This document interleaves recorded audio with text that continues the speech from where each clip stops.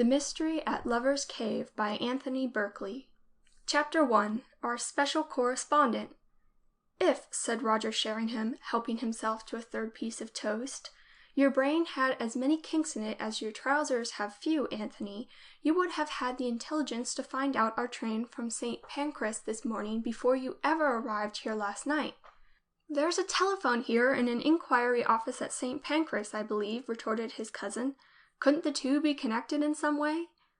You write to me and ask me to waste my valuable time in amusing you in your holiday, Roger pursued indignantly. I not only consent, but very kindly allow you to choose the place we shall go to and book our rooms for us. I even agree to harbor you here for a night before we start and submit to your company and your chattering at my own breakfast table, a thing peculiarly offensive to any right-minded man, and destroying at one blow the chief and abiding joy of bachelorhood. I do all this, I say, and what is my reward? You refuse point blank even to find out the time of our train from St. Pancras. I say, did you see this? Exclaimed Anthony, glancing up from the Daily Courier. Kent all out for 47 on a plum wicket at Blackheath? Whew! If you were to turn to the centre of the paper, replied Roger coldly, I think you might find some rather more interesting reading matter than the performances of Kent on plum wickets at Blackheath. The editorial page, for instance. Meaning there's another of your crime articles in? Anthony asked, flicking back the pages. Yes, I've been reading some of them. They're really not at all bad, Roger. Thank you very much indeed, Roger murmured gratefully, out of the mouths of babes and sucklings. Anyhow, you understood them, did you? That's good. I was trying to write down to the standard of intelligence of the ordinary courier reader. I appear to have succeeded. This is rather interesting, Anthony remarked, his eyes on the required page. Well, yes, said Roger modestly, folding up his napkin. I did rather flatter myself that I'd... This article on do shingled heads means shingled hearts. By Jove, that's an idea, isn't it? You see what he's getting at, boyishness and all that. He says... I think you've mistaken the column, Roger interrupted coldly. The one you're looking for is on the right, next to the correspondence. Correspondence? Repeated Anthony vaguely. Oh, yes, I've got it. Clergymen who gabble. Sir, I attended the burial service of my great-aunt by marriage last Tuesday and was exceedingly distressed by the slipshod way in which the officiating clergyman read the... I do not think I'll go for a holiday with you, Anthony, after all, observed Roger suddenly, rising to his feet with such vehemence that his chair fell violently to the floor behind him. You've knocked over your chair, said Anthony quite seriously. At this point, very fortunately, the telephone bell rang. Hello? Said Roger into the mouthpiece, more loudly than was strictly necessary. Hello, answered a voice. Is that Mr. Sheringham? No, he left for Derbyshire early this morning. Oh, come, chided the voice gently. Not before 11 o'clock, surely. He wouldn't go without his breakfast, would he? Who is speaking? Burgoyne, Daily Courier. Seriously, Sheringham, I'm very relieved that I've caught you. Listen. Roger listened. As he did so, his face gradually cleared, and a look of intense excitement began to take the place of the portentous frown he had been wearing. No, I'm afraid it's out of the question, Burgoyne, he said at length. I'm just off for a fortnight in Derbyshire with a cousin of mine, as you know, rooms booked and everything. Otherwise I should have been delighted. Expostulatory sounds made themselves heard from the other end of the wire. Well, I'll think it over if you like, Roger replied with a great show of reluctance, but I'm very much afraid... Anyhow, I'll let you know definitely in a quarter of an hour. Will that do? He listened for a moment, then hung up the receiver and turned to Anthony with a beaming face. Our little trip's off, I fear, he said happily. What? Exclaimed Anthony. But we've booked our rooms. You've booked them, Roger corrected, and there's nothing to prevent you from occupying them. You can sleep in one and brush your hair in the other, can't you? Of course I shall be delighted to reimburse you for any expense you may have incurred through your misunderstanding that I would accompany you, though I must take this opportunity of pointing out without prejudice that I am not legally liable, and should my heirs or fellow directors dispute the claim, my solicitors will have instruction not to— What are you talking about? Anthony shouted. Why do you want to back out at the last minute like this? What's happened? Whom were you talking to then? Roger resumed his seat at the breakfast table and poured himself out another cup of coffee. To take your questions in inverse order, he said at length, and with a slight diminution of his bantering air, That was the editor of the Daily Courier, a very great man, and one before whom politicians tremble and duchesses stand to attention. You may remember that I had some truck with him last summer over that Whiteford business. He wants me to go down at once to Hampshire as special correspondent to the Courier. To Hampshire?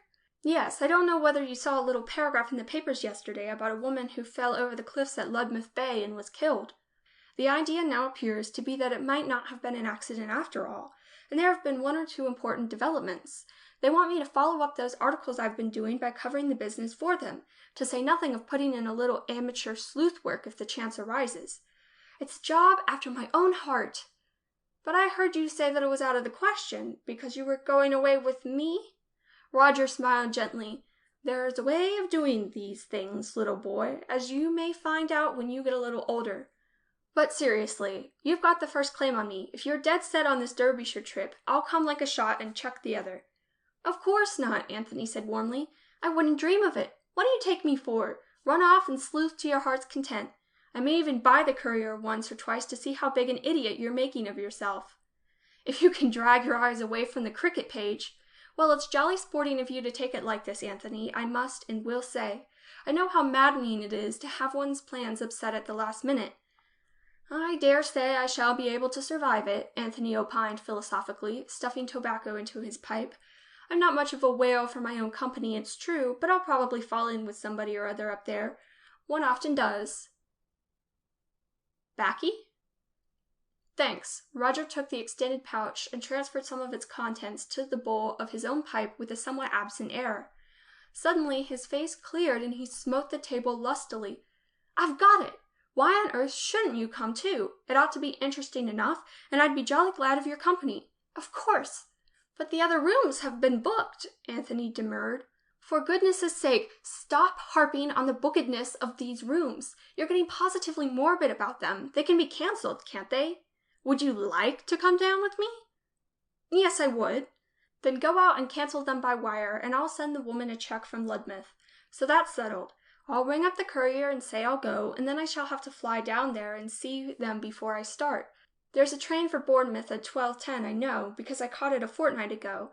Green will have got my bag packed by now, so after you've wired, come back here and collect the luggage and go on to Waterloo. Take 2 first singles to Ludmouth, and I'll meet you in front of the little place where you book for Sandown Park 5 minutes before the train goes. Shoot! What's your second name, Roger? Anthony asked admiringly. Pep or Zip? As he made his way down the main stairs of the building in which Roger Sheringham's bachelor flat was situated, Anthony Walton smiled slowly to himself. The little holiday he had fixed up with Roger was going to be even more amusing than he had expected. Although there were more than 10 years between the cousins, Roger was now 36, Anthony a bare 25, they had always been good friends, and that also in spite of the fact that they had scarcely a taste or a feeling in common. It is often remarked, and even by people whom one would certainly expect to know better, that opposites make a happy marriage. Nothing could be more ludicrously untrue, but they do frequently make a happy male friendship. This one was a case in point. Anthony, big, broad-shouldered, good-natured, and slow-witted, had got his blue for Rugger at Oxford, and now regularly left his father's office, where he sat and amiably did nothing for the rest of the week, each Saturday morning to play for the Harlequins. It was his secret opinion that games were the only things that mattered in this world. In the matter of brains, he was no match for the keen-witted, if slightly volatile, Roger, and his slow deliberation was in equal contrast with that gentleman's dynamic energy. Nor did he possess enough imagination to be impressed in the slightest degree by his cousin's fame as a novelist with an already international reputation, though he did afford him a qualified respect as the owner of a half-blue for golf obtained at Oxford nearly 15 years ago. With his usual methodical care, Anthony set about carrying out the string of orders which had been entrusted to him. 7 minutes before the train was due to leave, he took up his position, tickets in hand, at the appointed spot on the vast surface of Waterloo Station. Punctually 2 minutes later Roger appeared, and they passed through the barrier together, followed by a staggering porter with their combined traps. The train was not full, and an empty first-class smoker was obtained without difficulty. "We're going to enjoy ourselves on this little trip, Anthony, my son," Roger remarked as the train began to move, settling himself comfortably in his corner and beginning to unfold a large wad of newspapers which he had brought with him. Do you know that?" "Are we?" Anthony said equably. "I shall enjoy watching you on the trail, certainly. It must be a strange sight." "Yes, now I come to think of it, you're by way of being rather indispensable there yourself, aren't you?" "Me? Why?" "As the idiot friend," Roger returned happily. "Must have an idiot friend with me, you know. All the best sleuths do." Anthony grunted and began somewhat ostentatiously to turn the pages of the Sportsman with which he had prudently armed himself. Roger applied himself to his bundle of papers. For a half an hour or more no word was spoken. Then Roger, throwing aside the last newspaper from his batch, broke the silence. "I think I'd better give you the facts as far as I can make them out, Anthony. It'll help to stick them in my own memory, too." Anthony consulted his wrist watch. "Do you know you haven't spoken for 36 minutes and 12 seconds, Roger?" he said in tones of the liveliest astonishment. "I should think that's pretty nearly a record, isn't it?" "The name of the dead woman was Vane," Roger continued imperturbably. "Mrs. Vane. She appears to have gone out for a walk with a girl cousin who was staying with her, a Miss Cross. According to this girl's story, Mrs. Vane sent her back as they were approaching the village on their way home, saying that she wanted to call around and see a friend on some matter or other. She never got there. A couple of hours later, a fisherman turned up at the police station and reported that he had seen something on the rocks at the foot of the cliffs, as he was rowing out to some lobster pots half an hour earlier, though it had apparently not occurred to him to go and see what it was. A constable was sent off to investigate, and he and the fisherman climbed down the cliffs, which seemed to be fairly well broken up at that point. At the bottom, they found Mrs. Vane's body. And that was that." "I believe I did see something about it," Anthony nodded. "Wasn't it an accident?" "Well, that's what everybody thought, of course, and that was the verdict at the inquest yesterday, accidental death. But this is the important development. The Courier's local correspondent caught a glimpse of Inspector Moresby, of all people, prowling about the place this morning. He telephoned through at once and—" "Inspector Moresby? Who's he?" "Oh, you must have heard of him. He's one of the big noises at Scotland Yard. I suppose he's been mixed up in nearly every big murder case for the last 10 years. Anyhow, you see the idea. If Moresby's on the job, then that means something rather important's going to happen." "By Jove! You mean she was murdered?" "I mean that Scotland Yard seems to think she was," Roger agreed seriously. Anthony whistled softly. "Any clues?" "None that I know of, though of course they must be working on something. All the local man can tell us is that Mrs. Vane was a charming woman, quite young, 28, I think Gorgen said, pretty, attractive, and very popular in the neighborhood. Her husband's a wealthy man, a good deal older than herself, and a scientist by hobby. In fact, quite a fairly well-known experimentalist, I understand." "Sounds queer," Anthony ruminated. "Who on earth would want to murder a woman like that? Did you gather whether any motive had come to light?" Roger hesitated for a moment. "What I did gather is that the girl cousin benefits to the extent of over £10,000 by Mrs. Vane's death," he replied slowly. "Oh ho, that sounds rather rotten, doesn't it?" "It does," Roger agreed gravely. There was another little pause. "And you've got to write about it for the Courier," Anthony remarked almost carelessly. "Yes, as far as we know, we're the first in the field. It'll be a decent little scoop if we're the only people to come out with the news about Moresby tomorrow morning. I shall have to fly off and have a chat with him the moment we arrive. Luckily, I know him slightly already." "Take your seats for lunch, please," observed a head popping suddenly into the carriage from the corridor. "Lunch is now being served, please." "I say, Roger," Anthony remarked as they rose obediently, "what put you on this crime business? Before that Whiteford affair, I mean. You never used to be keen on it. What made you take it up?" "A certain knotty and highly difficult little problem which I had the felicity of solving about 2 years ago," Roger replied modestly. "That made me realize my own powers, so to speak. But I can't tell you names or anything like that because it's a most deadly secret. In fact, you'd better not ask me anything about it at all." "Right-ho, I won't, if it's a secret," Anthony promised. Roger looked slightly disappointed. End of Chapter 1. Read by Elsie Selwyn.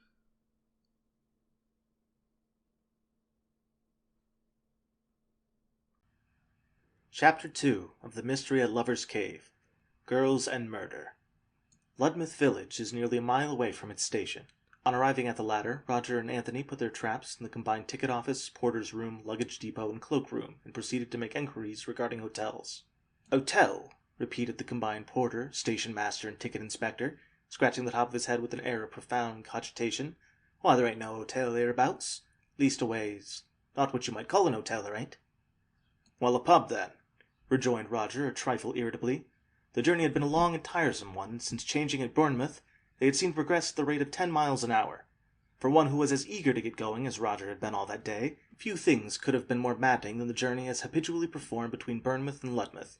It is not to say that the train does not go fast when it is going, but stations seem to demoralize it completely. It sits down and ruminates for a matter of 20 minutes in each one before it can bring itself to go on to the next. "What's the name of the best pub in Ludmouth?" The combination chuckled hoarsely. "The best pub?" he echoed with considerable amusement. "The best pub, eh? Ho, ho, ho!" "I've said something funny," Roger pointed out to Anthony. "You see? The gentleman is amused. I asked the name of the best pub, so no wonder he's convulsed with mirth." Anthony inspected the combination with some attention. "I don't think he's laughing at you at all. I think he's just seen a joke that Gladstone made in 1884. "There ain't no but one," roared the combination. "So when you says the best pub, I—" "Where is the one pub in Ludmouth?" asked Roger patiently. "Why, in the village, of course. Where is the village of Ludmouth and its one pub?" Roger pursued with almost superhuman self-restraint.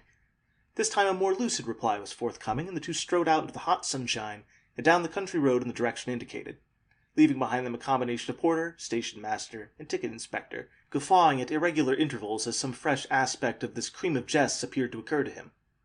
It was a warm walk into the village, and they were glad enough to plunge into the gloom of the little old-fashioned inn which stood in the middle of the small cluster of houses which constitutes the nucleus of the village.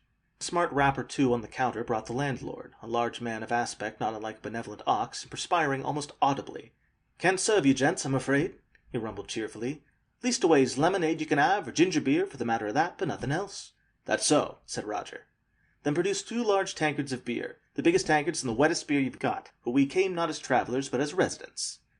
"You don't mean to say you want to stay here as well? You want rooms?" "Rooms we shall want, certainly, but what we want just at the moment is beer. Don't forget what I told you about the size of those tankards." "Oh, well, that's a different matter, that is," agreed the landlord. "I can let you have a couple of quart tankards if they're any use to you." "Any use? You watch." With much wheezing and creaking, the landlord filled the 2 huge tankards. The two fell upon them gratefully. Then Roger replaced his on the counter and wiped his mouth. "So this is the only inn hereabouts, is it?" he asked with a careless air. "Yes, sir, it is that. Ludmouth's a small village, you see, as far as the village goes." "What do you mean by that?" "Well, there's far more big houses around, and gentry and such like, than there is of us villagers, and naturally they don't want public houses." "Oh, I see. Yes, quite so. By the way, I believe there's a friend of mine somewhere about here called Moresby. You seen or heard of him by any chance?" "Mr. Moresby?" beamed the landlord. "Why, he's staying here, he is. Took his room this very morning, he did. Well, fancy that. Fancy it, indeed. You hear that, Anthony? Dear old Moresby's staying under the very same roof tree. What do you think of that, eh?" "Good enough," Anthony agreed. "I should say so." He took another pull at his tankard. "Been having some excitement down here, landlord, haven't you? Lady fell over a cliff or something?" "Mrs. Vane, sir. Yes, very sad business. Very sad indeed. A wonderful nice lady she was, too, they say, though I can't say as how I knew her myself. Bit of a stranger in these parts, she was, you see. Hadn't been married to the doctor more'n 5 years. The doctor? Her husband is a doctor, is he? Well, in a manner of speaking, he is. He was always called Dr. Vane, though he don't do no doctoring. Not of money he's got now, and always has had since he settled here 20 or more years ago. But doctor he was once, they do say, and Dr. Vane he's always called." "I see. And where does he live? Near here?" "A matter of a mile or so out Sandsea way. Big house standing in its own grounds, back from the cliffs. You couldn't miss it. Very lonely like. You might take a stroll out there and see it if you've got nothing to do." "By Jove, yes, we might. Mightn't we, Anthony?" "I should think so," said Anthony cautiously. "But first of all about these rooms. How many have you got vacant, landlord?" "Well, beside Mr. Moresby, there's 4 others altogether. If you'd like to step up in a minute or two and see 'em, you could choose which ones you like." "We won't bother. We'll take them all." "What, all 4 of them?" "Yes. Then we can have a bedroom and a sitting room apiece, you see." "But there's a sitting room downstairs I could let you have, a proper sitting room." "Is there? Good. Then we'll take that too. I love proper sitting rooms. That'll be 5 rooms altogether, won't it? I think that ought to be enough for us. What would you say, Anthony?"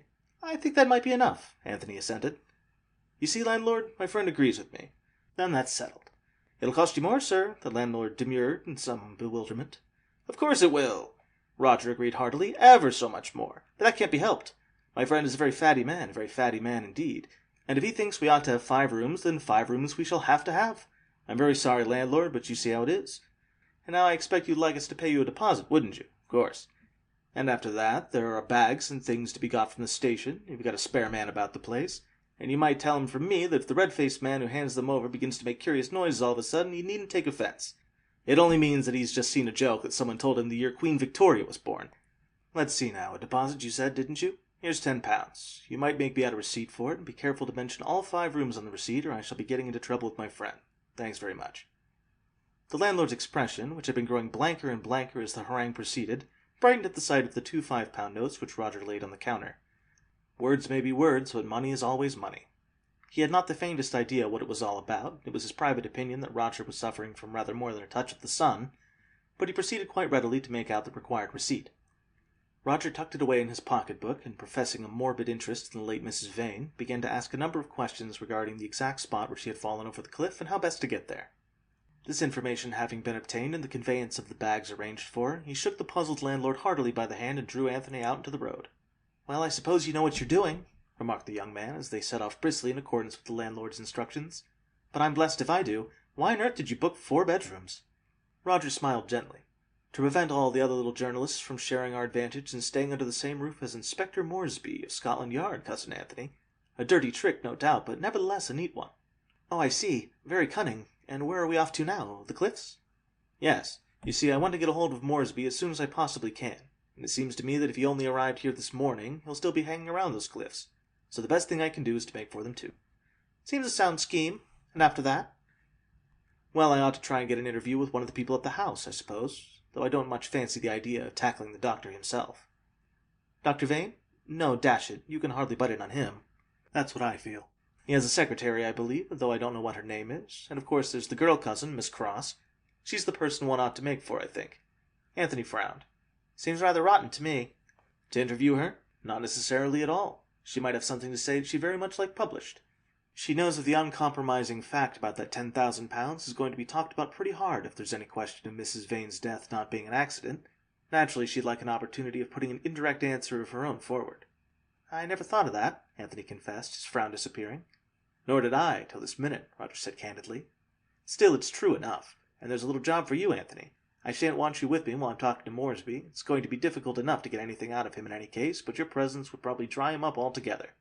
So you might stroll along the cliffs, locate the Vane's house, and see if you can discover unobtrusively any information as to this girl's movement, or where I might be likely to catch her. Outside the house, of course, if possible. What about that?" "Yes, I could do that for you, and meet you later on." "Yes. Just stroll back along the top of the cliffs, and I shall be sure to run into you. Well, there's the sea not 300 yards ahead, and nothing but nice open downs along the top of the cliffs there. We turn off to the right, I suppose, and you go straight along while I make for the edge just over there. I expect I shall be through in something under an hour. So long." As Anthony made his way leisurely over the springy turf in the direction in which he judged his objective to lie, he pondered with no little interest over the object of their journey down to this charming part of the world and its possible outcome. There was in his make-up none of that eager curiosity regarding his fellow creatures, their minds and passions which sway them, that had led Roger, after the way had once been opened to him, to explore the vast field of criminology with all its intense and absorbing interest for the student of the human animal. Indeed, the notion of nosing over hidden facts and secret horrors, like a bally policeman, as he had contemptuously phrased it to Roger over their lunch on the train, had at first actually repelled him. It was not until Roger had been at considerable pains to point out the moral duty which every living person owes to the dead, that his eyes were opened to any wider conception of the idea. And even then, though admitting that there must be detectives just as much as there must be hangmen, he was quite firm in his gratitude to Providence that he at any rate was not one of them. Nor could Roger, expatiating on the glories of a clever piece of deductive reasoning, the exquisite satisfaction of logical proof, the ardor of the chase with the human quarry, but none the less a quarry that in 99 cases out of 100 deserved not a jot of mercy, at the end of it move him an inch from this position. It was this state of mind which had caused him to receive with ominous disapproval Roger's pointed information about the girl cousin and her £10,000. A girl, to Anthony's mind, should not be mentioned in the same breath as the word murder. Girls were things apart. Murder concerned men, not girls. Girls might be, and very often were, murdered, but not by other girls. If it were distasteful to hunt down a man suspected of murder, how impossible would it not be to harry a wretched girl in the same circumstances? As his thoughts progressed with his steps, an idea began to form in Anthony's mind. He would not only seek out the whereabouts of Miss Cross, as Roger had asked him, he would contrive to speak to her for a moment or two, and if possible drop a veiled warning as to things that might be expected to happen, that were, in fact, even now happening, together with an equally veiled hint that at any rate he, Anthony Walton, was prepared to extend to her any help within his power should she wish to accept it. After all, that was the least a chap could do. It was the only decent thing. 10 to 1 she wouldn't eat anything of the sort but the offer. Yes, of course, it was the only decent thing to do. Girls were weak, helpless things. Let them know they've got a man behind them, even a perfect stranger if the case is serious enough to warrant it, and it makes all the difference in the world to them, naturally. In the glow of this resolution, Anthony had unconsciously directed his steps toward the sea, so that he was now striding along the very edge of the cliffs. Coming to his senses with a jerk, he pulled up short and looked inland. Not 500 yards to the right there stood, in a large fenced area, which evidently stretched to the road half a mile away, a big red house. As the landlord of the inn had said, there was no mistaking it. Anthony gazed at it for a few moments without moving, now that he was face to face with it. The task of penetrating its purlieus and demanding speech with an unknown lady in order to warn her against dangers which quite probably did not exist at all, suddenly took on a somewhat formidable aspect. His eyes left its red roof and began, probably with an instinctive idea of looking for help, to sweep the remainder of the view, arriving in due course at the edge of the cliff just in front of him. At this point Anthony started violently, for seated on a small grassy ledge not a dozen feet below the cliff top, which was crumbled away at the point to form a steep but not impossible slope down, was a girl who was occupied in gazing as hard at Anthony as he had been gazing at the house. As his glance at last fell upon her, she also started, colored faintly, and hurriedly transferred her eyes to the horizon in front of her. On an impulse, Anthony stepped forward and raised his hat. "I beg your pardon," he said, "but I'm looking for Dr. Vane's house. Could you tell me if that is it?" The girl twisted round to face him. She wore no hat, and the sun glinted on her dark hair, unshingled and twisted in 2 coils on either side of her head. The eyes with which she looked at Anthony were large and brown, and the simple little black frock she was wearing suited her lithe, graceful body so well that one would have said she should never wear anything else. "I thought you must be," she said calmly. "Yes, it is. Did you want to see anyone in particular?" "Well, yes. I rather wanted to see Miss Cross." The girl suddenly stiffened. "I am Miss Cross," she said coldly. End of Chapter 2.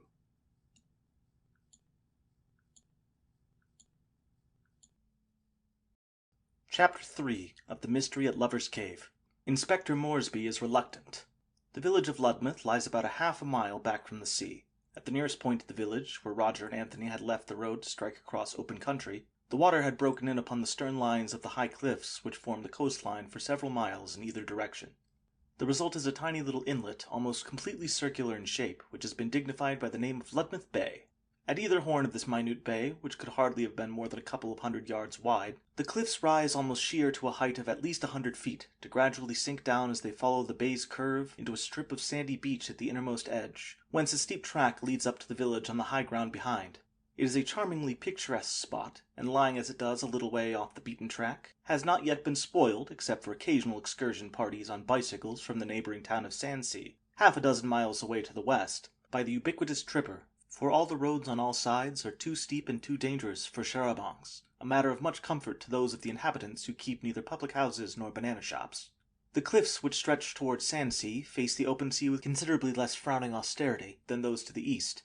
They slope slightly backward instead of dropping sheer, and are so irregular and split up into huge boulders, clefts, and rocky knobs, as to be by no means impossible for a determined man to climb. About a third of the way down their face they bear a narrow ledge, which proceeds more or less level for a considerable distance and has been turned, by means of a flight of steps cut into the rock at either end, into a pathway. At one time this pathway had been in some favour among the lads of the village as a place from which to fish when the tide was high, but customs change even in Ludmouth, and nowadays anyone in search of solitude could usually be sure of finding it here. To add to its advantages in this respect, a bulge of the rock just above served to hide it completely for nearly its whole length from the eyes of anybody standing on top of the cliff overhead. Inspector Moresby, sitting on a low boulder at a spot where the ledge widened out to a depth of nearly a dozen feet, could be observed from nowhere except the open sea. Inspector Moresby was as unlike the popular idea of a great detective as can well be imagined. His face resembled anything but a razor, or even a hatchet. If it must be compared with something in that line, it was far more like a butter knife. His eyes had never been known to snap since infancy, and he simply never rapped out remarks, he just spoke them. Let us not shirk the fact, a more ordinary-looking and ordinarily behaved man never existed. To proceed to details, the inspector was heavily built, with a grizzled walrus mustache and stumpy, insensitive fingers. His face habitually wore an expression of bland innocence. He was frequently known to be jovial, and he bore not the least malice toward any of his victims. At the moment of our introduction to him, he was gazing with an appearance of extreme geniality, his chin on his knuckles and one elbow perched on either knee at a small rowing boat half a mile out to sea. But his expression was not inspired by any feeling of affectionate regard for the boat's horny-handed occupant. He was, indeed, quite unaware of the boat's existence. He was engaged in wondering very intensely how a lady could have managed to fall accidentally off this ledge at the particularly broad part where he was now sitting, and why, if the lady had not fallen off accidentally but had been committing suicide, she should have done so with a large button from someone else's coat tightly clenched in her right hand.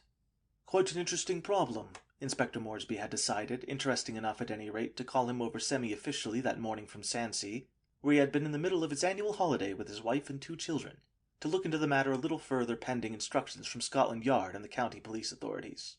The sound of footsteps advancing along the path from the east caused him to glance up sharply, his face just a shade less genial than usual. The next moment a stockily built man, hatless and wearing a pair of perfectly shapeless grey flannel trousers and a disreputable old sports coat, and smoking a short-stemmed pipe with an enormous bowl, came into sight round a bend in the path, walking rapidly. The newcomer slowed up at sight of the inspector and glanced at him with an air of elaborate carelessness. A look of equally elaborate incredulity appeared on his face, then he smiled widely and hurried forward with outstretched hand.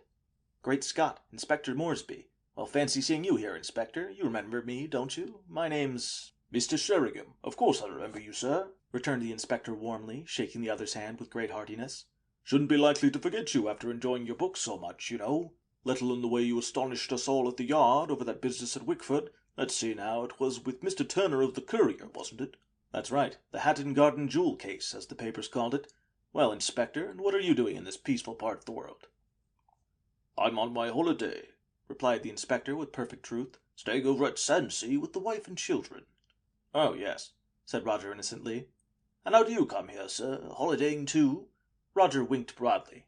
"Me? Oh, no. I'm down here in pursuit of a new profession that's just been thrust upon me." "Indeed, sir? What's that?" "Well, to put it quite bluntly, I'm down here to ask Inspector Moresby on behalf of the Courier what he's got to tell me about a lady who fell off the cliff somewhere about here a day or 2 ago, and why such an important person as he should be so interested in an ordinary accident." The inspector rubbed his chin with a rueful grin. "And I've just strolled over here from Sandsea to get away from the crowds for a bit," he deplored innocently. "I've only got to yawn at the wrong time, and there's half a dozen gentlemen of your new profession round the next minute asking what the significance is." "Going to have a nice nap before you go back to Sandsea?" Roger asked with a twinkle in his eye. "A nap?" "Yes, at least I don't suppose you booked that room at the Crown just to brush your hair in, did you?" The inspector chuckled appreciatively. "Got me there, sir. Well, I may be staying over here for a day or 2, yes. Even accidents can have their interesting side, you know, after all. Especially an accident that isn't an accident, eh? Come on, Inspector, you can't put me off like that, you know. I'm developing a nose like a bloodhound's for this sort of thing, and it's busy telling me very hard you've got something up your sleeve. What's the idea? Can't you give me a pointer or 2? "Well, I don't know that perhaps I mightn't. I'll think it over." "Can't you do it now? Just a few words to send the courier before the other Johnnies turn up. I'll get him to splash your name all over it if that's any good to you. Come now." The inspector considered. He was never averse to having his name splashed about in an important paper like the Courier if the circumstances warranted it. As long as the bounds of discretion were not overstepped, a little publicity never did a police officer any harm, and it has frequently done him a great deal of good. "Well, without saying too much, I don't mind telling you there are 1 or 2 suspicious circumstances, Mr. Sheringham," he admitted at length. "You see, the lady was supposed to have been alone at this time when she fell over here." "At this very spot, I take it," Roger put in. "At this very spot. But I'm not at all sure, that she was alone, and that's really all I can say at present." "Why do you think she wasn't?" "Ah!" The inspector looked exceedingly mysterious. "I can't go so far as to tell you that, but I think you can let your readers know that I'm not speaking altogether at random." Inspector Moresby, who has the matter in hand, intimated that he has discovered an important clue. While not at liberty to disclose the precise nature of this, he assured me that important developments may be expected shortly. Roger intoned solemnly. "Something like that," the inspector laughed. "And of course I needn't point out to a gentleman like you how improbable it would be for anyone to fall over accidentally just here where this ledge is so deep." Roger nodded. "Suicide by any chance?" "May have been," agreed the inspector in a perfectly expressionless voice. "But you're quite sure it wasn't?" Roger smiled. "Eh?" The inspector laughed again. "I'll be able to let you know a bit more later on, no doubt, sir. In the meantime—" He paused significantly. "In the meantime, you'd be very much obliged if I'd stop these awkward questions and leave you in peace again? I get you, Inspector. Very well. But you don't mind if I have a quick look round here before I go, do you?" "Of course not, Mr. Sheringham," said the inspector heartily. "By all means." It was with a mild feeling of resentment, however, in spite of the inspector's friendly reception of him, that Roger embarked upon a cursory examination of the ledge on which they were standing. It was more in the nature of a demonstration than anything else, for he knew perfectly well that there would be nothing for him to find. Inspector Moresby would have seen to that. No doubt it was perfectly right and proper to withhold from him the clues which he had most certainly discovered. No doubt at all. but Roger did think the man might have treated him somewhat differently from an ordinary reporter, especially after his reference to Wickford. It was annoying in a way, decisively annoying, and still more annoying was the fact that he had nothing whatsoever to be annoyed about. In the inspector's eyes, he was a reporter, and that's all there was to it. He had come down here as a reporter, he was acting as a reporter, he was a reporter, hell. As he had expected, the ledge yielded nothing at all. He observed, straightening up from a boulder behind which he had been peering. Nothing much here, and no signs of a struggle either. There wouldn't be on this rocky surface, the inspector pointed out kindly. Too hard to take impressions, you see. Yes, that idea occurred to me, Roger remarked a trifle coldly. He walked over to the western edge of the ledge, where it narrowed down rapidly into a pathway not more than 4 or 5 feet wide, and began to stroll along it. He had scarcely covered half a dozen paces before the inspector's voice pulled him up with a jerk. Not that way if you want to get back, sir. I shouldn't go that way if I were you. It's very much longer. You'll find the way you came a great deal shorter. Roger started slightly. Oh, old warhorse, he murmured to himself. So the ears are pricking, are they? He turned about and scrutinized the inspector with interest. Now I wonder just exactly why you don't want me to go this way, Inspector. It's no matter to me, sir, returned the inspector very innocently. I was just trying to save you a bit of a walk round, that's all. I see. But do you know, I think I should like a bit of a walk around, Roger remarked with some care. I feel it would do me good, clear my brain and all that. Goodbye, Inspector. See you later, no doubt. And he set off again, though more slowly this time, in the confident expectation of being called back once more. He was not disappointed. I see I shall have to tell you, said the inspector's resigned voice behind him. But you understand I don't want this mentioned yet awhile, sir. I'm not scaring my bird just at present if I can help it, always provided there is one, of course. Come with me and I'll show you.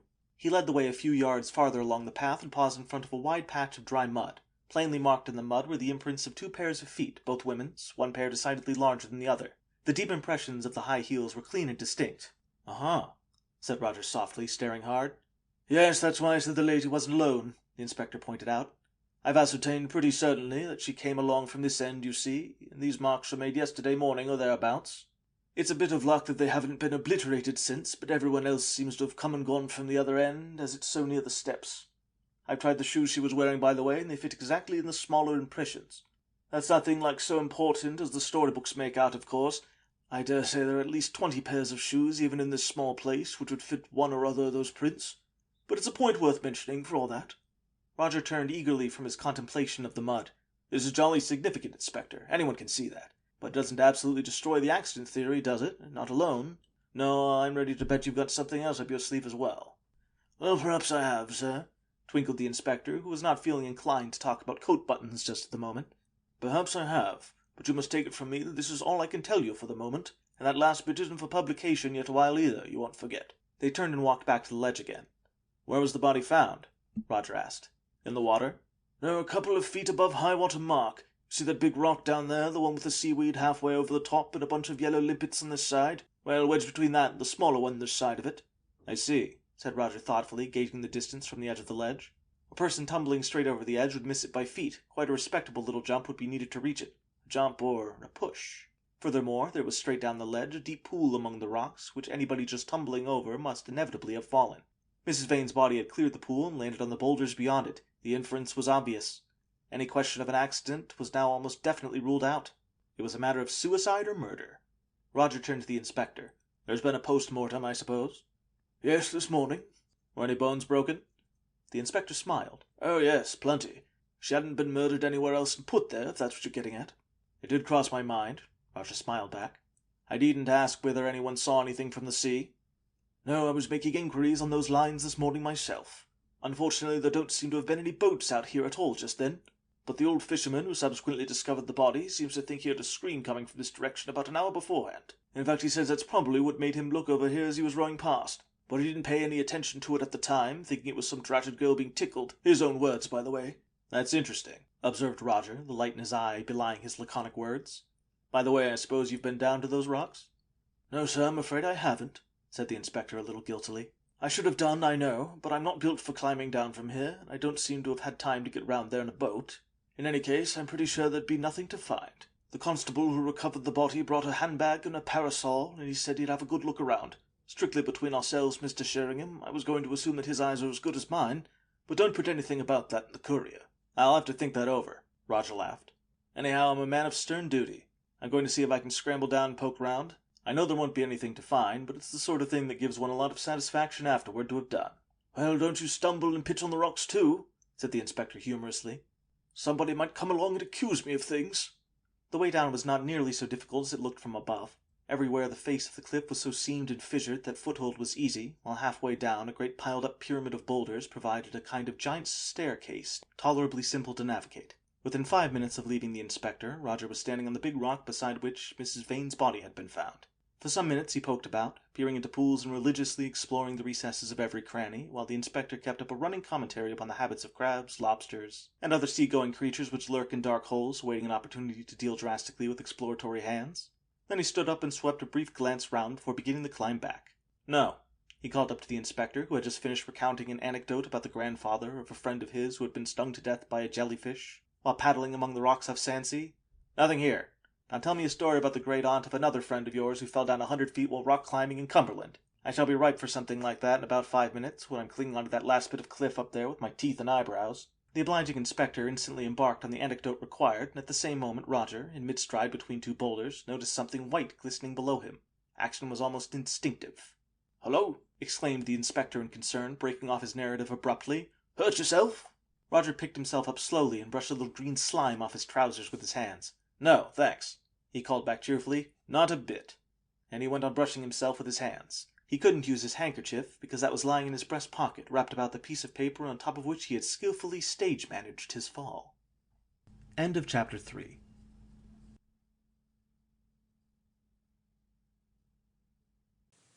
Chapter 4 of The Mystery at Lover's Cave. Anthony interviews a suspect. Anthony had not had very much experience with women. In the brief instant after the girl had spoken, it occurred to him with some force that his ideas on the subject might require drastic revision. Women were not necessarily weak, helpless creatures. Names such as Joan of Arc, Boudica, Florence Nightingale, Queen Elizabeth occurred to him with startling rapidity. Were they weak, helpless creatures? They were not. Nor was the girl who was standing in front of him and regarding him now with cold, haughty eyes. Anybody less weak and helpless, anybody more obviously capable of looking after herself, could hardly have existed. "I am Miss Cross," she repeated in frigid tones. "What do you want?" Anthony's tongue seemed to have become jammed. His mission, which had seemed a moment before so altogether right and proper, suddenly took on the aspect of the most fatuous thing ever conceived by a misguided human mind. Even to connect this beautiful, proud creature with the mere idea of bare self-interest appeared a kind of blasphemy. "Oh, I wanted to speak to you for a minute," he managed to stammer. "But it doesn't matter." At this point, Anthony ought to have turned about and run off at top speed with his tail between his legs, making a noise like a flat pancake. But he couldn't. By some curious action of nature, his feet seemed to have taken root in the ground. "Are you connected with the police?" the girl asked with incredible scorn. "Great heavens, no!" cried Anthony, genuinely shocked. "I should think not. Great Scott, no. Good Lord, no." The girl's uncompromising attitude relaxed slightly. "Then why did you ever want to see me?" she asked, as if very few people except the police ever wanted to see her. "Well, it was just about something I thought I ought to tell you," Anthony mumbled. "But it doesn't matter. I see that now. It doesn't matter a bit." Curiosity could be seen struggling with resentment in the girl's face. Strangely enough, curiosity won. "You don't mean to tell me that you've come all this way out to speak to me, and now you've got here, you've decided that it doesn't matter?" she said. And actually, a faint hint of the merest shadow of a suspicion of a smile flitted for a quarter of a second into and out of her eyes. "Now I've seen you, I'm sure it doesn't matter, Miss Cross," Anthony said simply. "Well, thank heavens my appearance seems to impress somebody favorably," murmured the girl wearily, more to herself than the other, and for an instant the mantle of pride she had been wearing seemed to drop from her, and she looked utterly forlorn and miserable. Anthony was emboldened into a sudden decision. "I'll tell you why I came, Miss Cross, after all. I just came to say that if you wanted any help in the present circumstances, I should be very proud to—" That is to say, I should like you to know that, He ceased floundering, for the girl's eyes were regarding him steadily with an expression in their depths which he was finding peculiarly disconcerting. "I'm afraid I don't understand you," she said haughtily. "I was not aware that I needed any help." "No, of course not," Anthony stammered. "Naturally not. I was only thinking that—" "And I must decline to discuss my private affairs with a stranger. So if there is nothing else—" She paused, obviously waiting for him to go. Anthony felt himself becoming annoyed. He knew that his recent embarrassment had made him look a fool, and he resented the fact. He knew that his motive in seeking speech with this girl had been a completely altruistic one, and here she was treating it as a piece of unwarrantable impertinence, and he resented that still more. "In that case," he said stiffly, "there is nothing more to be said, and I must apologize for bothering you. Though I think you should understand," he added on the impulse of the instant by way of a parting shot as his temper momentarily got the better of his manners, "I think you should understand that possibly your private affairs will soon be becoming of some interest to the public at large, Miss Cross." The girl colored violently, and for a moment seemed incapable of speaking. Her eyes blazed, she clenched her small fists by her side, and her dark head was flung back as if to meet an actual attack. "If you've come here to insult me—" she choked out. "But I haven't," said Anthony, in considerable alarm at this unexpected result of his thrust. "I simply meant that I've come down here with a friend of mine who's working for the Daily Courier, and he said something about getting you to give him an interview. I thought you ought to know." As abruptly as it had arisen, the girl's anger disappeared, and something very like fear took the place of fire in her eyes. She stared at Anthony widely. A reporter?" she muttered. "Good heavens, has it come to that now?" Men are curious creatures. A moment ago, Anthony was severely annoyed and wanted nothing better than to make this extremely crushing young lady severely annoyed too.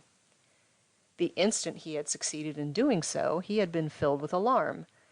Now that he had changed her mood once more, from anger to fear, he began to feel the worst kind of inhuman brute imaginable.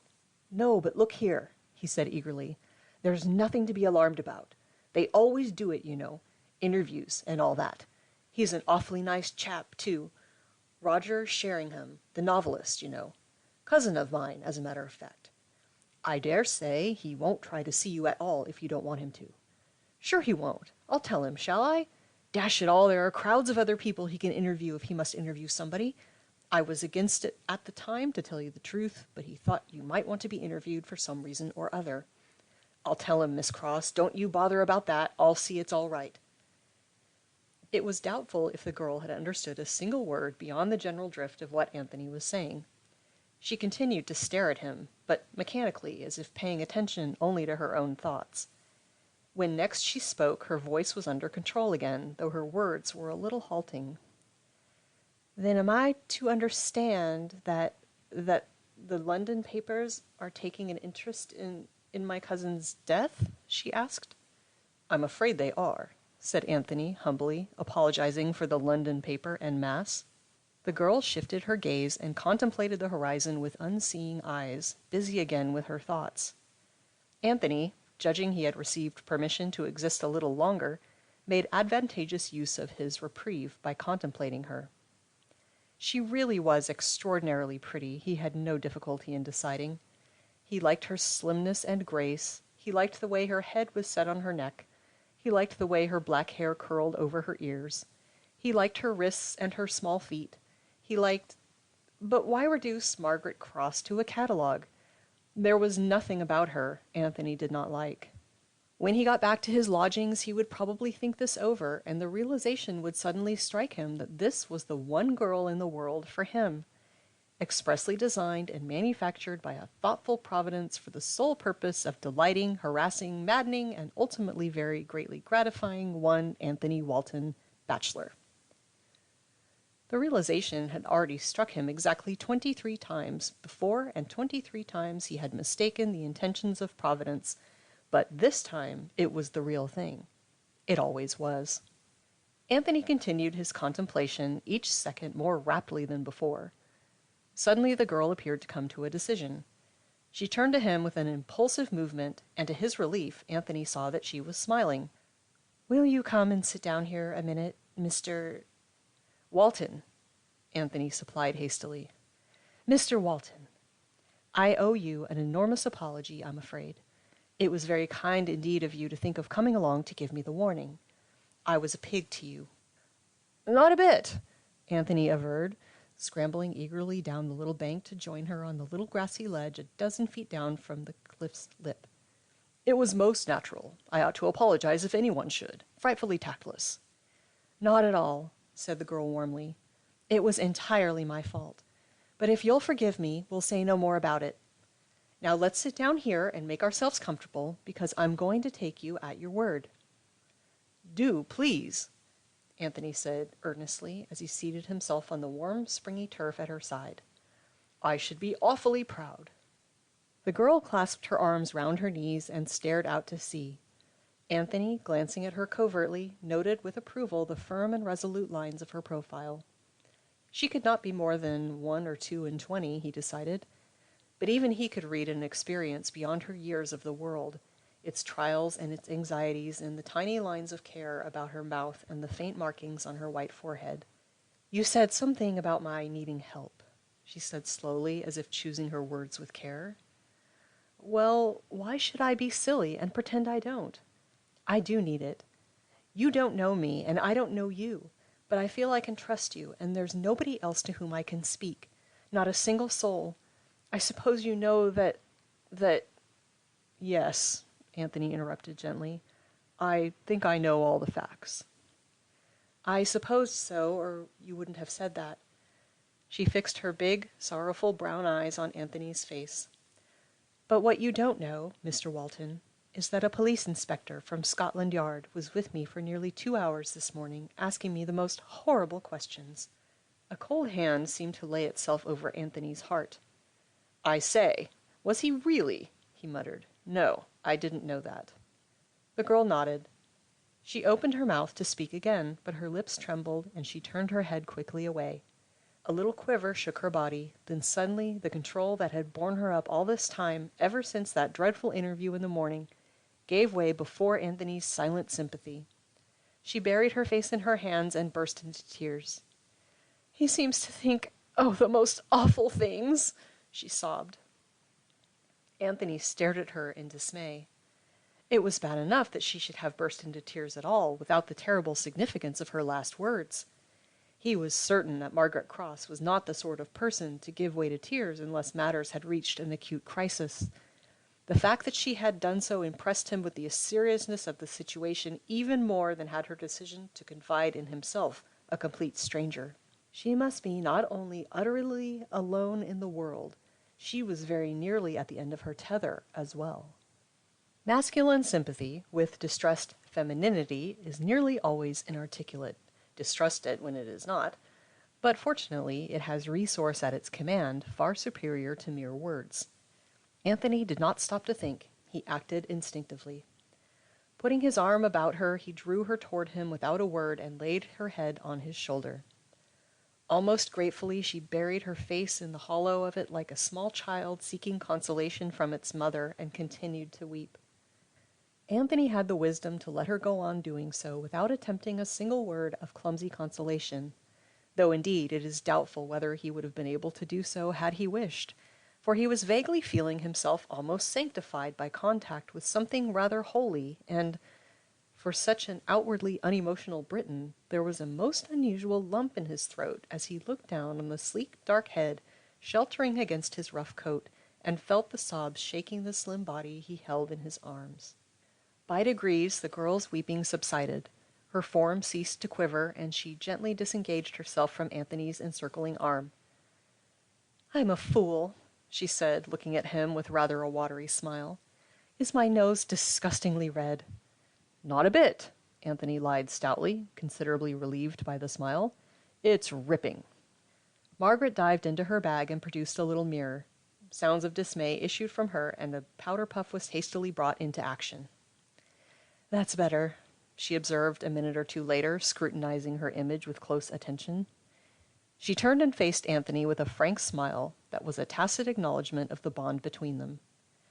"Will you ever forgive me for making such an idiot of myself?"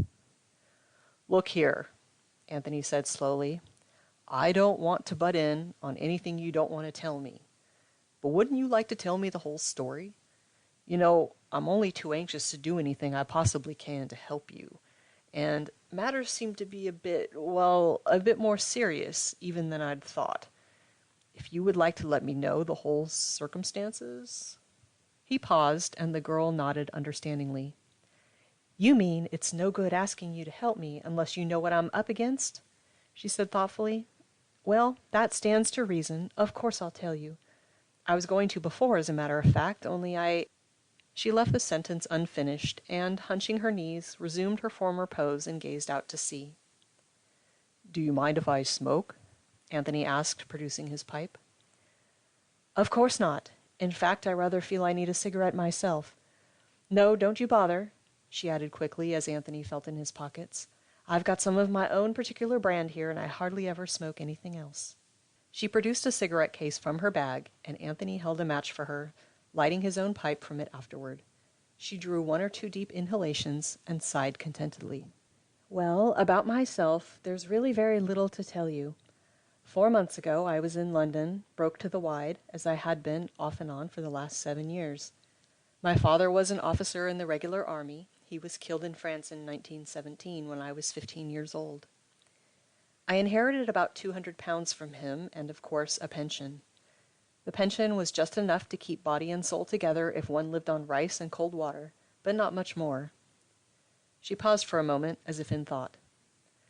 "Unfortunately," she went on with a touch of cynicism, "it appears that my father had married beneath him.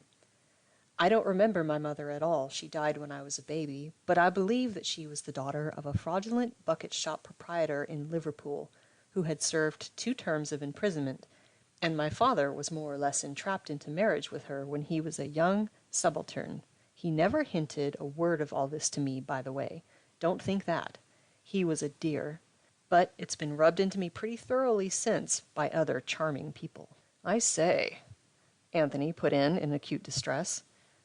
"Please don't tell me anything you'd rather not. I mean—" "Why not?" asked the girl in a hard voice. "Why shouldn't I tell you everything? That police inspector seems to know all about it. Probably it will be in the papers tomorrow." "But—" Anthony shifted his position and relapsed into uncomfortable silence. "Well, the consequence was that my father had been cut off by his family. They wouldn't have anything more to do with him, nor would they with me. One of his brothers sent £500 to Daddy's solicitors to provide for my education and keep me till I was old enough to earn my own living. But that was as far as any of them would go. I'm not complaining. In the circumstances, it was remarkably generous of him. That money, with my own 200, kept me till I was 18. After that, I had to earn my own living. You've probably heard that girls had some difficulty in getting jobs after the war. It's perfectly true. I was trained as a shorthand typist, but unfortunately nobody seemed to want a shorthand typist. But I got work all right. I had to. During the last 3 years, I've been a governess, a shop assistant, a waitress, and a parlor maid." "Good God!" Anthony breathed. The girl laughed suddenly with genuine amusement. "Oh, you needn't pity me for the last. That was the best of the lot. I can't think why I didn't try it sooner. Governessing was the worst, I think. But they do work waitresses rather hard, I must admit. Well, that sort of thing went on for 3 years, as I told you. And then I was dismissed from my proud position of parlour-maid by an irate lady because her husband wanted to kiss me and was tactless enough to try with the door open. I boxed his ears for her, but apparently it wasn't enough. So I was turned out with a month's wages in my bag. I'd just come to an end of them and was beginning to wonder rather desperately where the next was to come from, when I got a letter from Elsie. Mrs. Vane, you know." Anthony nodded. "Your cousin?" "Yes. Her mother was my mother's sister. I'd never seen her in my life, hardly even heard of her, in fact. But to my astonishment, she said that she'd heard I was having rather a rough time, and as she had plenty of money of her own, would like to extend a helping hand, so to speak. Anyhow, the upshot was that she invited me to come and live here, nominally as her companion and with a quite generous salary. "Jolly decent of her," Anthony commented. The girl glanced at him rather queerly. Yes, wasn't it? And very extraordinary, too. But there was something more extraordinary to come. A day or two after I had arrived, she broke the news to me quite casually that she had made a new will that morning, leaving all her money and everything else unconditionally to me. £10,000 or more, to say nothing of her jewelry. As you can imagine, I was absolutely astounded. "I should think so, but how topping of her!" "Very," said the girl dryly. "But you see the position it puts me in. Combined with my excellent grandfather. Rather difficult, to say the least, isn't it? And the trouble is that I've simply nobody to advise me. The solicitor who managed my affairs is dead. George, Dr. Vane, well, he's not the sort of person one could talk to about this sort of thing. Nor is Miss Williamson, his secretary. I'm absolutely alone." She tossed her cigarette out over the sea and laughed a little bitterly. "So now perhaps you can understand why I'm ready to take into my confidence the very first person who comes along, though even that doesn't excuse my howling on his shoulder, I'm afraid." "It's a perfectly damnable position," growled Anthony. "I'd like to wring that inspector's neck. But one thing's perfectly clear. You must talk all this over with my cousin. He'll help you if anyone can, and I'm sure he won't use anything you tell him for the courier without your consent." The girl nodded slowly. "Yes, perhaps that would be best. Roger Sheringham, you said, didn't you? I've read some of his books. I think he must be rather a nice person." "He is. He'd talk the hind leg off a dead mule, but he's a thoroughly decent chap. Got a half-blue at Oxford, you know. Well, look here. I was to meet him on these cliffs about this time. Supposing if I dash off and collect him and bring him along right away. I don't think we've any too much time to waste, you know." "You're awfully kind, Mr. Walton," said the girl gratefully. "I shall lie awake for hours tonight, cursing myself for being such a perfect pig to you when you first arrived." End of chapter 4.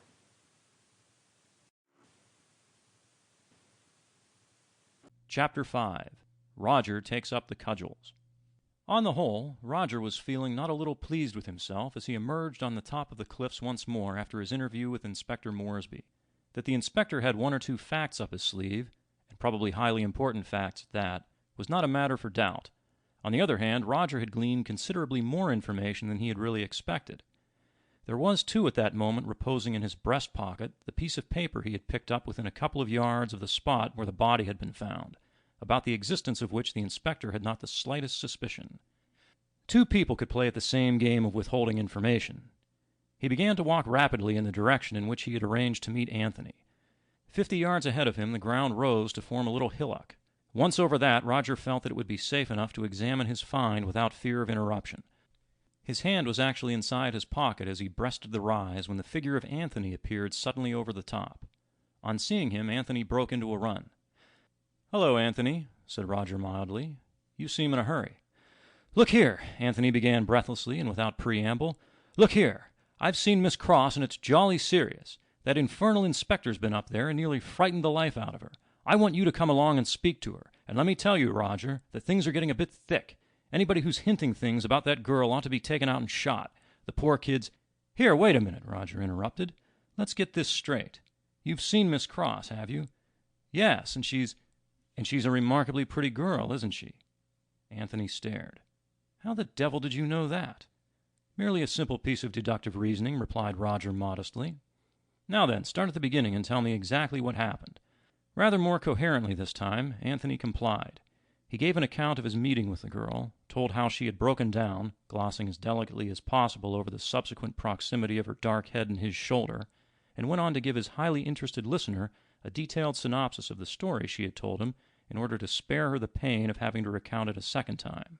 This recital lasted them almost to the very spot where she was waiting, and Anthony had only just time to reiterate in a fierce undertone the promise he had given that they would do all in their power to help her, and to demand that a similar promise should be given by Roger himself within the first 5 minutes of the interview, before her black dress sprang into view on the little ledge just below them. Roger was conducted down the bank and ceremoniously introduced, and the three of them disposed themselves on the soft turf to discuss the situation. "Now I want you to understand, Miss Cross," Roger said briskly after a few general remarks had been made, "that my cousin and I are entirely on your side." Roger had been as favorably impressed at first sight with this slender, courageous-looking, proud-spirited girl as had Anthony, and he was at no pains to attempt to disguise the fact. "There's no use pretending that this isn't a bad business. It is, more so than you know, and it may become even worse than that in the very near future." "What do you mean, Mr. Sheringham?" asked the girl with anxiety. "How more so than I know?" Roger deliberated. "Well, I don't see that there can be any harm in telling you," he said gravely. "You're bound to know sooner or later. But please don't tell anybody else just yet awhile. I'm afraid there can be very little doubt that your cousin's death was not an accident." "You don't mean that... The girl broke off, white to the lips. "I'm very much afraid so," said Roger gently. There was no need to mention the ugly word murder. Its implication was sufficiently obvious. "Good God!" Anthony breathed aghast. "Has that been definitely proved?" "As definitely as matters. She wasn't alone when she met her death, for one thing, though it isn't known who was with her. And there are one or two other details, too, into which I needn't go now, small enough in themselves, but uncommonly convincing in the mass. Anyway, you can see that it's really a bad business. So if I put one or two questions to you, Miss Cross, you won't think me unnecessarily impertinent, will you?" "Of course not," the girl said earnestly, "and I can't tell you how grateful I am for your kindness.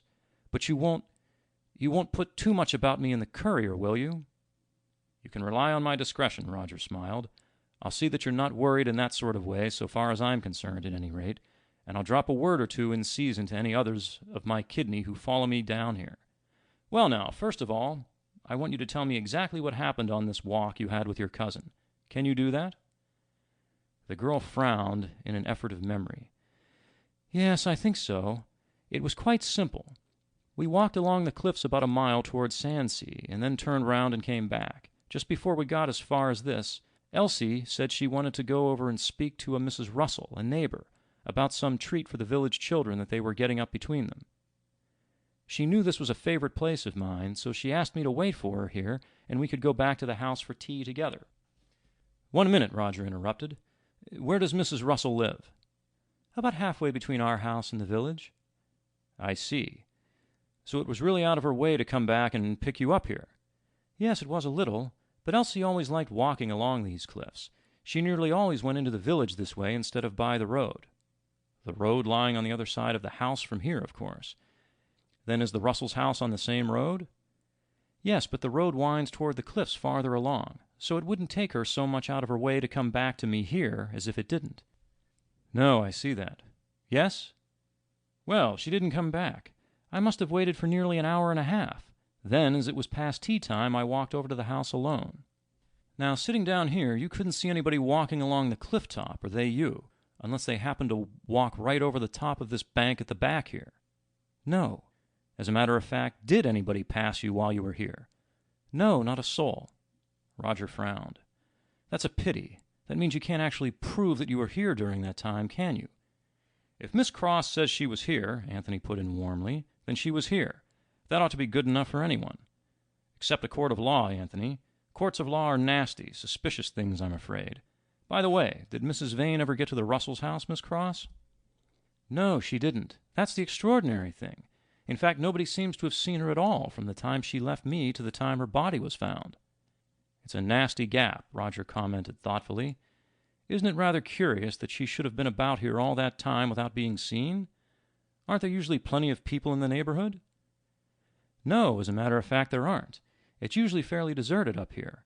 Ours and the Russells are the only two houses out this way, you see. And there's another point about that. Anybody walking along the edge of the cliff can't be seen from the road, except in one or two places, because of the high ground between, if you remember noticing it." "Yes, that is so. You're right. Hello, what's that bell?" "That will be our dinner bell," said the girl with a faint smile. "A most efficient one, isn't it?" "Highly. Well, Miss Cross," Roger said, scrambling to his feet, "I don't think there's any need to keep you any longer just now, though there are one or two more things I shall want to ask you. Could you meet us here at, say, 10:30 tomorrow morning for more cross-examination, do you think?" "Of course, Mr. Sheringham. I shall be only too pleased. And you will try to To throw a little fresh light on that hour and a half?" Roger suggested as he shook hands. "I promise you I will. That's the crux of the whole thing, isn't it? I'll do all I can, Miss Cross, you can be sure." They climbed the little bank, and Anthony, by a curious lapse of memory, appeared to forget that he had already shaken hands on the lower level. At any rate, he did so again, even more warmly than before. "It's a nasty business," Roger remarked as the two of them set out on their walk back to the inn. "Nastier than I let out. I didn't tell the little lady that the other person with Mrs. Vane was a woman, by the way." "Was she?" Anthony said gloomily. "Hell!" "Yes, I'll tell you what I managed to find out down there. Not much, but decidedly interesting. Mrs. Vane must have... By Jove, I was nearly forgetting." "What?" "Something I picked up near where the body was found.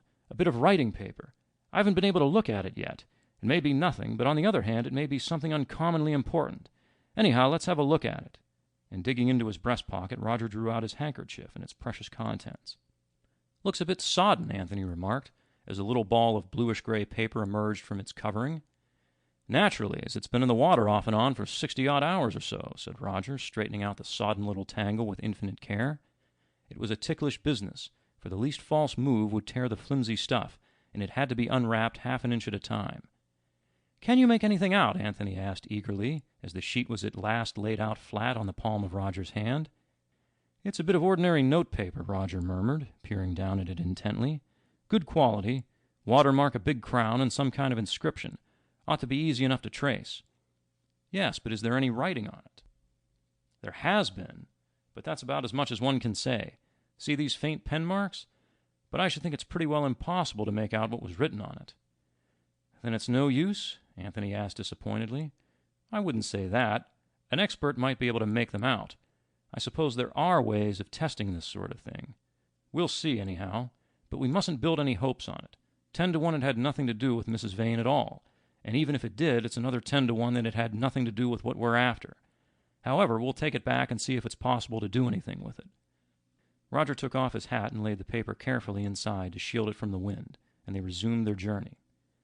"What did you think of Miss Cross?" Anthony asked very airily, gazing at the easy feats of a neighboring gull with an appearance of intense interest.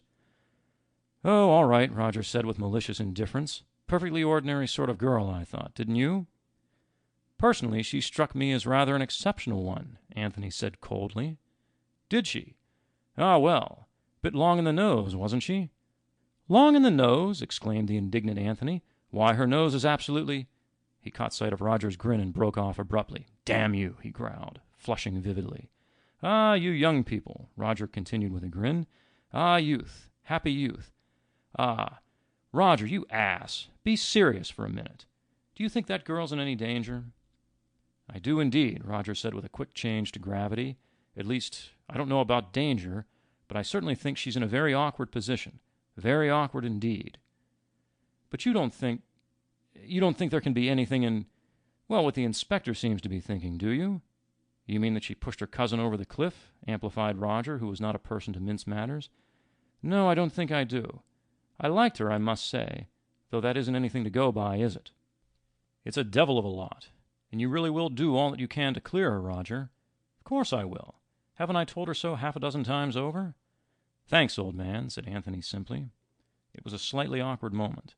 To tide it over, Roger embarked upon a voluble account of his conversation with Inspector Moresby, what he had discovered and what he had not, which took him right up to the door of their inn. "And that's the first thing we've got to discover, fair cause," he was saying vehemently as they crossed the threshold, "what old Moresby's got up his sleeve. And that's what I'm jolly well going to get out of him somehow, by hook, or even if it come to the point, by crook. And what's more, I think I see a way of going about it. So now for our 4 bedrooms and a little cold water. By Jove, Anthony, it's hot, isn't it? What about a tankard apiece before we go upstairs?" "How you do think of things," was Anthony's strongly approving comment. They adjourned briskly into the cool little bar. "Mr. Moresby back yet, do you know?" Roger asked the landlord in a casual voice as he set the mighty tankard down on the counter after an initial gulp of its contents. "No, sir," replied that mountainous man. "He said he'd be back for his supper around 8 o'clock. "Well, we shall be ready for ours about that time, too. You might as well serve all 3 in our sitting room. And send me up a bottle of gin, half a dozen bottles of ginger beer, a bottle of whiskey, a couple of siphons of soda, and a corkscrew. Can you manage that?" "Yes, sir," said the landlord benevolently, "that I can." Excellent. I suppose it would be too much to ask if you've got any ice as well. I haven't all, sir, replied the landlord with conscious pride. I gets it 3 times a week from Sandsea in this hot weather. There's some come in this morning you can have, and welcome. But this is sheer Epicureanism, Roger cried. Yes, sir, said the landlord. There's been 2 gents in this evening asking for rooms. London gents, by the look of 'em. I told 'em I hadn't got any. That's right, landlord, Roger said with approval. Speak the truth and shame the devil, you know. Yes, sir, said the landlord, and turned away to serve another customer. I say, Anthony asked hopefully as they climbed the stairs a few minutes later, I say, are we going to make old Moresby tight? Certainly not, said Roger with dignity. I'm surprised at you, Anthony. Do I look the sort of person to interfere with the sobriety of the police in the execution of their duty? Well, what's all that gin and stuff for, then? To pour libations to the great and puissant goddess of bluff. Now then, Anthony, how many bedrooms would you like to sleep in tonight? 1, 2, or 3? End of chapter 5.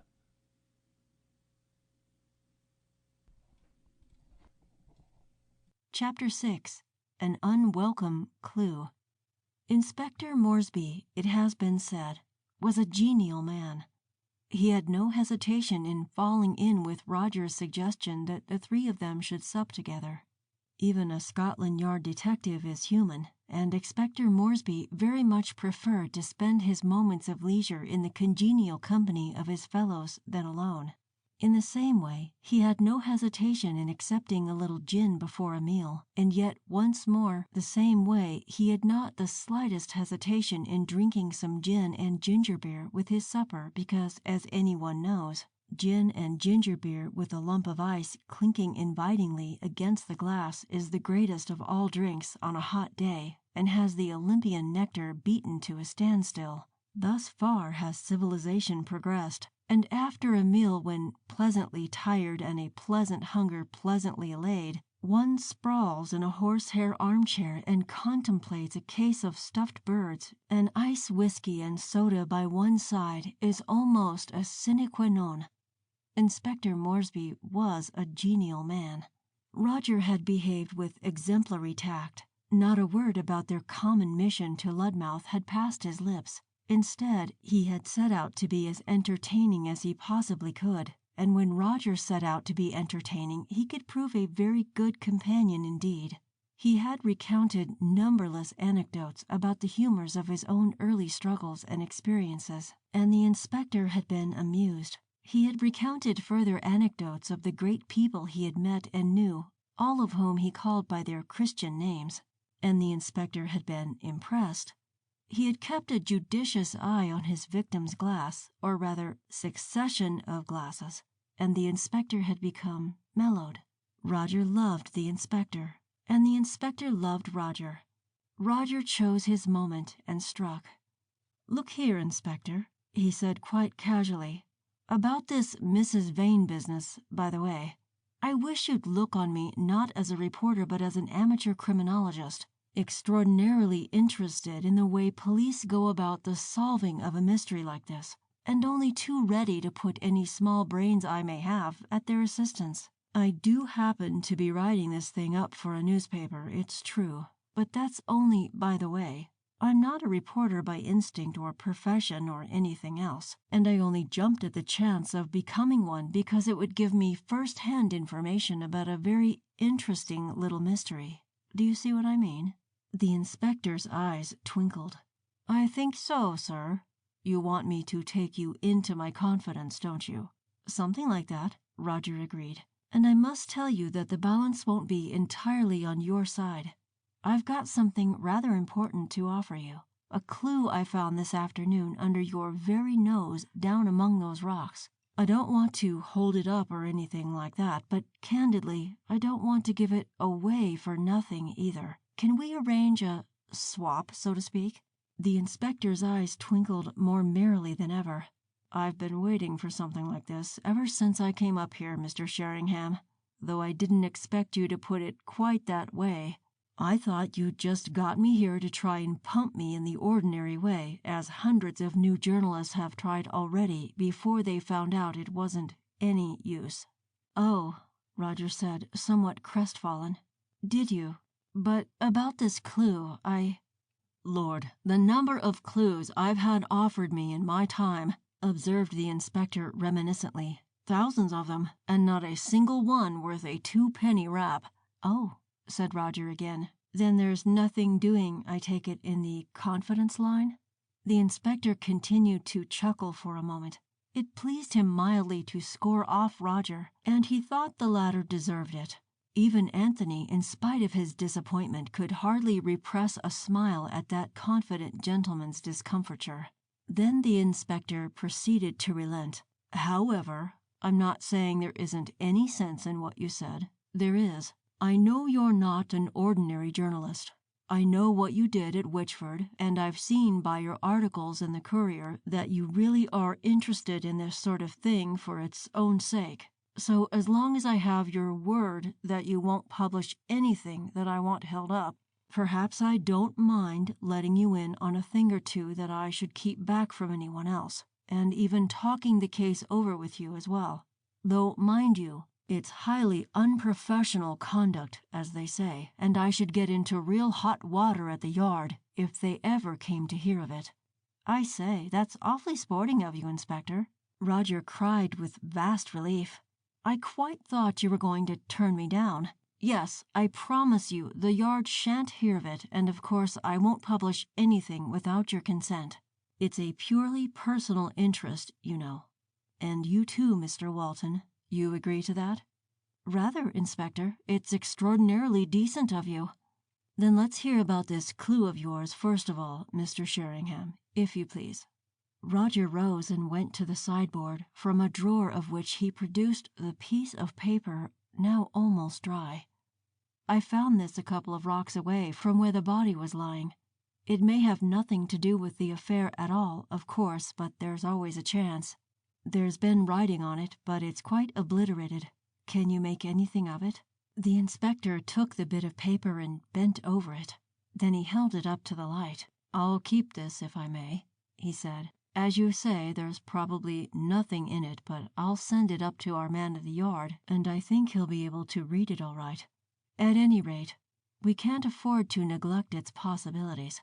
He laid the paper down on a table nearby and leaned comfortably back in his chair again. So now you can fire away, Mr. Sheringham. I know you've got 100 questions on the tip of your tongue. At least that, Roger laughed, as he resumed his seat. And I certainly would like to polish off a few of them in rather a hurry. I must get through to London on the telephone pretty soon and dictate my article, and I can take notes for it as we go along. He rummaged in a side pocket and produced a pencil and notebook. First of all, are you sure in your own mind that it's a case of murder and not accident or suicide? Well, between ourselves, sir, I am. As sure, that is, as anyone can be in my line without absolutely convincing proof. But don't say that in your article. I shouldn't get further than suspicious circumstances in that yet a while. Roger nodded. Yes, I quite see that. By the way, that scream rather clinches it, doesn't it? I mean, if one allows that the distance of the body from the edge of the cliffs rules out any question of accident, the scream equally seems to rule out suicide. A suicide wouldn't scream. That was my line of thought exactly, the inspector agreed. And you've also established the fact that she wasn't alone. Have you got any ideas who the second woman was? I've got my suspicions, said the inspector guardedly. I was up at the house for a goodish bit this morning, he went on, delicately shifting the ground of discussion. Have you been along there? No, not to the house, though I heard you had. You ought to go. I think you'd find it interesting. The household, I mean. As a matter of fact, I haven't felt quite hardened enough to my new profession yet. I don't think I could butt in on Dr. Vane and ask him for an interview just at present. Can't you tell me about them and save me the trouble? Well, I dare say I could. There's not really much to tell you, but the doctor's a queer stick. Big man he is, with a great black beard, and spends most of his time in a laboratory he's had fitted at the back of the house. Research work of some kind. Bit brusque in his manner, if you understand me, and doesn't seem any too cut up by his wife's death. Or doesn't show it if he is. Perhaps I ought to say. Oh, he doesn't he? But I gather that the two of them didn't hit off any too well together. That seemed the idea among the servants, anyhow. I had all of them up and questioned them this morning, of course. Then there's his secretary, a dry stick of a woman, with pince-nez and short hair, who might be any age between 30 and 50, and a cousin of Mrs. Vane's who's been living there for the last few months called Miss Cross. That's the girl who's come into all the money, as I expect you've heard. And the girl who was the last person apparently, except one, to see Mrs. Vane alive. Roger nodded. Yes, I've seen her. Had a chat with her, in fact. Oh, you have you? And what did you think of her, Mr. Sheringham? I don't know, Roger hedged. What did you? The inspector considered. I thought she was quite a nice young lady, he said carefully, though perhaps a bit deeper than one might think, or than she'd like you to think, maybe. Did you get any information from her? Look here, Inspector. Anthony burst out suddenly. Just tell me this, will you? Do you really honestly think that... Shut up, Anthony, and don't be tactless, Roger interposed hastily. Did I get any information out of her, Inspector? Nothing more than you got yourself, I fancy. She told me that you'd been putting her through it. She's a very important person in the case, said the inspector with an apologetic air. Last one to see Mrs. Vane alive, as you said just now. I didn't say that exactly, Roger remarked dryly, but let it pass. And you got no further impression from her than she was a nice young lady and might be a bit deep? Well, I didn't say that, sir, ruminated the inspector. No, I wouldn't say that at all. I got the impression that she wasn't over fond of that cousin of hers, for one thing. Wasn't fond of her cousin? Roger cried in surprise. But Mrs. Vane had been extraordinarily kind to her, taken her to live with them, paid her a generous salary, probably for doing nothing, made a will in her favor. Why, she owed Mrs. Vane a tremendous lot.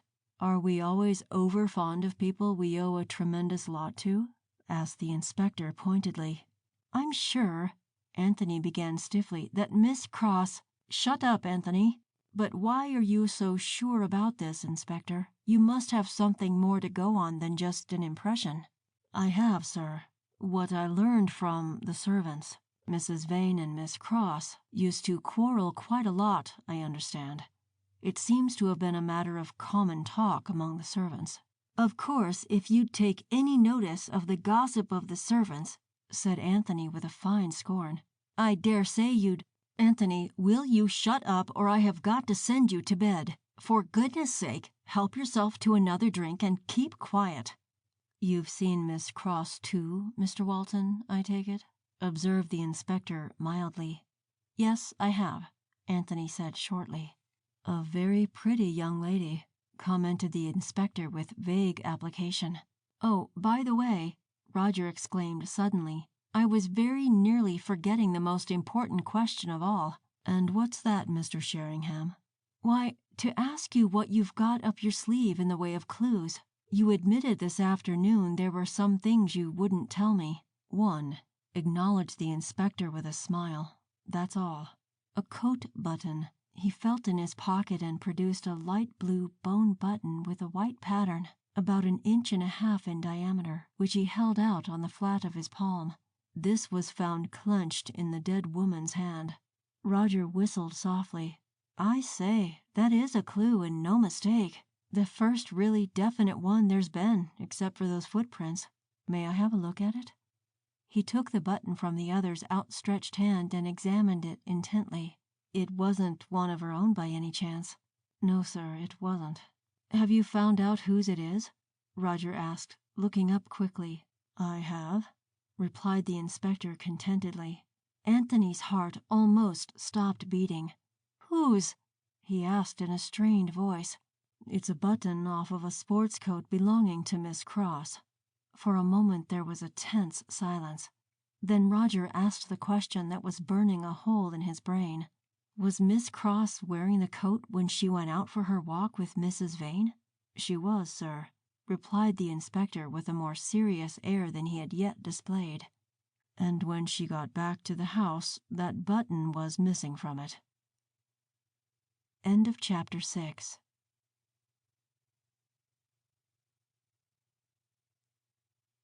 Chapter 7.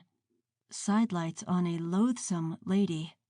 "I tell you I don't care," Anthony almost shouted. "To say that girl had anything to do with the wretched woman's death is too damned silly for words." "But I'm not saying so," Roger pointed out patiently. "I don't think she had, in spite of everything. What I am saying is that we can't dismiss the possibility of it in this cocksure way just because she's got a pretty face. The inspector isn't—" "Blast the inspector," observed Anthony savagely. "Blast him by all means, but as I was saying, he isn't by any means a fool, and it's quite obvious what his opinion about Mrs. Vane's death is at present. After all, you must face the fact that the evidence is absolutely overwhelming. If his opinion is that Miss Cross murdered her cousin, then he is a fool," growled Anthony finally, "and a damn fool at that."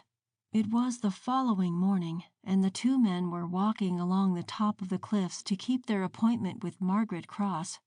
The inspector had betaken himself to bed on the previous evening soon after the bursting of his bombshell, and the discussion between Anthony and Roger had lasted well into the small hours of the morning, broken only by an interval of half an hour while Roger telephoned through to the courier. It was still raging.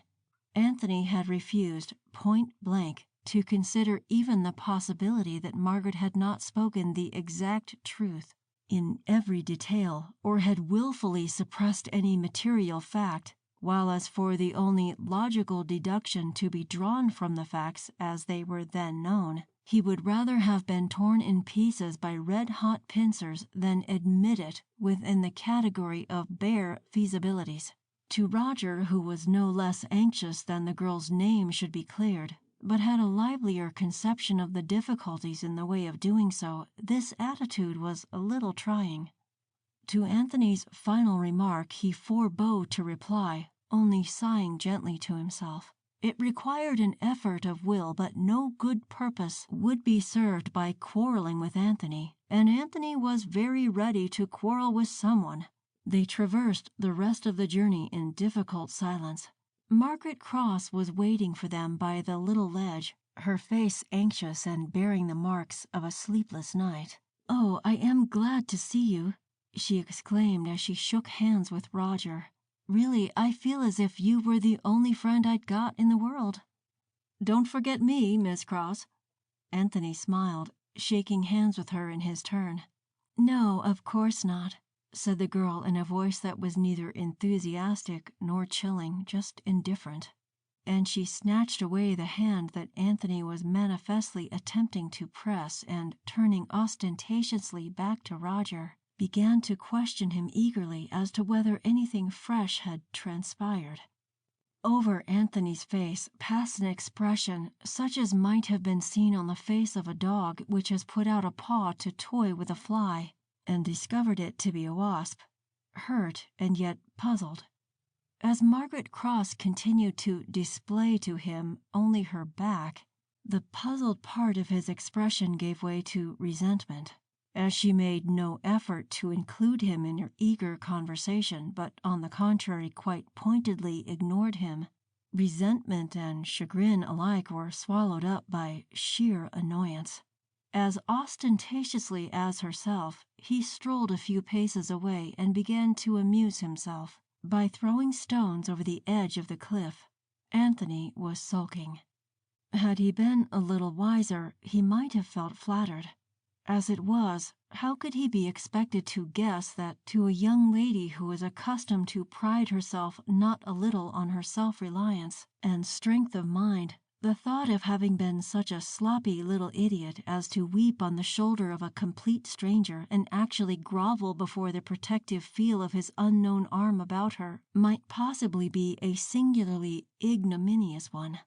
In which case, of course, so the older and wiser Anthony might have complacently assumed, her resentment, directed naturally against him as the witness of her humiliation, would only be complimentary. But Anthony was neither older nor wiser. "I say, Anthony, come and listen to this," called Roger, who had a shrewd idea of the way in which the wind was blowing. Very nonchalantly, Anthony strolled across. "Yes," he said in a voice that was neither rude nor frigid, just bored. "I've been telling Miss Cross about the coat button. It may not be quite playing the game with the inspector, but I really think it's only fair that she should know." He turned to the girl. "And you say you must have lost it on that walk?" "Yes, I must have lost it on the walk," the girl said in puzzled tones. "But where, I haven't the least idea. All I know is that it was on when I started, and I noticed that it was off when I got back. It might have dropped simply anywhere. How it got into Elsie's hand, I can't imagine. Mightn't she have picked it up and been meaning to give it back to me?" "That does seem the only possible explanation," Roger agreed. He did not think it necessary for the moment to point out that as Mrs. Vane's subsequent steps would hardly have covered any of the ground that she and Margaret had passed over together, the explanation was not very probable. "Oh, Mr. Sheringham, I do wish I could get away from this dreadful atmosphere of suspicion," cried the girl suddenly, her strained nerves overcoming for the moment her self-control. "It's really getting almost unbearable. Every fresh fact that comes to life only makes it worse. I shall really begin to think of jumping over the cliff myself if something doesn't happen soon. And they're evidently beginning to talk in the village already. Mrs. Russell cut me dead outside her own house this morning." "Dear Mrs. Russell," Roger murmured.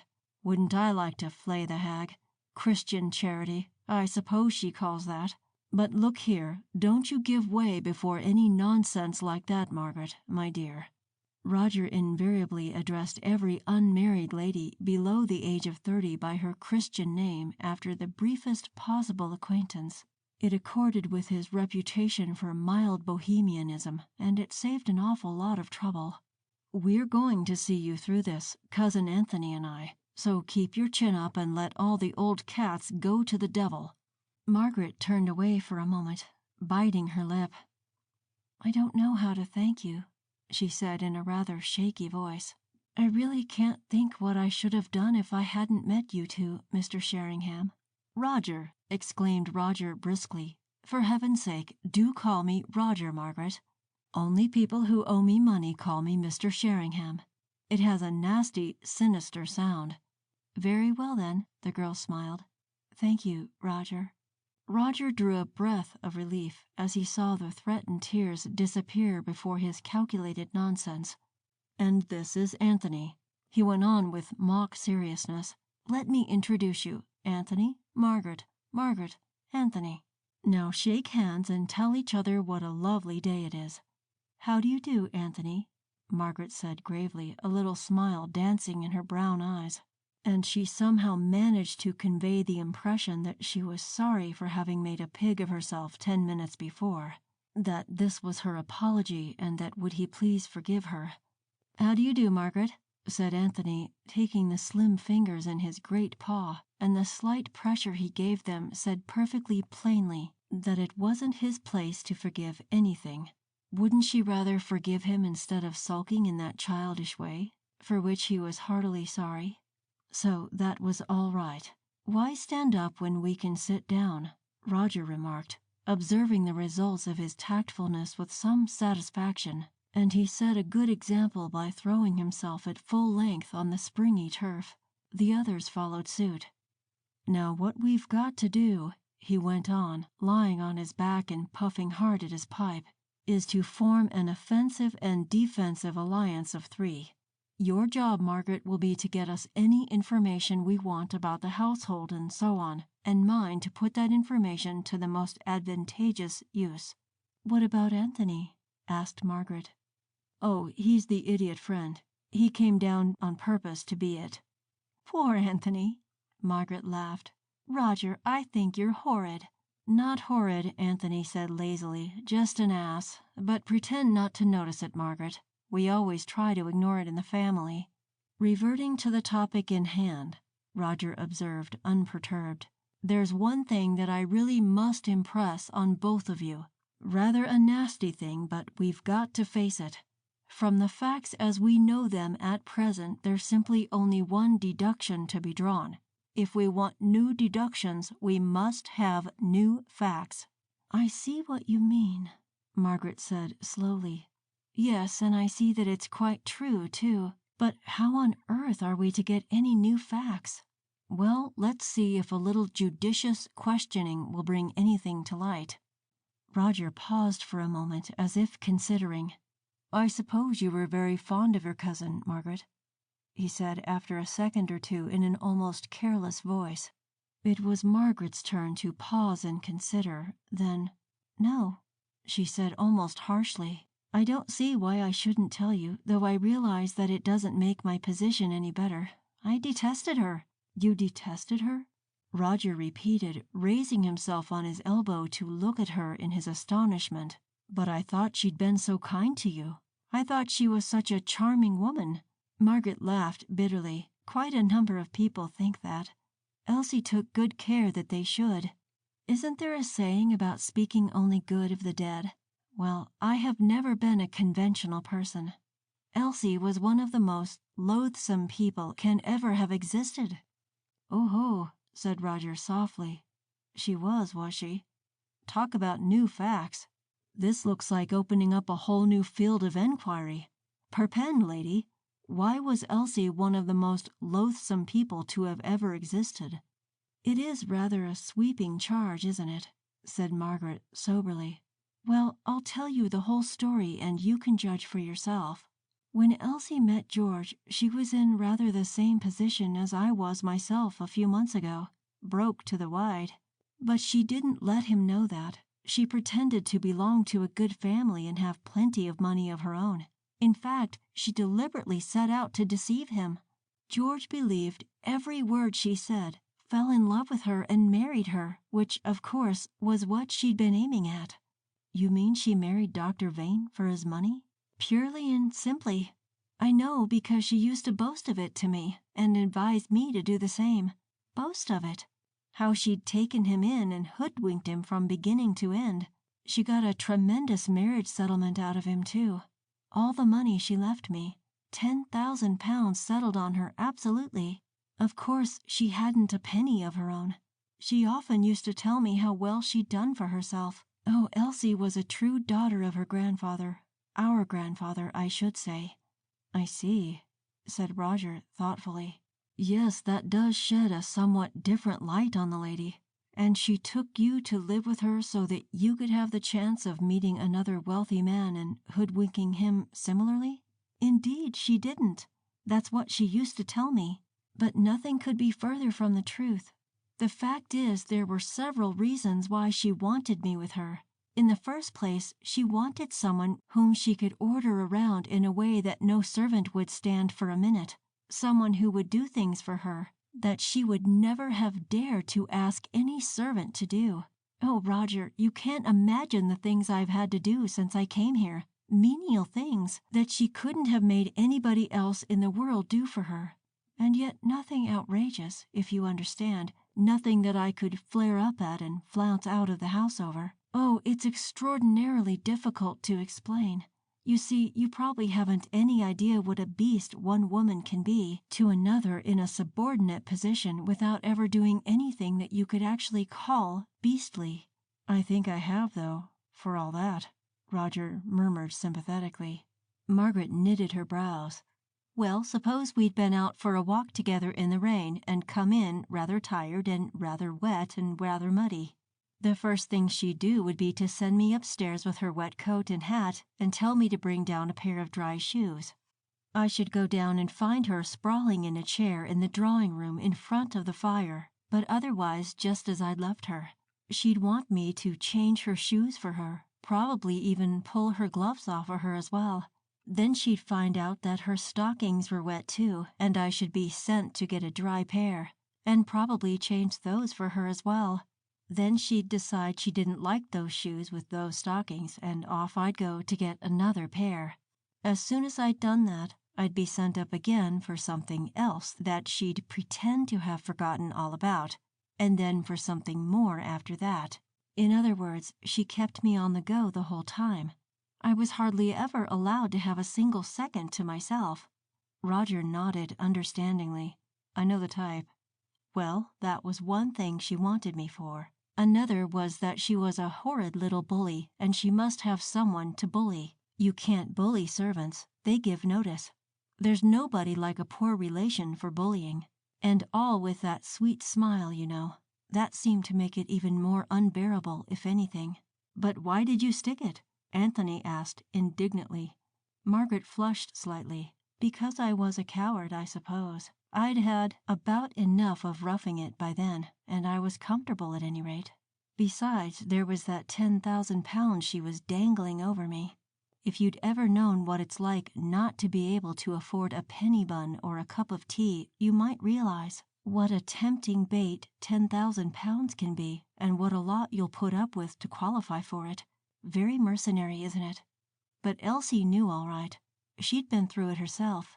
I'm sorry, Margaret, Anthony said in some confusion. I was an ass to say a thing like that. Of course I understand. As a matter of fact, Margaret went on more calmly, I was going to cut and run for it. I'd discovered the game wasn't worth the candle after all. But I hadn't fixed any date or made up my mind what to put my hand to next, and then this happened. There was a little silence. Can you give me a few more details about your cousin? Suddenly asked Roger, who seemed to have been pursuing a train of thought of his own. A little bit more about her character and what she looked like and all that sort of thing. Margaret considered. Well, she was little and frail to look at, with a rather babyish face, fair hair, and a slight lisp, which she cultivated rather carefully. She used to pose as the helpless, appealing little woman, though anybody less helpless than Elsie, so far as her own interests were concerned, I've never met. Her idea, as she told me perfectly frankly, was that men liked the helpless, appealing type, and judging by results, she wasn't far wrong. As for her character, I don't see what else there is to tell you. She was a hypocrite, a bully, utterly selfish, mean, and bad all through. Margaret gazed out to sea, breathing heavily, her cheeks flushed. Evidently, she was calling to mind some of the humiliations and unkindnesses she had suffered at the dead woman's hands. Anthony watched her with deepening indignation. Did her husband know her real character? Roger asked thoughtfully. Margaret removed her eyes from the horizon and began to pluck with aimless fingers at the turf by her side. I don't know, she said slowly after a momentary hesitation. As a matter of fact, I've often wondered that. Sometimes I think he must have, and sometimes I'm quite sure he didn't. Elsie was clever, you see. I don't suppose she showed her real self to anybody but me, and I shouldn't say that George was very observant. He was always perfectly courteous to her. Is he very upset about her death?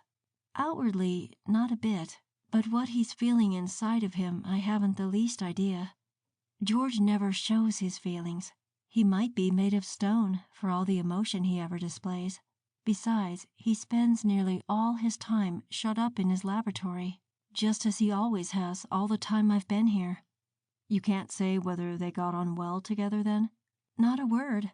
All I can tell you is that he was always courteous to her, and she... Margaret uttered a cynical laugh.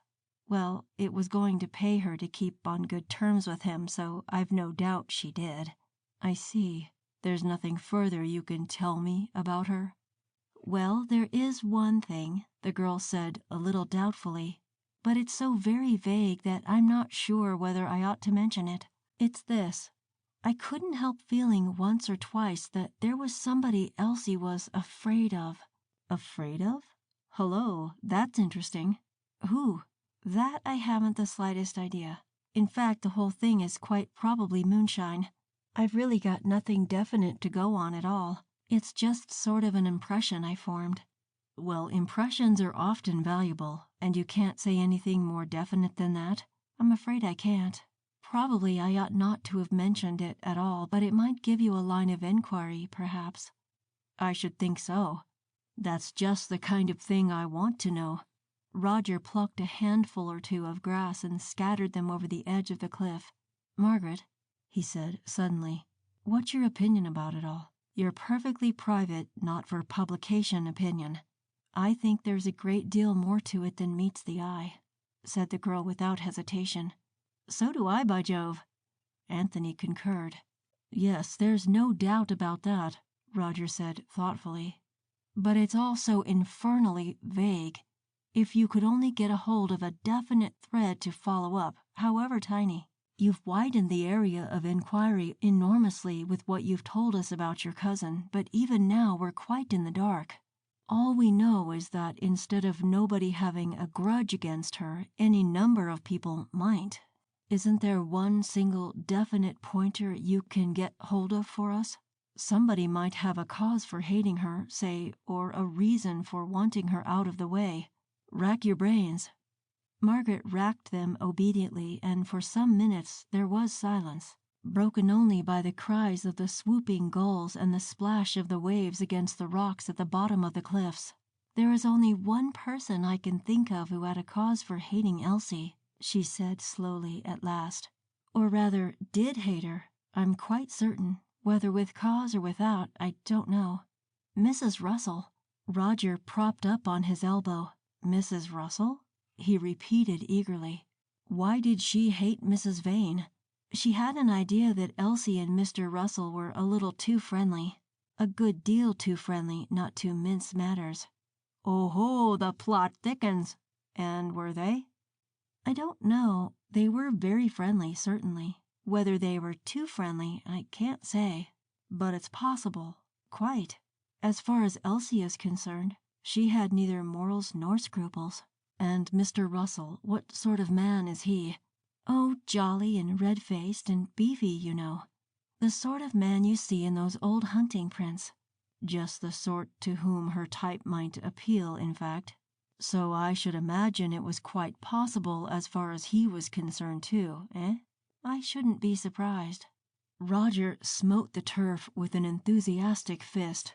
By Jove, Margaret, I believe you've hit on something here. Mrs. Russell was simply eaten up with jealousy, of course, and there's no motive like jealousy. Aren't we getting on a little too fast? Asked the girl dubiously. Not a bit. Now tell me, what sort of woman is this Mrs. Russell? Oh, she's rather fat, too, very downright and decided. A lot of people would call her rude, but I rather liked her. Not at all good-looking now, though she may have been once. Pince-nez, hair going a little gray, about 45 years old, I suppose. In other words, exactly the sort of woman to be furiously jealous of a young and pretty one throwing sheep's eyes at her husband. Roger summed up, not without satisfaction. I say, Anthony exclaimed excitedly. You said she was big, didn't you? Has she got rather large feet? Yes, I fancy she has. Why? The two men exchanged significant glances. Then Roger sprang to his feet. Good for you, Anthony. You mean that second lot of footprints, don't you? Well, goodbye, my children. Amuse each other till lunchtime. Where are you going, Roger? Cried Margaret. To look into this matter of the lady with the large feet and the jealous disposition, Roger called back, disappearing at full speed over the bank. End of Chapter 7.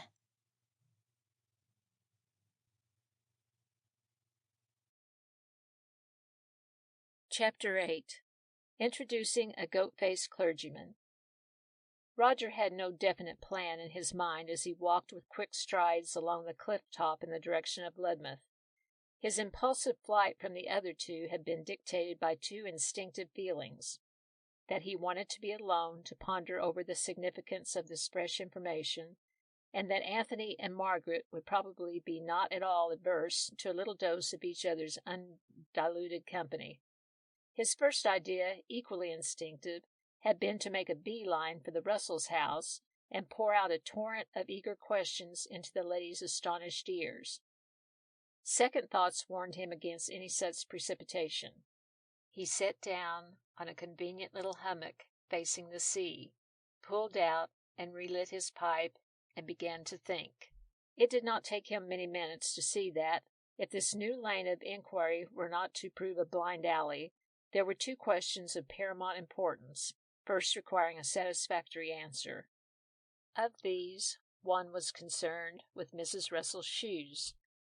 Did they fit the second lot of footprints in that patch of mud on the cliff path, or not? If they did, that did not actually prove anything, but Mrs. Russell remained a suspected person. If they did not, then she must be exonerated at once. The second, and far more important, was this: who had been at the Russells' house during the time when Mrs. Vane might have been expected to call? Roger was still considering the interesting possibility depending on the answer to this question when a gentle voice behind him cut abruptly into his reverie. "A charming view from this point, sir, is it not?" observed the gentle voice. Roger turned about. A little elderly clergyman, with silvery hair and a face like a benign but beardless goat, was peering at him benevolently through a large pair of horned spectacles. "Oh, Lord, the local parson," Roger groaned to himself, not because he disliked parsons, local or otherwise, but because parsons are inclined to talk, and Roger, at that particular moment in his existence, surprisingly enough, was not. Aloud he said, courteously enough, "It is indeed particularly charming." The little old parson continued to beam, the sunlight glittering on his huge spectacles. He did not go, nor did he very definitely stay. He hovered. "He's going to talk," Roger groaned to himself again. "He wants to talk. He's aching to talk. I know he is. My pipe to the Colosseum. He's going to talk." Roger's deduction was not amiss. It was only too plain that the little old clergyman had every intention of talking. He had, to be accurate, on seeing Roger's back in the distance, come nearly a quarter of a mile out of his way for the express purpose of talking. He began to talk. "I don't remember seeing you in our little village. Perhaps you have walked over from Sandsea?" "No," said Roger patiently. "I'm staying in Ludmouth." "Ah, at Mrs. Jameson's, no doubt. I did hear that she was expecting a visitor." "No, at the Crown." "Oh, dear me. Surely I am not talking to Mr. Roger Sheringham, am I?" twittered the little clergyman. "That is my name, sir. Yes," Roger admitted, with a mental side note upon village gossip, its velocity, and the surprising quarters it reaches. "My dear sir," the little parson's beam grew brighter than ever, "you must permit me to shake hands with you. No, really, you must. This is indeed a gratifying moment. I have read all your books, every one, and I cannot tell you how I enjoyed them. Well, fancy now." Roger was never in the least embarrassed by this kind of encounter. He shook hands with his admirer with the greatest heartiness. "It's very kind of you to say so," he smiled. "Very kind indeed. I won't pretend I'm not gratified. Any author who pretends to be indifferent to appreciation of his books is a hypocrite, and a liar, and an anointed ass." "Quite so," agreed the little clergyman in some bewilderment. "Quite so. No doubt. Well. How did you know I was staying at the Crown, sir?" "Oh, these things get about in a little community like ours, Mr. Sheringham, very rapidly indeed, if I may say so. And having read your books, to say nothing of your recent articles in the Courier, including even this morning's, a sad business that brings you down here, Mr. Sheringham. Very sad indeed. Dear me, poor lady, poor lady." Roger's annoyance at the interruption to his thoughts, already considerably lessened, vanished completely. If this garrulous old man had anything of interest to tell, without doubt he could be induced to tell it. Perhaps the encounter could be turned to good account. In any case, it would be no bad thing to be persona grata with the vicar.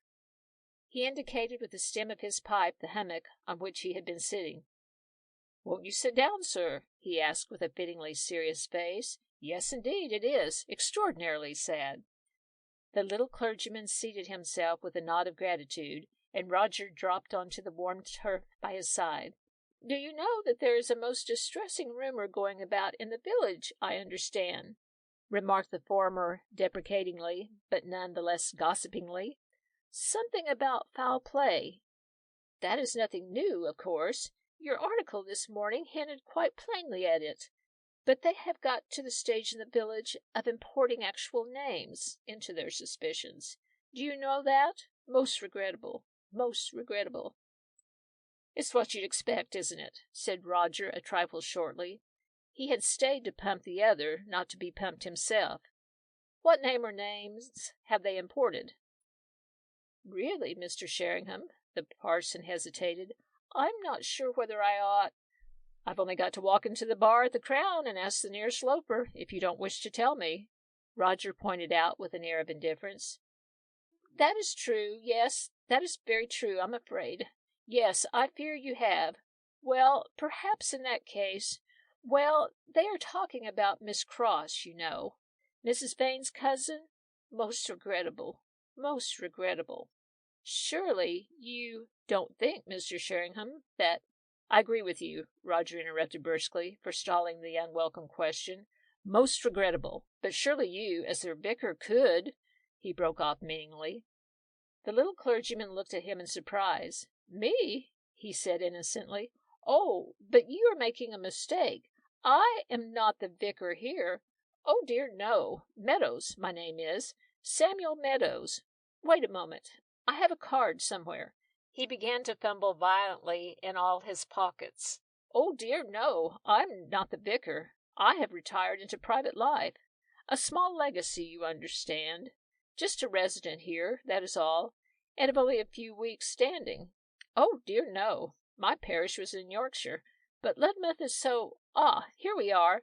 With an air of mild triumph, he produced a card from the pocket which he had first searched, and held it out to Roger. "Perhaps, if you were passing one day, I should be extremely honored." "Very kind of you indeed," said Roger politely, his interest in the little cleric now completely evaporated. He struggled to his feet. "Well, I must be getting along." "You are going back to Ludmouth?" queried the other with gentle eagerness, rising also. "So am I. We might perhaps walk in together." "I'm sorry, but I'm going the other way," returned Roger firmly. "Good morning, Mr. Meadows. See you again soon, I expect." And he set briskly off in the direction of Sandsea. Behind the first undulation he took cover and watched his late interlocutor make for the road and pass slowly out of sight. Then he came out of hiding and walked rapidly over to the little house which lay halfway between that of Dr. Vane and the village, the house which sheltered the frivolous Mr. Russell and his jealous lady. A perfectly respectable parlour-maid answered his ring and looked at him inquiringly. "Is Mrs. Russell in?" Roger asked. "I should like to speak to her for a moment." "No, sir, I'm afraid she isn't, and Mr. Russell is out too." "Oh, that's a nuisance." Roger rubbed his chin a moment in thought. Then he came to a sudden decision. "You read the Courier sometimes, I expect, don't you?" he asked unexpectedly. "Yes, sir," replied the maid in a puzzled voice. "Cook takes it in, she does." "She does she? Good for Cook. Well, look here. I've come down to Ludmouth specially for the Courier, to send them news about that accident you had here the other day." The girl's face cleared. "Mrs. Vane? Oh, yes, sir. Then you're a reporting gentleman, sir." "A reporting gentleman?" Roger laughed. "Yes, rather. That describes me to a T. Well, now," he went on very confidentially, "the fact of the matter is this. I ran along to ask Mrs. Russell one or two questions, and I'm in too much of a hurry to wait for her. Now, do you think you could answer them for me instead?" "Oh, yes, sir," fluttered the maid. "I think I could. What would it be that you want to know?" "Well, now, Mrs. Vane was coming here that afternoon, wasn't she? And she never came. Now, I suppose you were in all the afternoon yourself, weren't you?" "Me, sir? Oh, no. I was on my holidays. I only got back yesterday." "I see. Rotten, coming back to work again, isn't it? But the cook would have been in, of course?" "No, sir. She was out, too. It was her afternoon off. There was nobody in that afternoon but Mrs. Russell herself." "Aha!" observed Roger all to himself. Aloud he said mechanically, "I see," and began to rack his brains furiously for a tactful way of getting hold of a pair of Mrs. Russell's shoes. It was not an easy problem. Usually a problem tended to lose its interest for Roger if it were too easy, but for this one the time limit was not sufficient. On the spur of the moment he could only see one thing to do, so he did it. "Can you lend me a pair of Mrs. Russell's shoes for an hour or so?" he asked blandly. "Her shoes?" repeated the astonished maid. "Yes, any pair of outdoor ones. I'll let you have them back before she notices they're gone." And he jingled significantly the loose silver in his trouser pocket. Not footprints?" twittered the maid, thrilled to the bone. Roger made up his mind in a flash. After all, why not tell the truth? There was no doubt that the maid would appreciate it, and a spy in the enemy's camp might be useful. "Yes," he nodded. "But keep this to yourself, mind. Don't tell a soul." "Not even Cook?" breathed the excited girl. "Yes, you can tell Cook," conceded Roger gravely, knowing the paramount necessity of permitting a safety valve. "But you'll be responsible for it going no further. Promise?" "Oh, yes, sir, I promise." "Well, cut up and get me a pair of her shoes, then." The girl needed no second invitation. She cut. In less than a minute she was back again. "Here you are, sir. I put a bit of newspaper round them so as nobody can see what you're carrying. But you'll bring them back, won't you, sir?" "Oh, yes, sometime this afternoon. In fact, I'll tell you what I'll do. I'll bring them to the back door. How about that?" "Yes, that would be better, sir. Thank you. And if anybody else wants to know what I came for, say I'm a reporter for the Courier, wanting to see Mrs. Russell. That'll do as well as anything else. Here." A 10-shilling note changed hands, and Roger turned to go.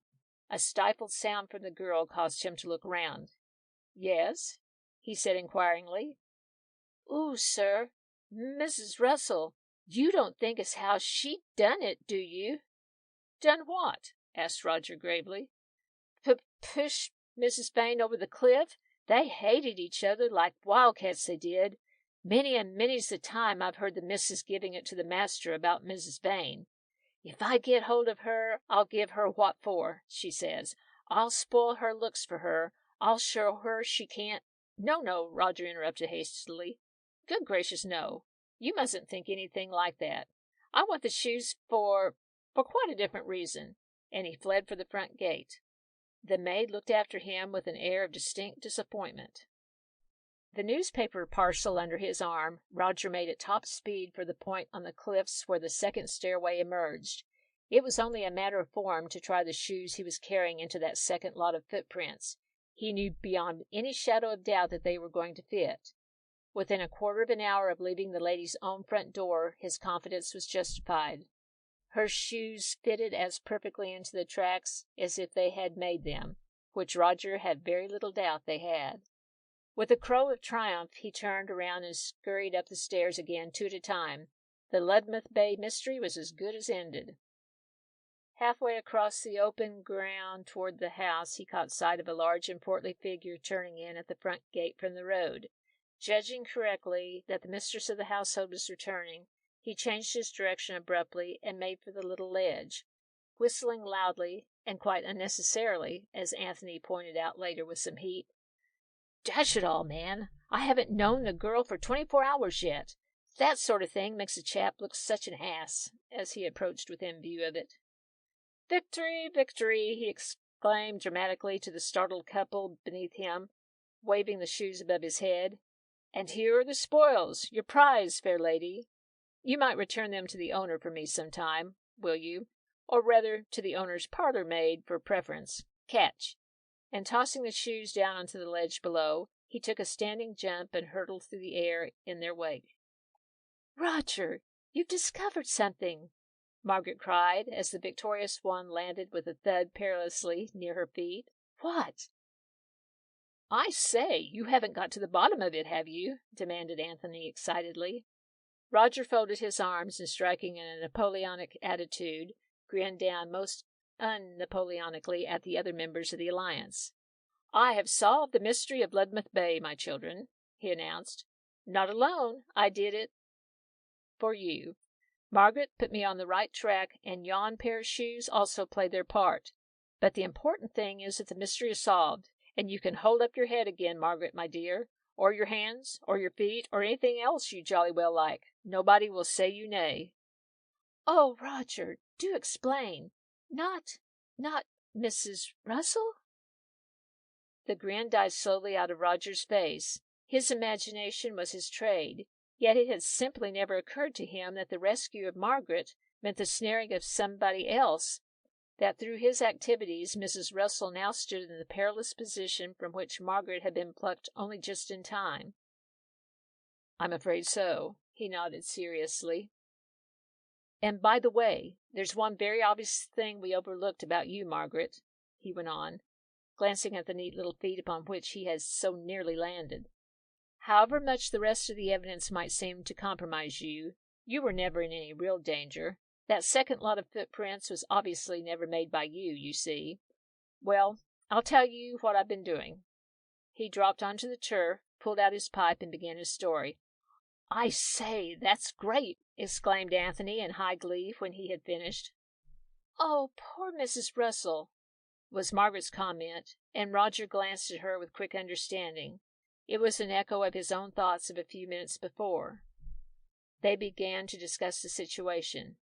Well, Anthony, Roger remarked half an hour later, time we were getting back for lunch, and I want to hear what Moresby's got to say, too. Moresby's going to get the shock of his young life, observed Anthony grimly, and I'm going to be in at the death.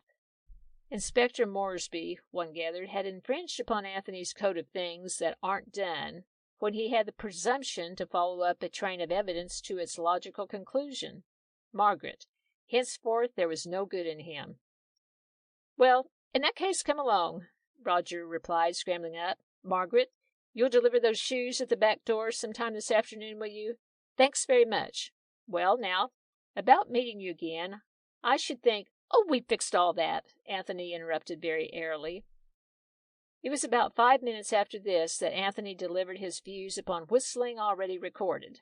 At the same time he had something to say on the subject of grins, and still more upon that of winks. Grins, winks, and whistles, it appeared, shared with Inspector Moresby the murkiest depths of Anthony's hatred and contempt. Lunch was waiting for them when they arrived back, hot and thirsty, at the inn. Huge plates of cold beef, a salad, a white loaf, and pleasantly salt butter, raspberry tart, and cream. Inspector Moresby was also waiting for them, his face completely obscured at the moment of their entering the room by the bottom of one of their host's satisfactory tankards. One cannot realize too strongly the fact that, when not standing at street corners or arresting unarmed the most dangerous criminals, members of the British police force are utterly and completely human. Ah, here you are, gentlemen, he observed heartily, emerging from the tankard. They asked me if we were going to take our meals together in here, and I took the liberty of telling them we were. It's a bit lonely eating down there alone, if you've no objection. None at all, responded Roger, no less heartily. Only too pleased, Inspector. And I see you had the forethought to order up 3 of the best. Excellent. Well, you'd better get ready to drink my health. What have you been doing, then, sir? Asked the inspector humorously. Solving the mystery? I have, said Roger, and plunged into his story once more. So what do you think of that? He concluded, not without a certain triumph. The inspector wiped his mustache carefully. It's ingenious, he said. Quite ingenious. But I shouldn't pay too much importance to footprints if I were you, Mr. Sheringham. Footprints are the easiest thing in the world to fake.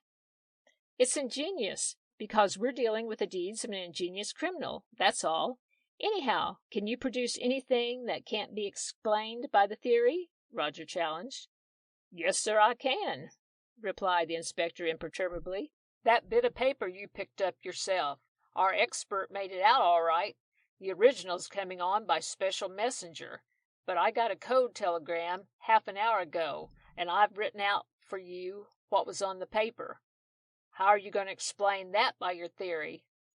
Roger took the piece of paper the other was holding out to him and read it eagerly. Anthony craning over his shoulder. It was inscribed as follows: Monday. Elsie, darling, for heaven's sake, meet me once more before you do anything rash. You must let me explain. You can't do what you threaten when you think what we've been to each other. Meet me at the usual place tomorrow, same time. Please, darling. Colin. P.S. Destroy this. End of Chapter 8. Introducing a goat-faced clergyman. Chapter 9 of The Mystery at Lover's Cave. Colin, who art thou? Roger handed the letter back with a little smile. How can I explain this by my theory? Well, obviously enough, surely, Colin must be Mr. Russell. Ah, but is he? Somehow I feel pretty sure he isn't. Anyhow, that's a point we can soon settle. I bought a directory of the neighborhood yesterday. Always do when I'm working on a case in the country. I'll run down and get it. In the meantime, said Roger as the inspector's heavy footsteps echoed down the stairs, we might as well get on with our lunch. I wish I'd taken on a small bet with him about the identity of friend Colin. I shouldn't have said there was much doubt about it, observed Anthony, helping himself largely to salad. It all fits in, doesn't it? 2 minutes later, the inspector returned, an open book in his hand. He laid it down on the tablecloth beside Roger, and indicated an entry in it with a large thumb. "There you are, sir," he said, with a commendable absence of triumph. "Russell John Henry, Rose Cottage. That's your gentleman." Said Roger, a little disconcerted. "But look here," he added, brightening. "Colin might have been a pet name or something like that." The inspector took his place at the table. "It isn't likely," he said, shaking out his napkin. "If it had been signed Toodles or Fuzzy Wuzzy, it might have been a pet name all right, but Colin, no, that doesn't sound like a pet name to me." "Then this appears to complicate matters pretty considerably," Roger remarked with some asperity. "On the contrary, sir," retorted the inspector cheerfully, applying himself to his cold beef with every sign of satisfaction. "Perhaps it's going to simplify them a lot." Roger knew that the inspector was confidently expecting to be asked to explain this dark observation. He therefore went on with his meal in silence. Somewhat to his surprise, the inspector volunteered no explanation of his own accord, his attention appearing to be entirely divided between his plate and the directory, down the columns of which he continued to run a careful thumb. "There are 2 Collins in this neighborhood," he announced at last. "Smith Colin, plumber, East Row, Ludmouth and Seaford. Colin James, architect, 4 Burnt Oak Lane, Milburn. That's a village a couple of miles inland. Neither of them looks like our man, but I hardly expected to find him in here." "Why not?" asked Anthony. "Because he's probably a young man living with his parents. Isn't that a young man's note, Mr. Sheringham, In which case, of course, he wouldn't be mentioned. No, I shall have to spend the afternoon making inquiries. In the meantime, I'd be much obliged if you 2 gentlemen would not say anything about this. I stretched a point in showing you what was on that paper, and I want you to reciprocate by keeping quiet about it. I don't want anybody told, you understand," he added with a significant look at Anthony, "male or female. You can promise me that, can't you?" "Naturally," Roger said with a slight smile. "Of course," Anthony said stiffly. "Then that's all right," observed the inspector with great heartiness. "I shan't be able to do anything until my man comes down with the original document, of course, but he ought to be here any time now. And by the way," he added to Roger, "it may interest you to hear that I'm officially in charge of the case now. I got my authorization from headquarters this morning." Roger picked up on his cue. "I'll mention that in my report tonight, Inspector." "Well, you can if you want to, sir, of course." said the inspector with an air of innocent surprise. As if by tacit agreement, the talk for the rest of the meal turned upon general topics. As soon as his pipe was alight, the inspector rose to go. Roger waited until he had left the room, then rose from his chair and darted in his wake, closing the sitting-room door behind him. "Inspector," he said in a low voice as he caught him up on the landing, "there's one question I must ask you. Are you intending to arrest Miss Cross?" The inspector looked at him quizzically. "Are you speaking as a newspaper man or as a friend of the ladies, sir?" "Neither. As Roger Sheringham, private and inquisitive citizen." "Well," the inspector said slowly, "to a newspaper man I should answer, 'Don't ask me leading questions.' To a friend of the ladies, 'I don't understand what you're talking about.' And to Mr. Sheringham, private citizen and personal friend of my own, if I may say so, no, I'm not." "Ah. For one thing, you see," the inspector added with a smile, "the evidence against her isn't quite complete yet. But look here, you don't mean to say that you still think she may have—" The inspector waved aside the awkward question with a large hand. "I'm not going to say what I think about that, even to you, Mr. Sheringham. But one word of warning I will give you, to pass on to your cousin or not as you think fit. Things aren't always what they seem." "Ah," Roger observed. "In other words, I suppose, ladies strongly under suspicion on circumstantial evidence aren't necessarily guilty after all. Is that what you mean?" "Well, sir," replied the inspector, who seemed not a little pleased with his conundrum, "that's all I've got to say. What I mean, you must decide for yourself." "Inspector, you're hopeless," Roger laughed, turning back to the sitting-room. Anthony was brooding darkly over his empty cheese plate. "I say, Roger," he said at once, looking up, "does that damned inspector still think that Margaret had anything to do with it?" "No, I don't imagine so, really. He may, but I'm more inclined to think that he's pulling our legs about her, yours especially. And you are a bit of a trout over Margaret, aren't you, Anthony? You rise to any fly that he dangles over you." Anthony made a non-committal growling sound, but said nothing. Roger began to pace the little room with restless steps. "Dash that infernal letter!" he burst out a few minutes later. "There's no doubt that it does complicate matters most awkwardly, though it doesn't rule out my bright solution of before lunch by any means. The inspector ought to have seen that. What she was doing with friend Colin doesn't affect in the slightest degree the bad blood between her and Mrs. Russell. We mustn't get confused by issues that lie outside the main chance." There was another pause. "I must see Margaret," Roger announced suddenly, stopping short in his stride.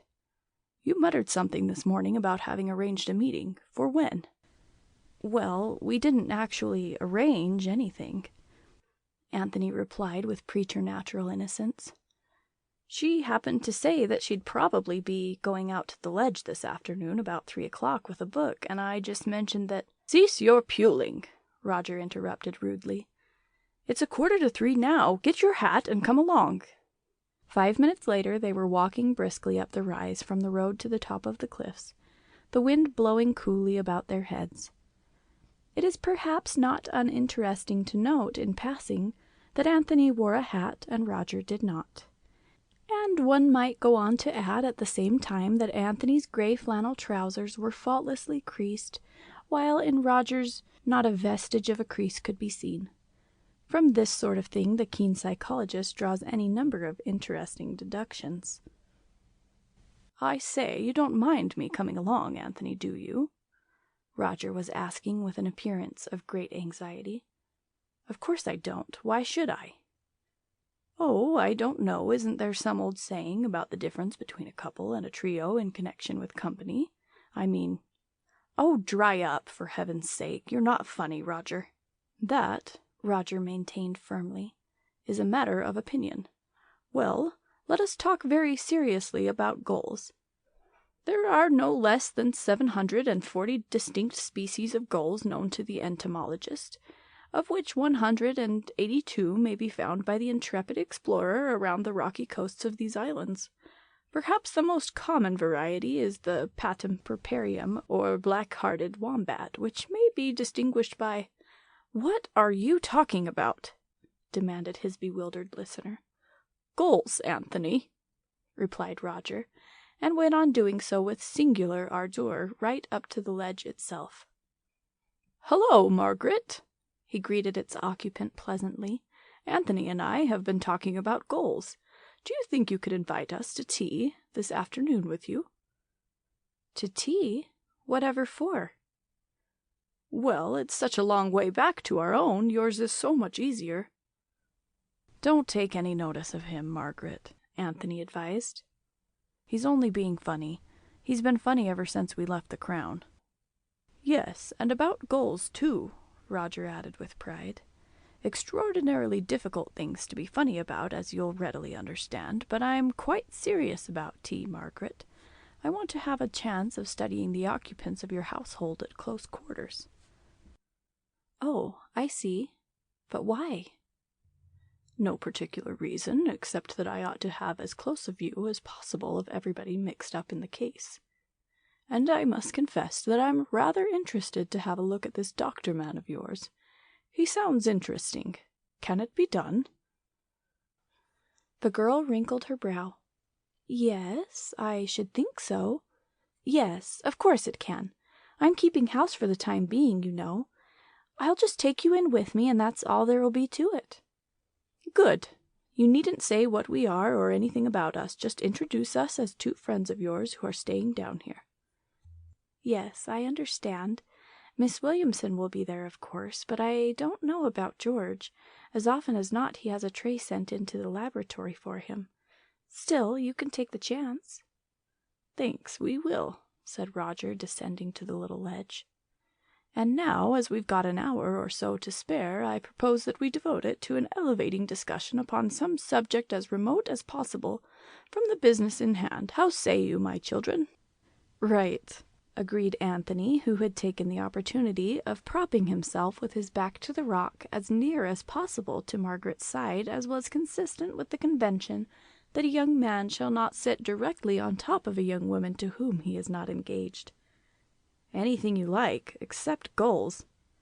During the next excellent hour, Roger, lying on his back in the shade a couple of yards away, and staring up into the blue sky, could not possibly have seen a tentative hand emerge from Anthony's pocket, grope about the turf in an apparently aimless way for at least 10 minutes, and then pluck up the courage to at last fasten firmly upon another, and very much smaller hand, which had been lying quite still by its owner's side the whole time. He could not possibly have seen, but he quite definitely knew all about it. End of Chapter 9. Read by Helen Cole, USA, 2023.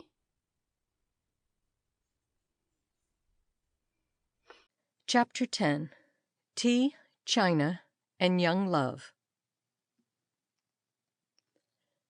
By the way, I ought to warn you Miss Williamson isn't exactly an ordinary secretary.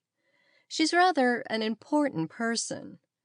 She does any secretarial work George wants, of course, which is very little, but her chief job is to help him in the laboratory. She took a science degree at Cambridge, I must say," Margaret added with a little laugh. "She looks it." It was nearly 4:30, and the three of them were sitting in Dr. Vane's drawing-room, waiting for tea and for the other members of the household. Margaret and Anthony showed distinct signs of nervousness, though for what exact reason was not really apparent to either of them. Roger was as collected as ever. The 5 odd minutes which had elapsed since they entered the room had been spent happily by him in examining, with no little interest, the really fine collection of china which filled 2 large glass-fronted cabinets and overflowed onto 2 or 3 shelves and, in the case of a few plates, even the walls themselves. Roger's knowledge of China was not a large one, but he had sufficiently good smattering to enable him to talk intelligently on the subject with a collector. "Don't be catty, Margaret," he said now, examining a Justin ornament depicting 4 persons at a whist table, the lace of the little ladies' gowns and of the miniature fans they flirted being picked out with almost incredible daintiness. "I say, surely your cousin never amassed this collection, did she?" "No, it's George's, the only hobby he's got apart from his test tubes and things. Why?" "I thought it didn't seem to fill in very well with the synopsis you gave me of the lady's character. Anyhow, that's all to the good. I'll congratulate George on his collection, and he'll love me like a brother. I've met these China maniacs before, and I think I know how to deal with them." "You're perfectly right," Margaret smiled. It's certainly the shortest cut to George's heart. "And before George is much older, he's going to hear a few things about China." Anthony was beginning with heavy sarcasm when the opening of the drawing-room door cut him short. Of the 2 people who entered the room the next moment, it is hard to say which presented the more striking figure.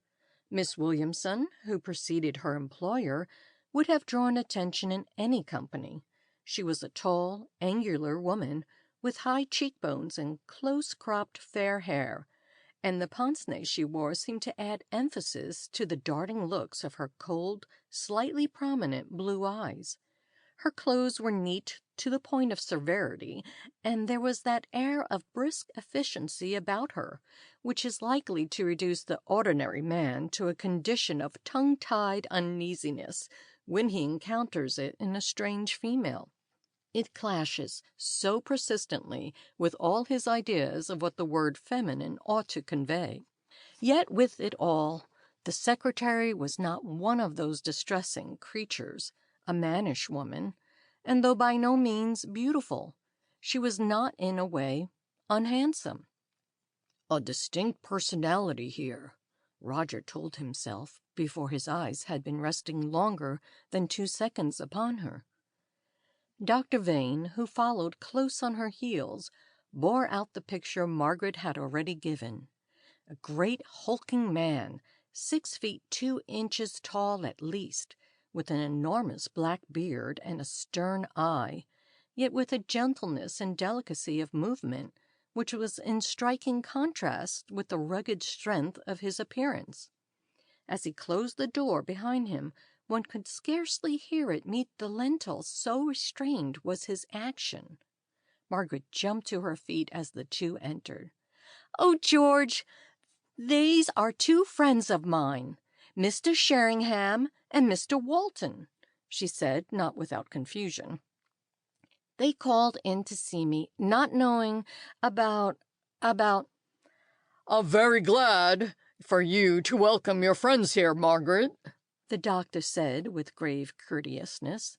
"It is, after all, the very least I can do now that you are so kindly looking after things here for me." Margaret thanked him with a quick smile and introduced the 2 to Miss Williamson. Bows were exchanged, and the latter rang the bell for tea. "We've only got 10 minutes, Margaret," she said briskly. "In the middle of something rather important, and it was as much as I could do to drag George in here at all." The 2 girls and Anthony formed a group by the window, and Roger approached Dr. Vane. "A magnificent collection of china you've got here, Doctor," he said easily. "I've been admiring it ever since I came in.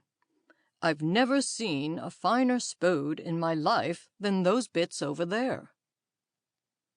Into the doctor's stern eye leapt the light of the collector who hears his collection praised, which is much the same as that of the mother who is told that her infant possesses her own nose. "You are interested in China, Mr. Sheringham?" "I'm crazy about it," returned Roger untruthfully. The rest simply followed. With the arrival of tea, the conversation became more general, and Roger was able to allow the novelist in him to rise to the surface and survey this truly piquant situation. Here was a man whose wife only 3 days ago had met with a violent death in circumstances which were, to say the least of it, suspicious, receiving his teacup from the hands of a young and pretty girl who, as he could hardly fail to realize, after Inspector Moresby's visit, had come very closely under the notice of the police in connection with the same violent death. Yet the relations between the two, which might have been expected to be almost intolerable, did not appear, on the surface at any rate, to be even so much as strange. Margaret was perfectly natural, Dr. Vane courteous, gentle, and mildly affectionate. The more Roger watched, the more he marveled. Unconventional though he was in literature as in life, he would hardly have dared to make use of such a situation for one of his books. It would have been voted too wildly improbable. The talk, which had shifted for a few minutes to trifles, showed a tendency to revert, so far as Dr. Vane was concerned, to his former topic. Somewhat to Roger's surprise, Miss Williamson joined in as the doctor warmed again to his theme, even going so far as to put him right once or twice upon small points of details. "You're an enthusiast, too, then?" Roger could not help asking her. "Now, yes," she replied. "When I first came, I knew nothing about it at all, but George showed me the way, and now I'm as much under the spell even as he is." "And know a good deal more about it, Mary, don't you?" commented the doctor, with the first signs of a smile he had yet displayed. "Another case of the pupil and the master, I'm afraid, Mr. Sheringham," he added to Roger with an air of mock disgust. "Oh, nonsense, George!" Miss Williamson laughed. "I only wish I did. You've got a great deal to teach me yet, I fear." Fortunately, it was clear that Dr. Vane had no idea of the identity of his visitor, as also had not Miss Williamson. Indeed, neither of them looked the sort of person who might be expected to read the Courier, so that no suspicion as to the reason of his call could occur to either of them. Roger, content enough with the success of his tactics, continued to play the safe card of China, while Margaret and Anthony, to neither of whom China contained the least interest, were reduced, for the most part, to sitting and looking at each other in silence. They seemed perfectly content with this state of affairs. When half an hour later, instead of 10 minutes, Miss Williamson issued her third ultimatum, which had the effect of bringing the doctor to his feet at last, Roger felt he had had enough of China to last him for several years. Dr. Vane, however, could not have felt the same, for he shook his visitors warmly by the hand, and, having ascertained that he and Anthony expected to be staying several days in Ludmouth, invited both of them to supper on the following Sunday, brushing aside Roger's half-hearted attempts at a refusal with a firmness that was almost genial. Roger sank back into his chair as the door closed behind them, and fanned himself with a limp hand. "Did I happen to hear anyone mention the word China just now?" he asked feebly. "Well," Margaret demanded, "what did you think of them?" "What did I think?" Roger repeated, speaking for the moment from the fullness of his heart. "I think that within a year or so the wedding bells will be heard once more in Ludmouth." "What?" cried Anthony and Margaret together. Roger realized that he had spoken unguardedly, but it was too late to withdraw his words. "I think," he said more carefully, "that George and that lady will make a match of it." "She's head over heels in love with him," Margaret nodded. "I've known that for years, but I didn't expect you to notice it." "That's my business, fair lady," Roger returned sweetly. "You saw she was keen on him?" Anthony asked in astonishment. "How on earth did you do that?" For the answer to this question, refer to my last remark, Roger murmured. Alternative answer, China. Yes, that rather gave it away, Margaret agreed, especially after what I'd said before. Do you remember? It was that I was thinking of, Roger laughed. Anthony looked from one to the other. What are you two talking about? He appealed. Nothing that you'd understand, little boy, said Roger kindly. Run away and play with the blind tassel. I like your doctor man, Margaret. George? Yes, he's a dear, isn't he? Though it took me ever so much longer to know him than it seems to have taken you, and he liked you, too. I've never known him to ask anyone to supper on such a short acquaintance. I am rather likable, Roger admitted. The conversation then became purely frivolous. Having achieved the object with which he had set out, Roger was anxious to talk over its results with Anthony, a thing that could hardly be done in this case in the presence of Margaret. It was not long before he began to show signs of readiness to embark on the process of leave-taking. He ostentatiously arranged a meeting with Margaret the next morning, just in case. He rose to his feet, hovered near the door, sat down and rose again, and he said that they must be going at least half a dozen times over, each time more as if he meant it than before. At this point he realized that nothing short of heroic measures would be likely to shift Anthony from the drawing-room. Roger was not the person to shirk heroic measures when nothing short of heroic measures was required. Anthony, he said with decision, I don't think you realize that we're outstaying our welcome. I've been trying to hint gently for the last quarter of an hour that it's time we were going. Margaret's sure to have lots to do, you know. But I haven't, Roger, Margaret objected. Nothing. Yes, you have, Roger said firmly. Lots. Come on, Anthony. No, really, I haven't. Nothing at all. Well, I have.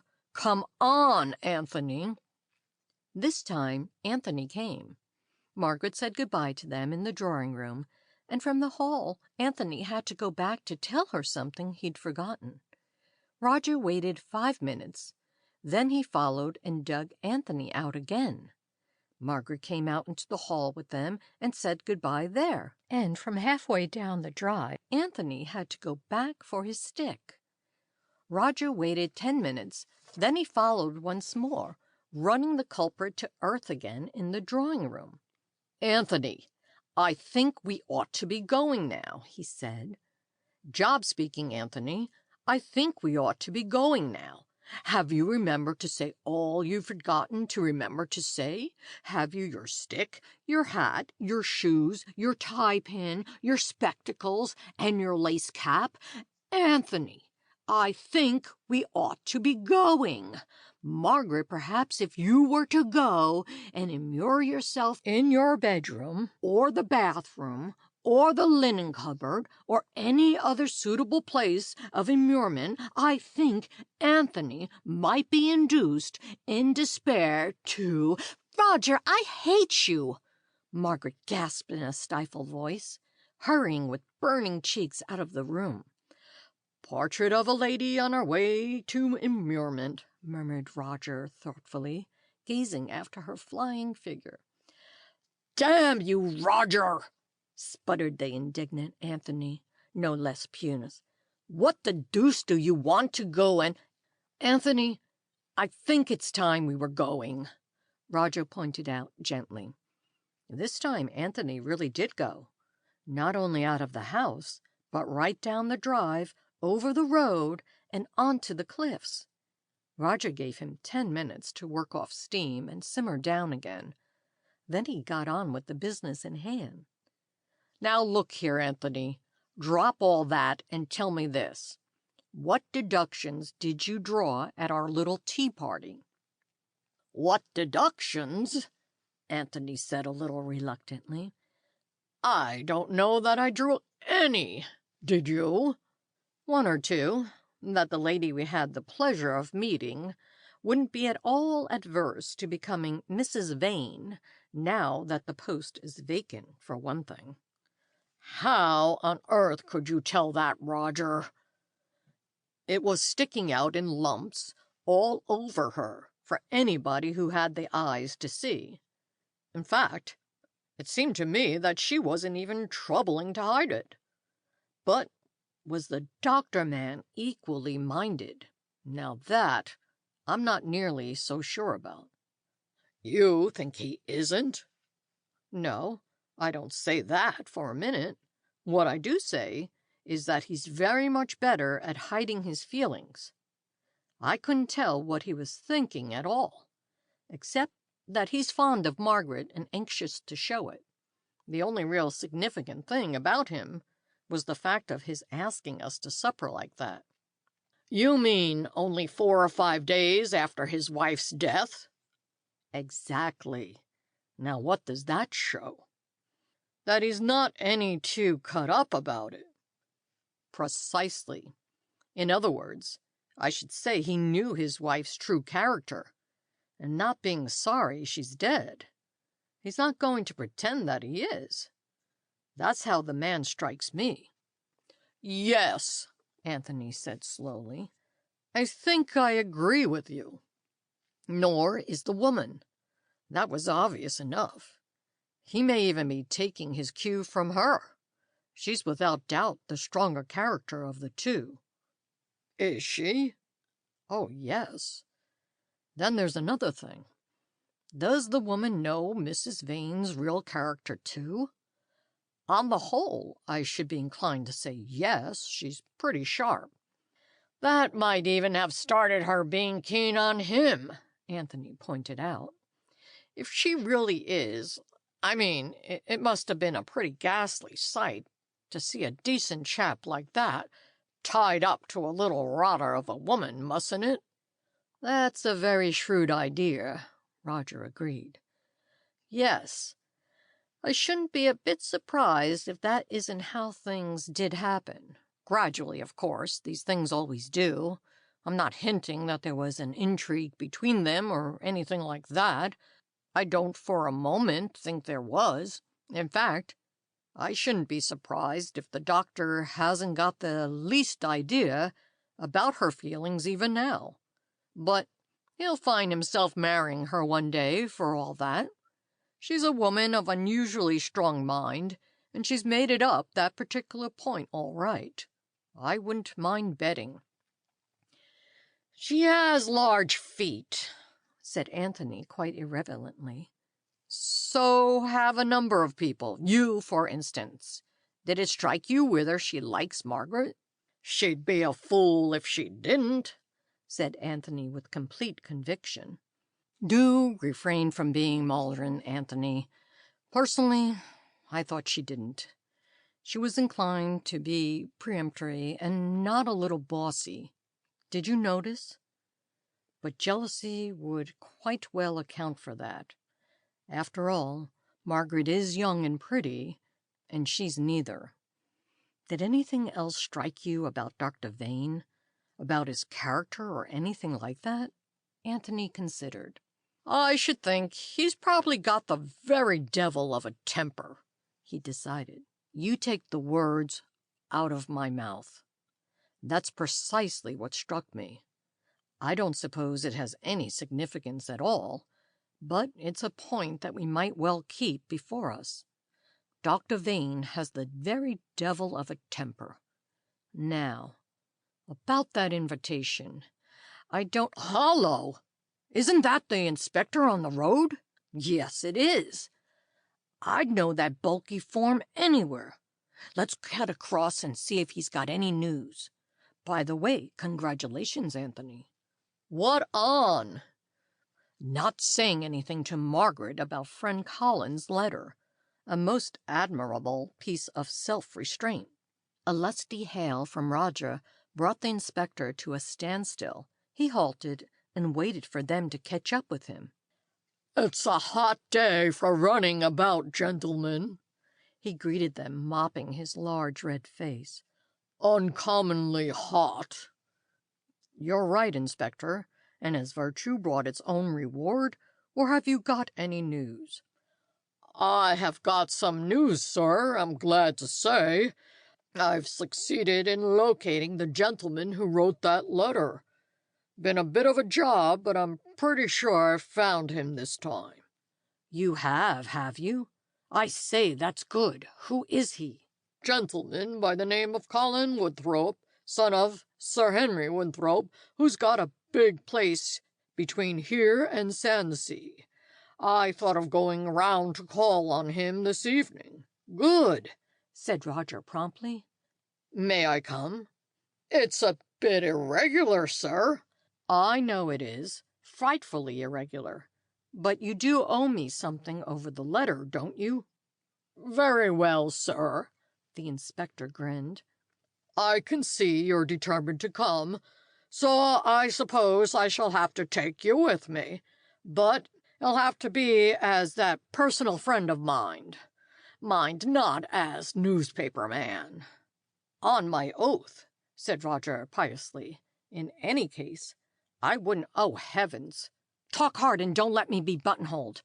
This is the most persistent talker in the south of England coming along the road towards us." "When you're in the north, Roger," Anthony amended humorously.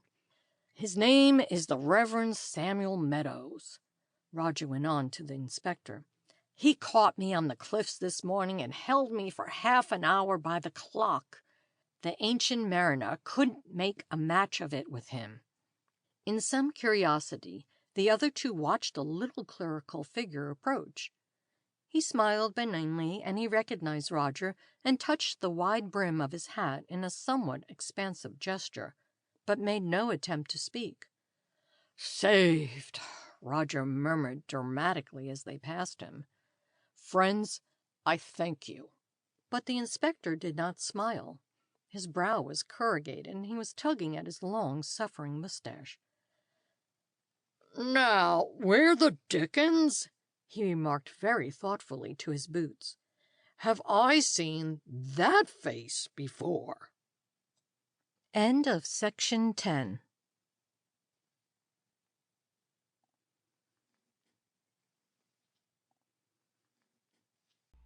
Chapter 11. Inspector Moresby conducts an interview.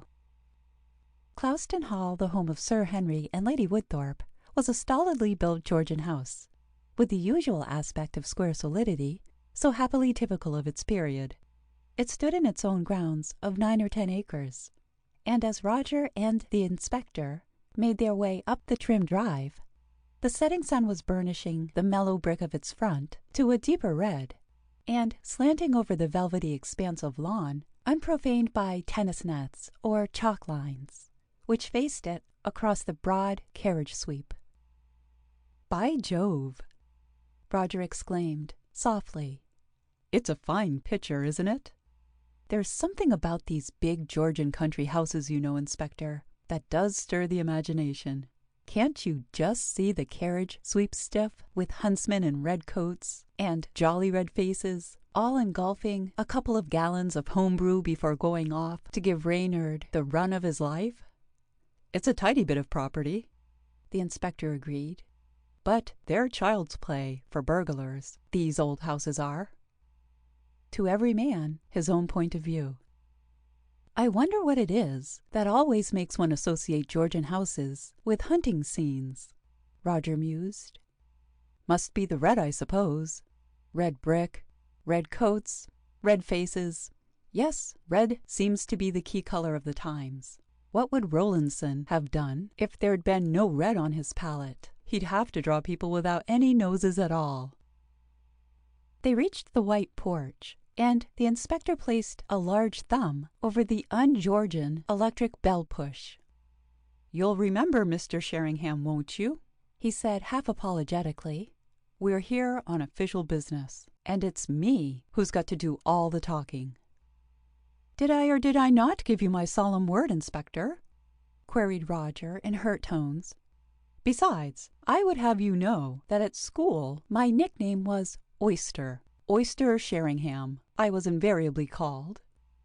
There is often an untrue word spoken in jest, murmured the inspector, with a face of preternatural innocence. Before Roger could reply suitably, the door was opened by a large and fish-like butler. There are a few men in this country who can remain their normal selves in the face of a truly fish-like specimen of the English butler.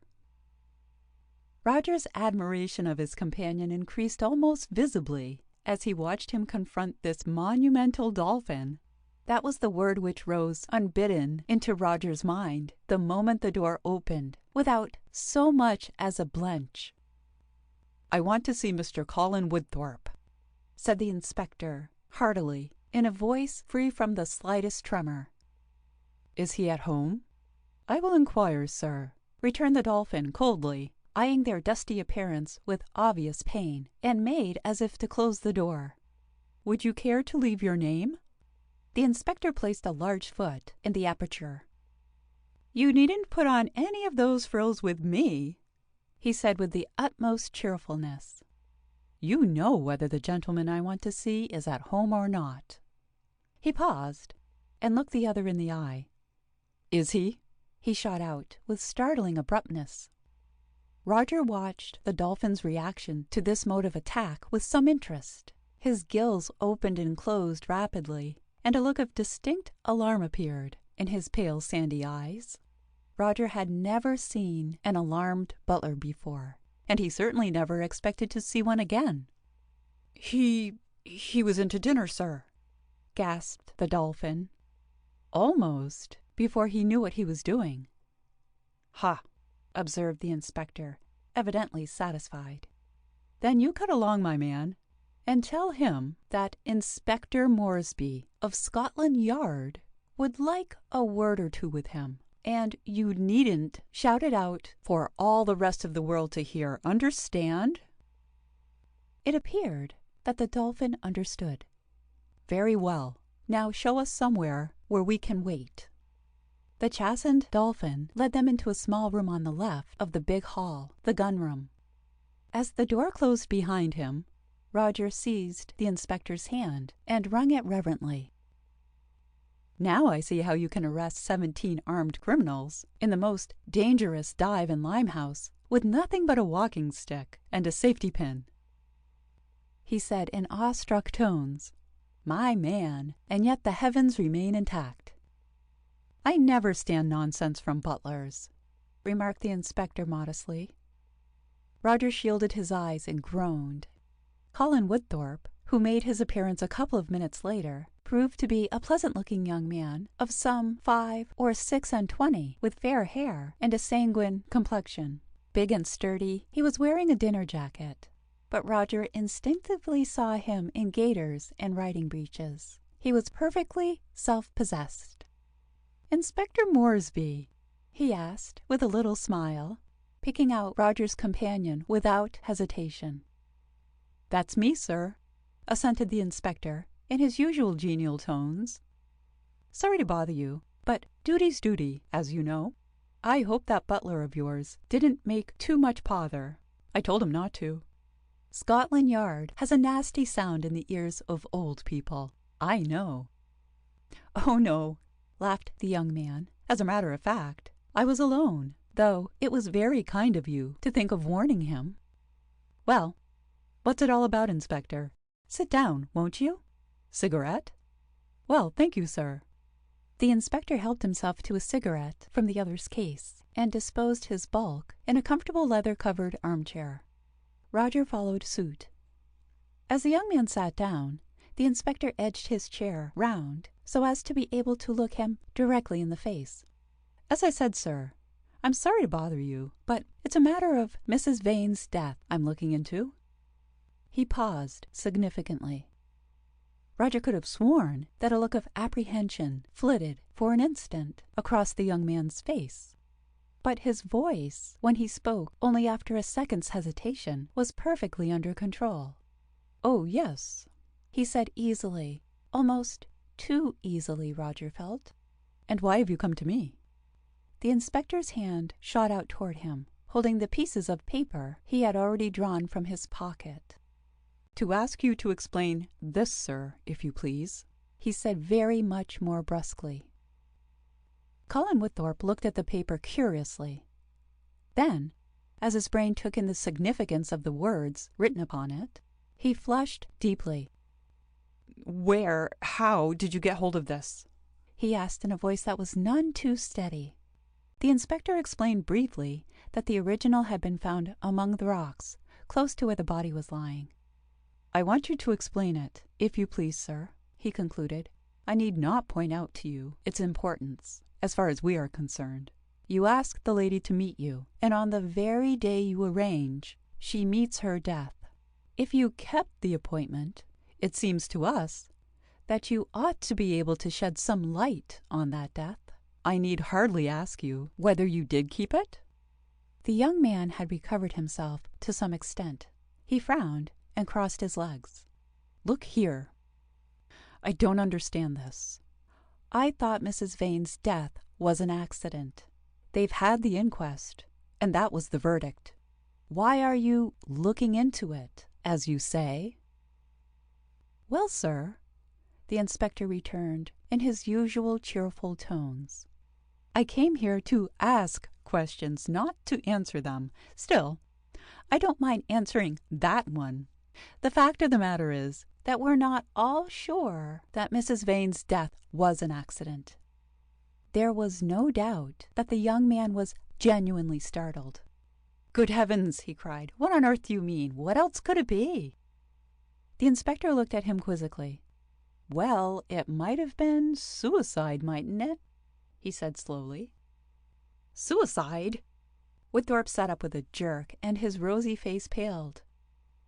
You don't really mean to say that you think it might have been, Inspector?" "Have you any particular reason for thinking it might have been, sir?" the inspector shot out. The young man sat back in his chair again, moistening his lips with a quick movement of his tongue. "No, of course not," he muttered. "I don't understand." "Oh, yes, you do, sir," retorted the inspector grimly.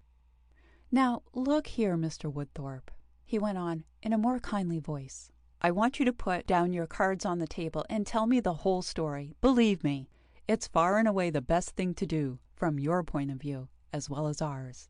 It's bound to come out in the end, you know, and—" Woodthorpe had risen to his feet. "Excuse me, Inspector," he interrupted stiffly. "I must repeat that I don't understand you. I have nothing to tell you. Is that all you wish to see me about?" He walked toward the door, as if inviting the other to rise and take his departure, but the inspector blandly ignored the hint. "Of course I know what you're feeling, sir," he remarked. "You're trying to shield the lady's reputation, I know that. Well, the best way you can do so is to answer my questions. I've got to get my information, and if I get it from you, we may be able to keep it between ourselves. If you force me to try other sources, I'm afraid there's no hope of keeping it dark. At present, if you haven't given yourself away elsewhere, there's nobody but you and us who knows that you were Mrs. Vane's lover." Woodthorpe looked at him steadily. "Inspector," he said slowly, "may I say that you were being offensive?" "Can't help that, sir, I'm afraid," replied the inspector cheerily. "And if you're not going to be open with me, I dare say you'll find me more offensive still. And you can't bluff me, sir, you know. Not that I blame you for trying. I'd do the same myself for a lady I'd got into a mess with." The inspector's choice of words may not have been fortunate, but his sentiment was admirable. "Still, you've given yourself away too much in this note, you know, sir. Besides what I've been able to find out elsewhere. For instance, I know that Mrs. Vane had been your mistress for some little time, that you'd got tired of her, and were trying to break with her, and that she was threatening you if you did. I know all the essentials, you see. It's only a few details I want you to tell me, and I'd much rather have them from you than from anybody else." The young man had put up a good fight, but it was plain to Roger that he now accepted defeat. Indeed, it was difficult to see what else he could do. Dropping back into his chair, he acknowledged the truth of the inspector's words by a tacit hiatus. "If I answer your questions, he said curtly. "Will you treat what I tell you as private and confidential?" "As far as I possibly can, sir," the inspector promised. "It's no wish of mine to drag out unnecessary scandals or make things awkward, which might have been better left undisturbed." "I can't see what you're driving at in any case," Woodthorpe said wearily, lighting another cigarette. "Mrs. Vane is dead, isn't she? What does it matter whether her death was accident or suicide? It can't help her to have these things raked over." "It is my duty to look into it, sir," replied the inspector primly. "Now, when I mentioned the word suicide just now, you were startled, weren't you? Did it cross your mind that she might have killed herself because you insisted on breaking with her and she didn't want to let you go?" Woodthorpe flushed. "Yes," he admitted reluctantly, "it did." "Ah." Having succeeded in impressing the young man with his own mental acuteness, the inspector proceeded to the questions of real importance. "Did you keep that appointment, sir?" "No." Reconciled as he now was to the necessity of being frank, Woodthorpe spoke with no hesitation or sullenness. "You were wrong about that note of mine. It's nearly 3 weeks old. That appointment was for a fortnight ago, last Tuesday, and I did keep it then." "I see." The inspector's voice did not show the slightest surprise at this unexpected piece of news. Roger's face, on the contrary, betrayed the liveliest astonishment. "And where was the meeting held, sir? What, in fact, is the usual place?" "A little cave we knew of, on that ledge, quite near the place she was killed. I discovered it about a year ago, and was struck with its privacy. Anyone who didn't know of it would never find it. The mouth is at an angle in the rock, and there's a big boulder masking it. We've been in there heaps of times, when people have passed by, outside, without spotting us." "How many times have you met Mrs. Vane since then?" "Not at all. I broke with her finally at that meeting." He shifted a little uneasily in his chair. Roger guessed that the process of breaking had not been a simple one. "I'd like to add, by the way," he went on a little stiffly, "that the fault for the whole thing was mine. Mrs. Vane was in no way to blame. "We'll leave that for a moment, sir, if you don't mind," the inspector interrupted. "It's facts I'm after, not faults. Why did you decide to break with Mrs. Vane?" "For private reasons," Woodthorpe replied shortly, setting his jaw and looking very obstinate indeed. The inspector abandoned that point. "What was Mrs. Vane threatening to do if you broke with her?" he asked bluntly. "Tell her husband," replied the other no less bluntly. The inspector whistled. "Phew! The whole story?" "The whole story." "But that would have meant divorce." "She said she didn't mind about that." "Hm." The inspector turned this surprising information over in his mind. "How long had you been, friendly with her?" he continued, somewhat inadequately, after a short pause. "For about a year," replied Woodthorpe, who evidently understood what the inspector's delicacy was intended to convey. "Did you have many quarrels during that time?" "As many as other people do, I suppose." "Not more than you might expect to have with any other woman?" "Well, perhaps a few more," Woodthorpe admitted awkwardly. Frantic signs from Roger conveyed the information to the inspector that his companion was anxious to put question of his own. As the conversation had taken a psychological turn, the inspector saw no harm in graciously according permission. "Did you find that you had cause, as time went on, very considerably, to modify your original estimate of the lady's character?" Roger asked, choosing his words with some care. Woodthorpe shot him a grateful look. "Yes," he said instantly, "I did." Roger held him with thoughtful eye. "Would you call her," he said slowly, "an imprudent woman?" Woodthorpe hesitated. "I don't know. In some things, damnably. In others, very much the reverse." Roger nodded as if satisfied. Yes, that's just what I imagined. All right, carry on, Inspector. Sorry to have interrupted you. End of Chapter 11. Read by Kimberly Bonin. Chapter 12. Real Bad Blood. "Well?" Roger asked, as the two of them walked down the drive again half an hour or so later. "Well, what did you make of that young man, Inspector?" "A very nice young gentleman, I thought," returned the inspector guardedly. "What did you, Mr. Sheringham, sir?" "I thought the same as you," Roger replied innocently. Observed the inspector. There was a little silence. "You brought out all your deductions from the wording of that note very pat and cleverly," Roger remarked. "Ah," said the inspector. There was another little silence. "Well, I'm quite sure he knows nothing about it," Roger burst out. The inspector bestowed a surreptitious grin on a small rambling rose. "Are you, sir?" he said. Mr. Roger Sheringham was perhaps not the only psychologist walking down the drive of Clouston Hall at that moment. "Aren't you, Inspector?" Roger demanded point-blank. Replied the inspector carefully. "If he does, he's a better actor than ever I've met before," said Roger. "I was watching him closely, and I'm convinced his surprise was genuine," said Roger. "He certainly believed her death had been accidental," said Roger. "I'll stake my life he knows nothing about it," said Roger defiantly. "Will you, sir?" queried the inspector blandly. "Well, well." Roger cut viciously with his stick at an inoffensive daisy. There was another little silence.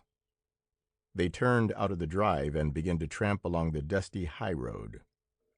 "Still," said Roger cunningly, "we got some extraordinarily valuable information out of him, didn't we?" "Yes, sir," said the inspector. "Which goes some way to confirm a rather interesting new theory of my own," said Roger, still more cunningly. "Ah," said the inspector. Roger began to whistle. "By the way," said the inspector very airily, "what exactly was the significance of that question you put to him about Mrs. Vane being an imprudent woman, sir? Why imprudent?" Said Roger. In this way the time passed pleasantly till they returned to their inn. An impartial spectator would probably have given it as his opinion by that time that the honors were even, with, if anything, a slight bias in favor of the inspector. Roger retired to telephone his report through to London, stretching his meager amount of straw into as many bricks as possible, and the inspector disappeared altogether, presumably to chew over the cud of his mission. Anthony was not in the inn at all. Returning from the telephone, Roger looked into the little bar parlor. 3 yokels and a dog were there. He looked into their private sitting room. Nobody was there. He looked into each of their bedrooms. Nobody was there either. Then he took up his station outside Inspector Moresby's bedroom, laid back his head, and proceeded to give a creditable imitation of a bloodhound baying the moon. The effect was almost instantaneous. "Good heavens!" exclaimed the startled inspector, emerging precipitately in his shirt-sleeves. Was that you, Mr. Sheringham?" "It was," said Roger, pleased. "Did you like it?" "I did not," replied the inspector with decision. "Are you often taken that way, sir?" "Only when I'm feeling very chatty, and nobody will talk to me, or occasionally when I've been trying to thought-read, and nobody will tell me whether I'm right or wrong. Otherwise, hardly at all." The inspector laughed. "Very well, sir. I guess I have been trying your patience a bit. But now you've got that telephone business done with, perhaps we might have a chat." "Distrustful lot of men, the police," Roger murmured disgustingly. "Well, what about a visit to the sitting room? That bottle of whiskey isn't nearly finished, you know." "I'll be with you in half a minute, sir," said the inspector quite briskly. Roger went on ahead and mixed 2 drinks, one stiff, one so stiff as to be almost rigid. The inspector, smacking his lips over the latter 2 minutes later, remarked regretfully that that was good stuff for nowadays, that was, but it was a pity they filled the bottles half up with water in these times, before the stuff ever got into a glass at all. It is a hard business trying to loosen a Scotland Yard inspector's tongue. "Well now," said Roger, pulling himself together and settling down more comfortably in his chair. "Well now, Inspector, what about it all? If you feel a little more disposed to be confidential, isn't this rather a good opportunity to review the case as it stands at present? I'm inclined to think it is." The inspector set down his glass and wiped his mustache. "You mean, while there's only 2 of us to do the discussing instead of 3? He asked with a large wink. "Exactly. My cousin's outlook is, well, not altogether unprejudiced." "And is yours, sir?" asked the inspector shrewdly. Roger laughed. "A palpable hit. Well, I certainly do not think the young lady in whom you've been taking so much interest has anything to do with it, I must confess. In fact, I'll go further and say that I've absolutely made up my mind on the point. And yet the evidence points more conclusively to her than to anybody else," remarked the inspector mildly. "Oh, no doubt. But evidence can be faked, can it? And you yourself were pointing out to me only a few hours ago that things aren't always what they seem."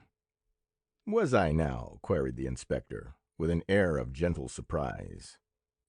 "Oh, Inspector, don't start fencing with me again," Roger implored. "I've given you a perfectly good drink. I'm prepared to hand over to you all my startling and original ideas. Do try to be human." "Well, Mr. Sheringham, what is it you want to discuss?" asked the inspector, evidently trying hard to be human. "Everything," returned Roger largely. "Our interview just now. My idea about Mrs. Russell. Your suspicions of Miss Cross, if you really have suspicions, and aren't just pulling my leg. Everything." "Very well, sir," said the inspector equably. "Where shall we start?" "Well, we begin just now with Miss Cross. I want to add a word to the very dogmatic statement I made, though it's not really necessary. You know, of course, why I'm so convinced she had nothing to do with it. Well, I won't make you wild by saying because she's an uncommonly pretty girl," the inspector smiled. "I'll wrap it up a bit more and say because you think she couldn't commit a murder to save her life." "That's right," Roger nodded. "In other words, for overwhelmingly psychological reasons. If that girl isn't as transparently straight as they make 'em, may I never call myself a judge of character again." "She is uncommonly pretty, I must say," remarked the inspector noncommittally. Roger disregarded the irrelevance. "You must have to make use of psychology in your business, Inspector, and continual use, too. Every detective must be a psychologist, whether he knows it or not. Don't all your instincts tell you that girl's as innocent, I don't mean merely of this crime, but innocent-minded, as you'd wish any daughter of your own to be?" The inspector tugged at his mustache. "We detectives may have to know a bit about psychology, as you say, sir. I'm not disputing that. But it's our business to deal in facts, not fancies. And the thing we've got to pay most attention to is evidence. And in 9 cases out of 10, I'll back evidence, even purely circumstantial evidence like this, against all the psychology in the world." Roger smiled. "The professional point of view as opposed to the amateur. Well, naturally, I don't agree with you. And as I said, I'm not at all sure that you aren't pulling my leg about Miss Cross all the time. Let's go on to that interview of ours this evening. I needn't ask you whether you saw that Master Colin wasn't being altogether as frank with us as he might have been. He was keeping something back, wasn't he?" "He was, sir," the inspector agreed cheerfully. His real reason for breaking with Mrs. Vane. Yes, that's what I meant. You don't think it was the reason he certainly wanted us to believe, then, that he was bored with her? I know it wasn't, the inspector returned shrewdly. He's a chivalrous young gentleman, as far as the ladies are concerned, is Mr. Winthrop, and he'd never break with an old flame who was still desperately in love with him merely because he'd got bored with her. There was some much more powerful reason than that behind it. Ah, said Roger, I was right. You are a psychologist, after all, Inspector. And what do you think of this reason that friend Colin is so industriously hiding from us? I think, the inspector said slowly, that it would go a long way toward clearing up the case for us, if we knew it. Roger whistled. As important as all that, eh? I must say I hadn't arrived at that conclusion myself. And have you got any inkling as to its nature? Well, the inspector took a sup of whiskey and wiped his mustache again with some deliberation. Well, the most likely thing would be another girl, wouldn't it? You mean he'd fallen seriously in love elsewhere? And wanted to get engaged to her, the inspector amplified. Was engaged to her secretly, if you like. That's the only thing I can see important enough to make him resolve to break with Mrs. Vane at all costs. Roger nodded slowly. Yes, I think you're right. But I'm blessed if I see how knowing it for certain is going to clear up the case for you. Can't you, sir? The inspector replied cautiously. Well, perhaps it's only a whim of mine, so we'll say no more about it for the time being. Roger's curiosity was piqued, but he knew that its gratification was impossible. Accepting defeat, he turned to another aspect of the case. What did you think of that Russell theory of mine, by the way? He inquired. Since you ask me, sir, answered the inspector with candor, nothing. Oh, said Roger, somewhat dashed. I'd already collected all the gossip on those lines, the inspector proceeded more kindly. And I've had a few words with the lady herself as well as her husband. It didn't take long to satisfy me that there was nothing for me there. Roger, who had confidently assumed that the Russell idea had been his and his alone, looked his chagrin. But it was a woman who was with Mrs. Vane before she died, he argued, and a woman with large feet at that. In fact, it hardly seems too much to assume that it was a woman with large feet who pushed Mrs. Vane over that cliff. Find a woman with large feet who'd got a big grudge against Mrs. Vane, and, well, anyhow, why are you so sure that Mrs. Russell is out of it? She's got an alibi. I followed it up, naturally. Cast iron. Whoever the woman was, it wasn't Mrs. Russell. But don't forget what I said once before, will you, Mr. Sheringham? Footprints are the easiest things in the world to fake. Roger stroked his chin with a thoughtful air. You mean they might have been made by a man with small feet, wearing a woman's shoes for the express purpose? It might have been anything, said the inspector guardedly. All that those footprints mean to me at present is that there was another person on that ledge with Mrs. Vane. And that person was the murderer? You might put it like that. Roger considered further. You've gone into the question of motive, of course. Has it struck you what a tremendous lot of people had a motive for wishing this unfortunate lady out of the way? The difficulty is to find anybody who hadn't, the inspector agreed. Yes, that's what it really does amount to. Very confusing, considering how valuable a motive usually is.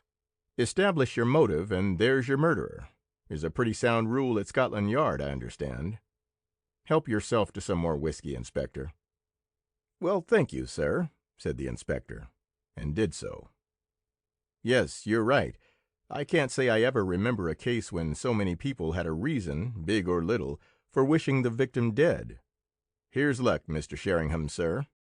Cheerio, Roger returned mechanically. They fell into silence.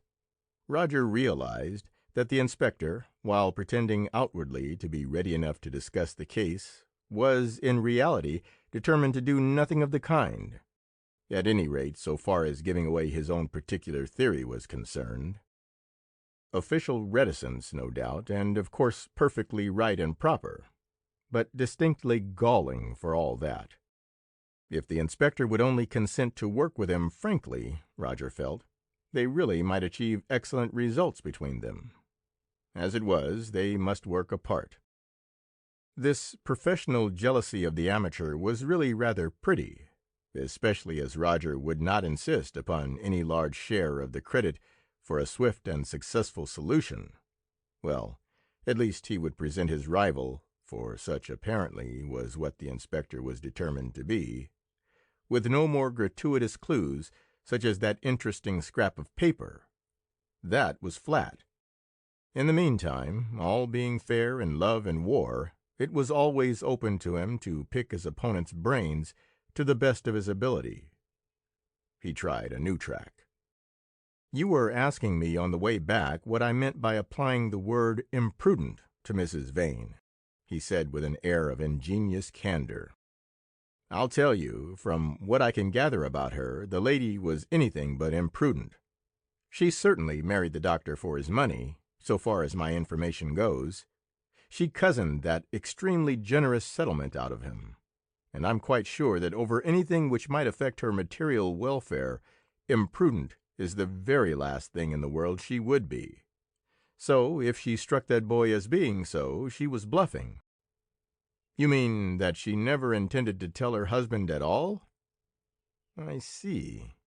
Yes, that's my opinion, too. It wouldn't square with my information about her, either. Not by a long chalk." "Then what do you think her game was? Do you imagine she was genuinely in love with him?" "Well, sir, that's impossible to say, isn't it? But knowing what I do about the lady, I should say she'd got some deeper game on than that. Something that was going to turn out to her material welfare, as you put it, I wouldn't mind betting." "Of course you've had her past history probed into," Roger remarked with careful indifference. "That's where you Scotland Yard people can always score over the freelance sleuth. Did anything interesting come to light? I gather she was a bit of a daisy." The inspector hesitated and filled in a pause by application to his glass. Clearly he was debating whether any harm could be done by divulging this official secret. In the end, he decided to risk it. "Well," he said, wiping his mustache, "you'll understand that this is strictly confidential, sir. But we have had a man on the job, or 2 or 3 men, for that matter, both in London and up in the north, where the lady originally came from. And a few very interesting facts they were able to bring to light, too. Nobody has the slightest idea down here, of course, but the woman who called herself Mrs. Vane, well, she was a bit of a daisy, as you say." Roger's eyes gleamed. "What do you mean, Inspector? Called herself Mrs. Vane? Wasn't she really?" The inspector did not answer the question directly. He leaned back in his chair and puffed at his pipe for a moment or two, then began to speak in a meditative tone. "There's real bad blood in that family. Proper criminal stock, you might call 'em.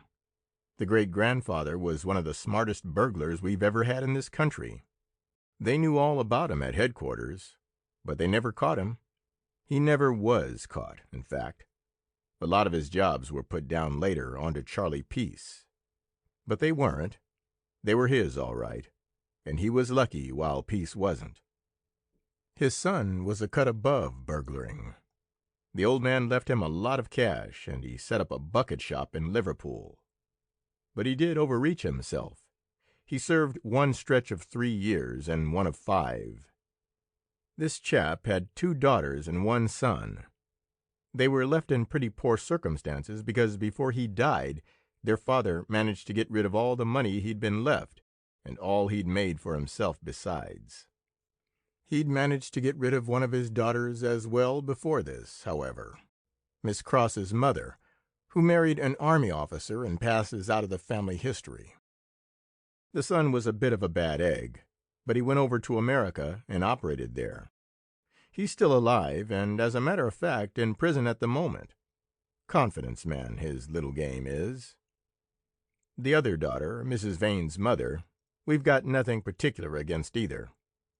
She married a tradesman in Liverpool in a fair way of business, but ran away with another man after she'd brought him into the bankruptcy court by her extravagance, leaving her child, then 10 years old, behind her. Her husband removed to London, taking the child with him, and took a post with a firm of wholesale chemists. He died when Mrs. Vane was 17, leaving nothing but debts. That left the girl a bit in the air. She got 3 months for shoplifting under an assumed name soon after her father died, and that taught her to be a bit more careful. She went out for bigger game after that. She was part owner, and incidentally decoy, for a gambling joint in the West End, till the police shut it up.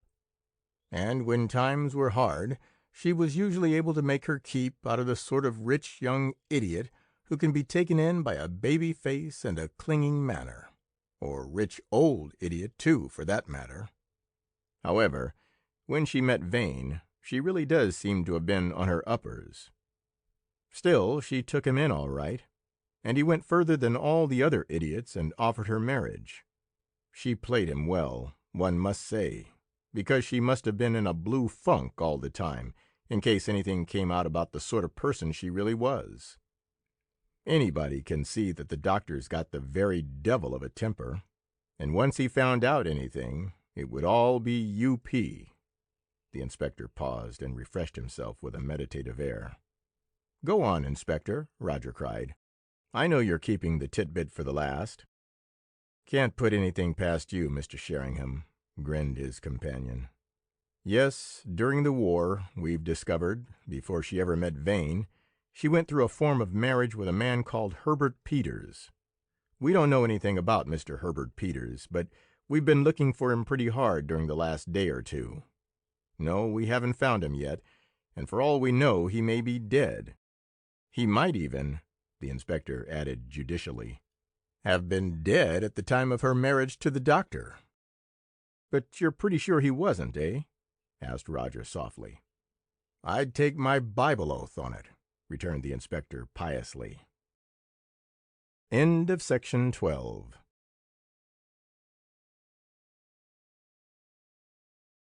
Section 13 of The Mystery at Lover's Cave. The Mystery at Lover's Cave by Anthony Berkeley. A Midnight Expedition.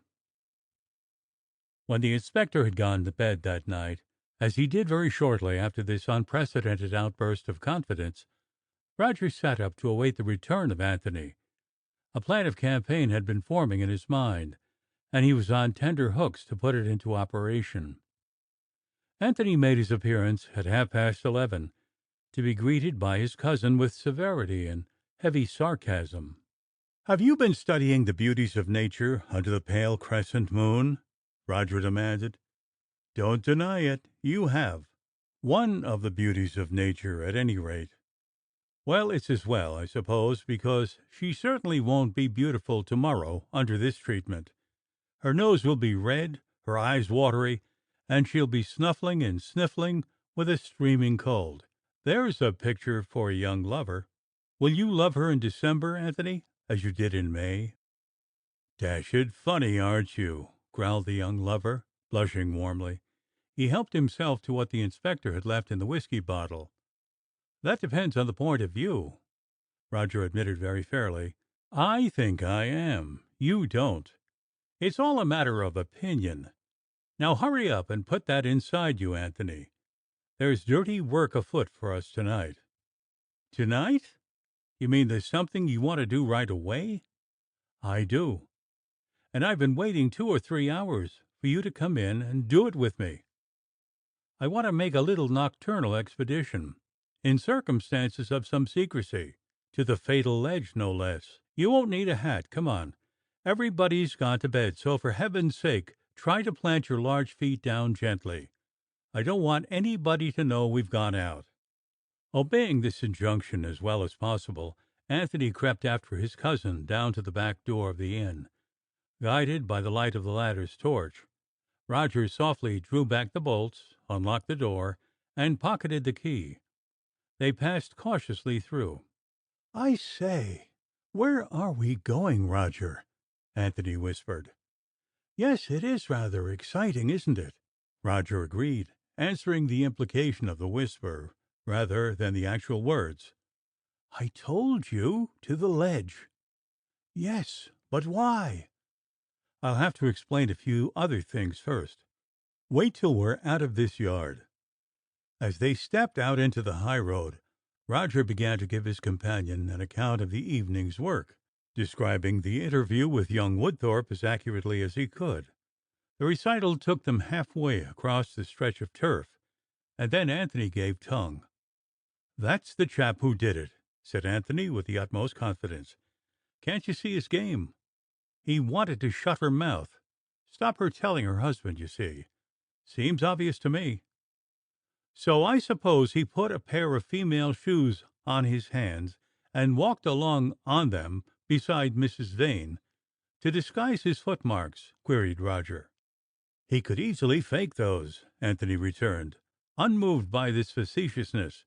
The inspector himself said footprints were the easiest thing in the world to fake. "Within limits," Roger demurred. "Besides, you must remember that the letter, which looked so suspicious at first, has rather lost its importance. I told you, it didn't refer to that Tuesday at all. It was for last Tuesday fortnight."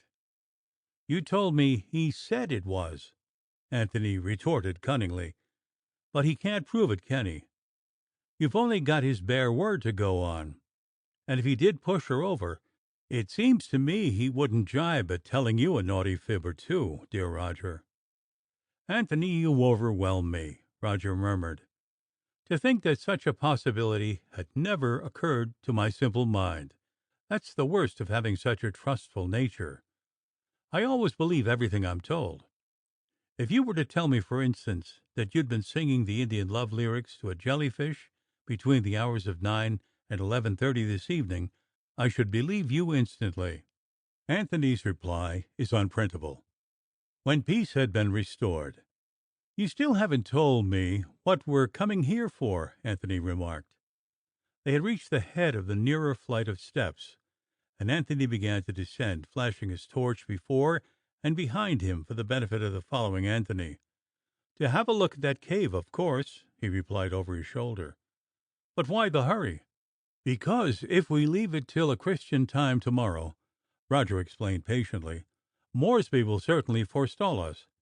And if there is anything interesting in the way of clues to be found there, we shall decidedly never see it, and probably never hear of it, if we let Moresby get there first." "Oh," said Anthony. They gained the ledge and made their way cautiously along its narrow width. "By the way," Anthony remarked airily, "Margaret was asking, that is, do you happen to know whether that infernal inspector has still got any comic ideas about Margaret in his head?" "How the average Englishman does shirk a plain statement of unpleasant fact," Roger murmured. "He'd rather use 100 innocent words to wrap up his perfectly obvious meaning than half a dozen blunt ones. You mean, I suppose, does Moresby still think that Margaret murdered her cousin? Well, I don't know. I did try to sound him, but he's indecently reticent on the subject. On the whole, I'm inclined to think that his ideas on that point are a little less rigid than they were." "Well, thank God, the fellow's beginning to see a little sense at last," was Anthony's pious comment. They progressed the rest of the way in silence, busy with their respective thoughts. "Walk carefully, Anthony," Roger remarked as they approached the scene of the tragedy. "We don't want to leave our footprints at any rate. Try to tread only on dry rock." They picked their steps with elaborate caution. Roger halted and flashed his torch round him. "This is the spot. You haven't been here before, have you?" "That's just about where she fell off, by that little cleft on the edge. Now you can sit down on that boulder in front of you while I look around. We don't want to leave any more traces than we need, and my tread is probably rather more cat-like than yours." He began to poke about among the crevices and loose boulders at the back of the ledge. A subdued cry of triumph a few minutes later brought Anthony to his side. "This must be it," Roger said, flashing his lamp upon a small aperture in the cliff face, almost covered by a large boulder. "Look!" He held his torch in the opening. By screwing his head down to the level of his knees and peering round the corner of the boulder, Anthony was just able to make out a dim and damp interior. "Great Scott!" he said in dismay. "I shall never be able to get inside that." "It's going to be a struggle," Roger admitted, comparing his cousin's burly bulk with the extremely small entrance. "A certain simile concerning the eye of a needle occurs to me with some force. Still, if friend Colin can do it, I should say you ought to be able to. But don't stick halfway, or you'll annoy the inspector when he comes exploring. Now then, expel a deep breath and follow Uncle Roger." He dropped on his hands and knees and began to worm his way inside. "I can't cope with that," observed Anthony ruefully, as he watched his cousin's feet slowly and painfully drag themselves out of his field of vision. "I'll watch the proceedings from the doorway." He assumed a recumbent position and inserted his head and a portion of one shoulder in the tiny opening. Inside was a tolerably respectable little cavern, some 10 feet wide by a dozen deep. Shelving at the back till ceiling met floor at an acute angle, amid a medley of small rocks and fragments of stone. Along one side a ledge 2 or 3 feet high and as many deep formed a natural couch, while a large flat boulder opposite was equally useful as a table. Roger, standing upright in the center without difficulty, was throwing his light into the various nooks and crannies with which the irregular sides were seamed. "Any luck?" Anthony asked, twisting his head in an uncomfortable angle to improve his field of view. Roger turned his light onto the floor. "There's no doubt the place has been used," he said slowly, "and used a lot. Cigarette ends, matches, candle ends, all over the place." He took a couple of steps toward the back and peered down among the rocks. "Half a dozen empty chocolate boxes," he continued, turning over his finds. "Paper bags, sandwich wrappings, half a bun. There doesn't seem to be anything very exciting here." He began to roam round the little enclosure, examining its possibilities with careful attention. Stooping, he picked up half a dozen cigarette stubs and scrutinized them under his lamp. 4 Gaspers and 2 Turkish, he delivered judgment, the letter marked with pink at the ends. "Can you deduce anything from that, Anthony?" "Pale ends, pink-tipped. Probably Mrs. Vane smoked them while chewing her chocolates, or alternatively chewed her chocolates while smoking them. A purely psychological distinction, which certainly won't interest you, but in either case an abominable practice. She seems to me to have been that kind of woman. Well, Anthony, except so far as we confirm friend Colin's story, I'm very much afraid we've had our journey for nothing. All these things are damp, and most of them mildewed. I can quite believe that the place hasn't been used for over a fortnight. Were you looking for anything in particular?" "No, just hoping against hope." He bent and peered into a cavity on one of the sides. Half a dozen banana skins and the remains of an orange. Not very helpful. How very hungry this place seems to have made those two. Well, I suppose we'd better be getting back." "What's this thing in front of me?"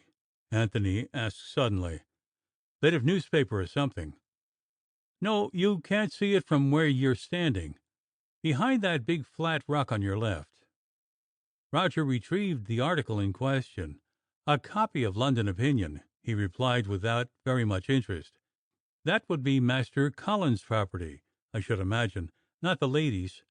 Issue dated. Why, hello!" "What?" Anthony asked eagerly.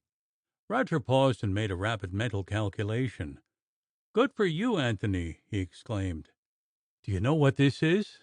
"It's last Saturday's number." "Oh ho!" observed Anthony with interest. Roger stared at him. So Colin was not telling the truth after all, he exclaimed softly. That's just what I've been trying to din into you all the time, kindly pointed out his cousin. End of chapter 13.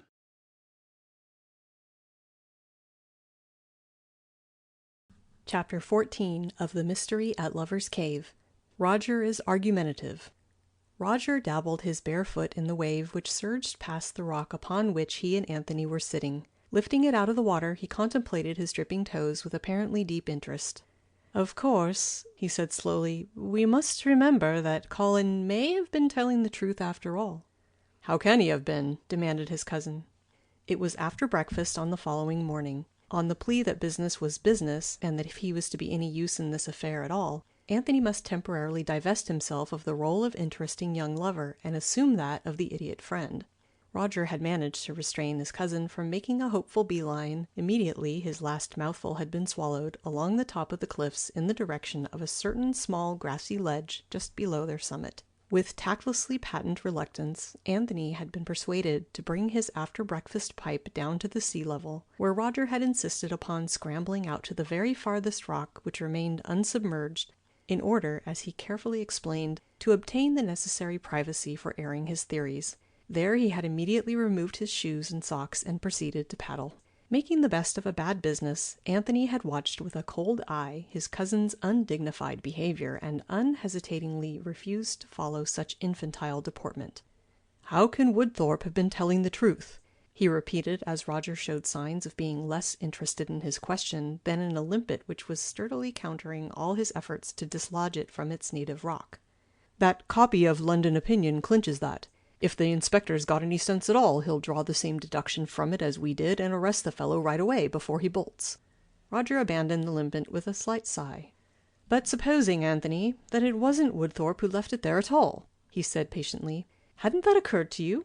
"No, it hadn't," Anthony returned, not without scorn. "It's so dashed likely, isn't it? You said yourself that it couldn't have been Mrs. Vane. Who else could it have been?" "Ah," said Roger thoughtfully. "Who indeed?" He withdrew his feet from the water, and, hunching his knees, clasped his hands round them and stared out to sea. "Now just let's see, for the sake of argument, what we can deduce from that copy of London Opinion, shall we? Forgetting for the moment all about Woodthorpe, I mean, and our slight complex about his veracity. Shall we do that, Anthony?" "Fire ahead, then," replied his cousin resignedly. "Well, in the first place, and confining ourselves to bare probabilities, with every likelihood of error, who constitute the majority of London Opinion's public, would you say? Men. That's why I advanced the unlikelihood of Mrs. Vane having left it there. It doesn't sound to me at all the type of paper that we might expect to find Mrs. Vane reading. Besides, she's much more likely to have brought a novel. Do you agree so far?" Anthony grunted. "Very well, then. In all probability that paper was left there some time since last Saturday morning by a man. Now, what type of man reads London Opinion? Not the upper classes, they read Punch. Not the lower classes either, the middle classes. Upper, middle, and lower middle classes. Our man, therefore, was probably an upper, middle, or lower middle-class man. Now that doesn't sound very much like the son of Sir Henry Woodthorpe, does it?" "Are you trying to make out that just because a chap's father is a baronet, he never reads London Opinion?" inquired Anthony, with some sarcasm. "No, Anthony, I am not. You tend to miss my point. What I am very brilliantly endeavouring to convey to your moss-covered intelligence is that if Mr. Colin Woodthorpe, son of Sir Henry Woodthorpe, baronet, wanted to take a piece of literature with which to amuse himself while waiting for the other half of an appointment, he'd probably take The Sporting Life, Punch, or a detective novel. That he might very nearly as well have taken London Opinion, I readily admit, but only very nearly. What I'm considering, in fact, is the balance of probabilities. Now are you there? But how do you know that the chap, whoever he was, did take it to amuse himself while waiting for an appointment? How do you know there was an appointment at all?" "I don't, Bandicoot," Roger returned with an exemplary patience. "But do you imagine, A, that he took it to read during the appointment, fearing lest he should be bored by the lady's idle prattle? Or, B, that he went down to the ledge all alone and crept into that cave for the sole purpose of reading London Opinion in the dark?" "He might just as well have simply happened to have it with him and chucked it away because he couldn't be bothered to carry it home again." "He might," Roger agreed at once. "But it isn't nearly so likely. No, on the balance of probabilities, I think we may assume that this man, probably not Woodthorpe, probably took London Opinion with him to read on the ledge while waiting for the other half of a probable appointment in that cave. He might have thrown it away then and there as soon as she turned up, but with that instinctive inhibition which most of us have against throwing something away with which we have not completely finished, he took it with him into the cave when the lady arrived, and then, as you say, left it there because he couldn't be bothered to take it home again. Psychologically speaking, there is a large difference between throwing a thing away and leaving it behind, and we know the lady did turn up, dear little Anthony, because otherwise he wouldn't have gone into the cave at all, but would have continued to sit outside where he could see to read. Are you with me? Said Anthony. Now, who was the other half of this man's appointment? Roger continued in argumentative tones. Personally, I'm putting my money on Mrs. Vane. As far as friend Colin knew, nobody but himself and Mrs. Vane had any inkling about that cave. He discovered it himself, he told us, about a year ago, and was at once struck with its suitability for the purpose to which he afterward put it. He was quite positive that he, at any rate, had told nobody else of its existence. To sum it up, then, if Colin is telling the truth all through, Mrs. Vane herself arranged an appointment with an unknown man belonging to the middle classes for some time since last Saturday morning, to discuss business of an obviously secret and confidential nature. And, to stretch a point, we'll add that the appointment resulted in her death, and that the unknown middle-class man is her murderer. And how is all that, Roger concluded with legitimate pride, out of just finding a copy of London Opinion in that little cave, eh? So now I should think you better go off and talk it all over with Moresby, said Anthony hopefully. Anthony, you disgust me. Do you, or do you not, want to help me save your young woman from the gallows? No, don't trouble to reply to that question. It's a rhetorical one. You do. Very well, then. Continue, if you please, to sustain the part of idiot friend which you play so admirably. Well, what do you want me to do? Anthony asked uncomfortably. Listen to me while I clarify my own ideas, somewhat nebulous at the moment, by putting them into speech. Let me go on examining possibilities. Though, by the way, since embarking on this one-sided discussion, I find I appear to have converted myself on one point. I do not believe it was Colin Woodthorpe who left that copy of London Opinion in the cave. What have you got to say about that? You made out a pretty useful case against it, Anthony was forced to admit. Yes, I did.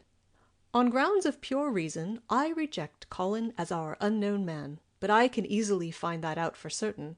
I've got a little test in mind for him which I propose to apply as soon as I leave you. Well, now, assuming Colin is out of it, can we find anybody else to take his place? Think hard. Wait a minute, though, Anthony said after a little pause. Aren't you forgetting those footprints? You've been saying all the time that it must have been a woman with Mrs. Vane, not a man. How does that square in with this idea? No, I'm not forgetting them. They can be worked into this theory all right.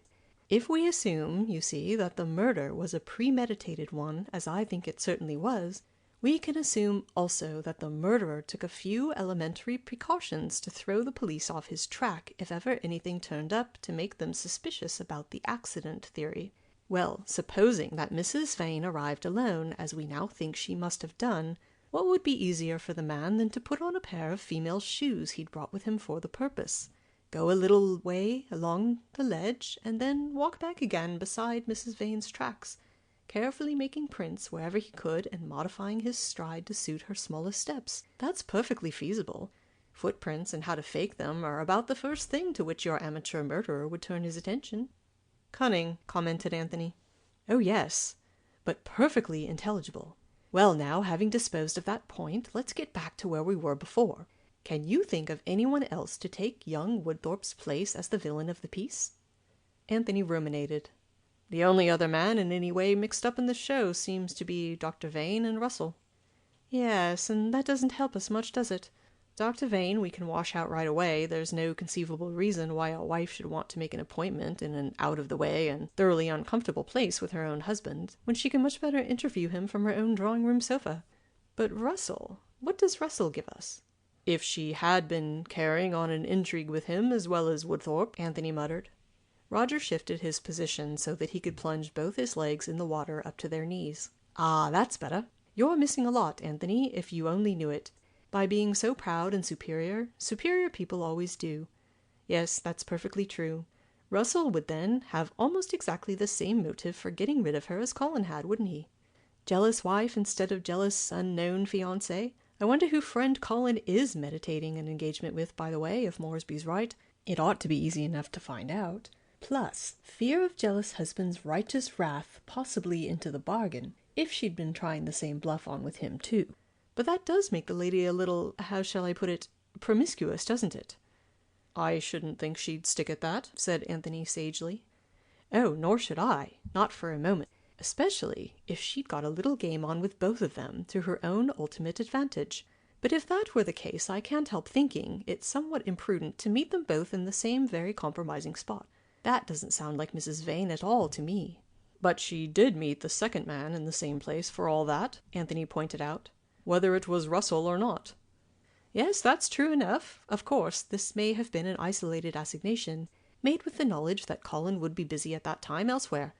But Colin hasn't an alibi for the time of Mrs. Vane's death, we discovered, whereas the inspector says that Russell himself has a cast-iron one.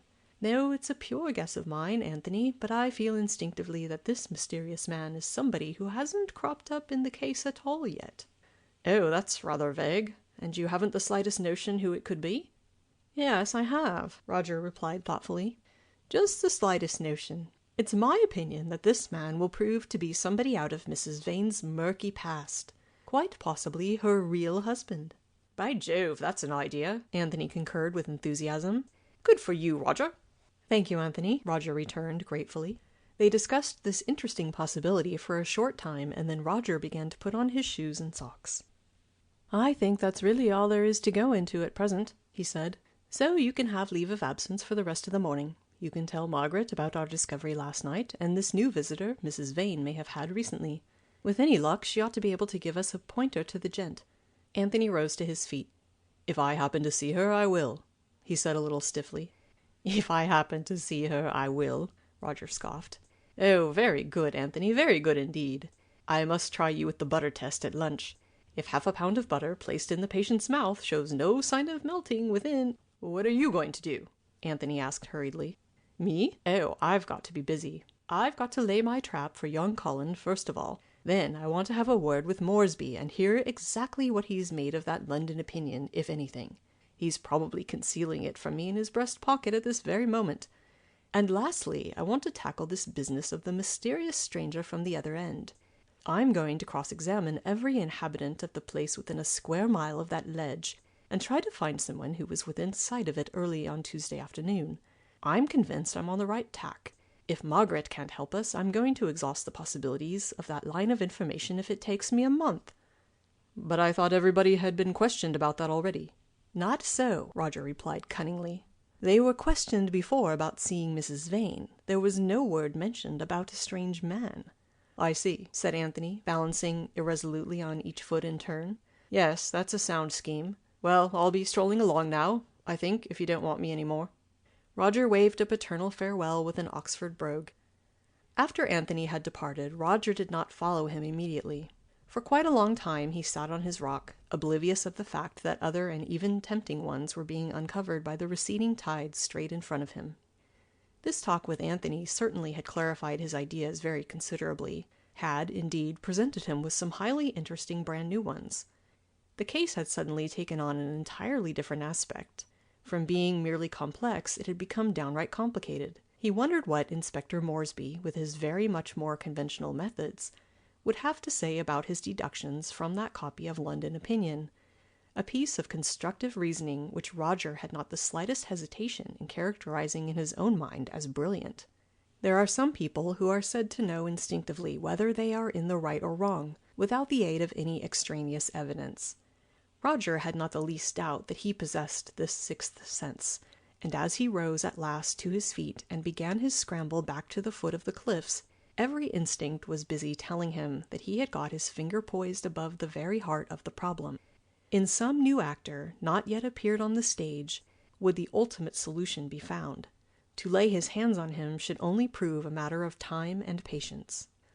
Humming blithely, he clambered up the uneven ascent and hoisted himself on the ledge. Well, first of all, he would have to... "Ah, there you are, Mr. Sheringham. Do you know, I had quite an idea I should find you here. I've been so anxious to see you again after our very brief conversation yesterday morning. I wanted to ask you what you think of this terrible crime in our midst, and whether you have formed a theory yet. I do so hope it will not prove to have been committed by, dear me, a terrible affair." Roger wheeled about. From above a boulder at the back of the ledge, a face like that of a benign and beardless goat was regarding him benevolently through an enormous pair of horn-rimmed spectacles. "Oh, hell," confided Roger Sheringham to his immortal soul. End of chapter 14.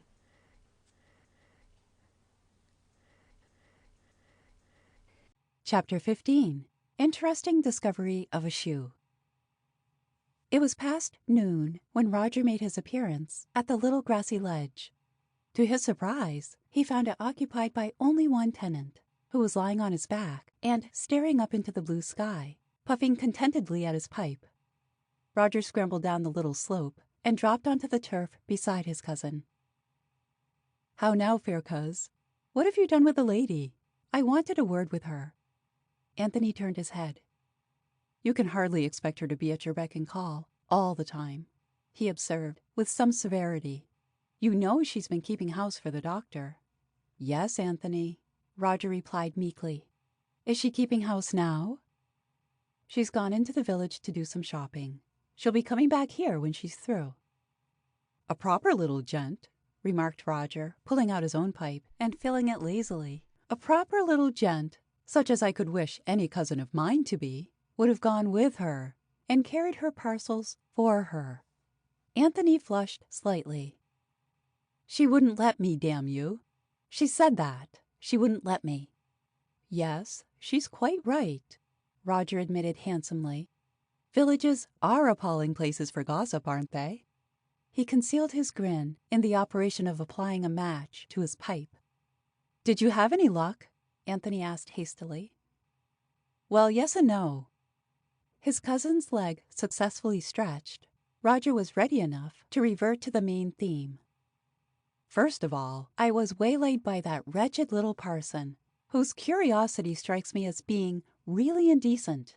He tried his best to pump me as to what I thought about it all, what the inspector thought about it all, whether any arrest was imminent, whether any other clues had been discovered, and the rest of it. And though I'm afraid I was outrageously rude to him in my frantic efforts to get away, he managed to waste a perfectly good quarter of an hour of my valuable time. Finally, I told him that a Bible and a prayer book, marked with the initials S.M., had been found on the ledge close to where the tragedy had taken place, and the police were looking for the owner.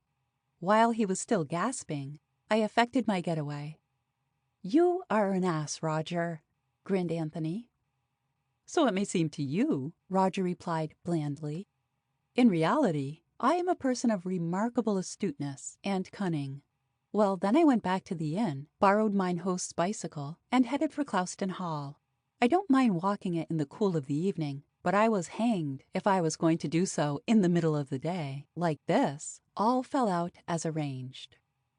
"You mean Woodthorpe's cleared?" "Yes. Luckily he was at home, and I pretended I wanted to clear up a minor point arising out of our conversation last night. If I must be forced to admit it, I'm afraid I took the inspector's name in vain. Then, by subtle and extremely cunning degrees, I led the conversation round till I could quote the best illustrated joke in that issue of London Opinion, having been at some pains previously to buy a copy and study it. I quoted the first half of the joke only, and if friend Colin had seen the paper, he couldn't possibly have failed to remember it. But he couldn't supply the point. Ergo, Colin had not seen that issue of London Opinion. Ergo, Colin could not have been the person to have left it in the cave. You don't think he saw through you? I'm quite sure he didn't. Colin is not a young man who impressed me as teeming with intelligence.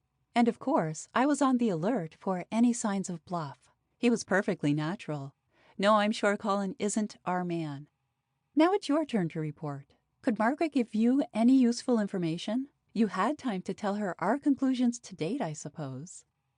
"Yes, I told her, but she couldn't remember anything about a strange visitor to Mrs. Vane. She said she'd rack her brains on the way to the village and back, but she couldn't think of one offhand." "I see. And when do you expect her back? Anthony consulted his wristwatch. Any time now. Good. Then let us recline on our backs, close our eyes, and indulge in blessed silence till she comes. Because certainly we shan't get any when she does. He proceeded to suit his action to his words. Anthony regarded his horizontal cousin with a large grin. Blessed silence, he scoffed. Oh, very good, Roger, very good indeed. I must try you with the butter test at lunch. If a half a pound of butter placed in the patient's mouth. How does it go on, eh? But Roger, serenely recumbent, took refuge in his blessed silence. During the next 10 minutes, not a single word was spoken. Then Margaret appeared, and Roger's Trappist-like vow was a thing of the past. Now then, Margaret, he said briskly, when the greetings were over and they were all seated once more. Now then, it's up to you. Anthony tells me he's given you an account of my activities. Have you got any information for me yet? You mean about the mysterious visitor? Said the girl, wrinkling her white forehead. No, I'm afraid I haven't. Elsie never had a mysterious visitor at all, to my knowledge. And yet you said before that you thought there was someone or something she was afraid of, Roger mused. That doesn't help you? I'm afraid not, Margaret confessed. I couldn't say anything definite about that when you asked me before, you remember? Look here, said Anthony suddenly. Are you sure she was afraid, not just worried? If she was just worried, you see, that chap Woodthorpe would account for it. Yes, that's a good point, Roger approved.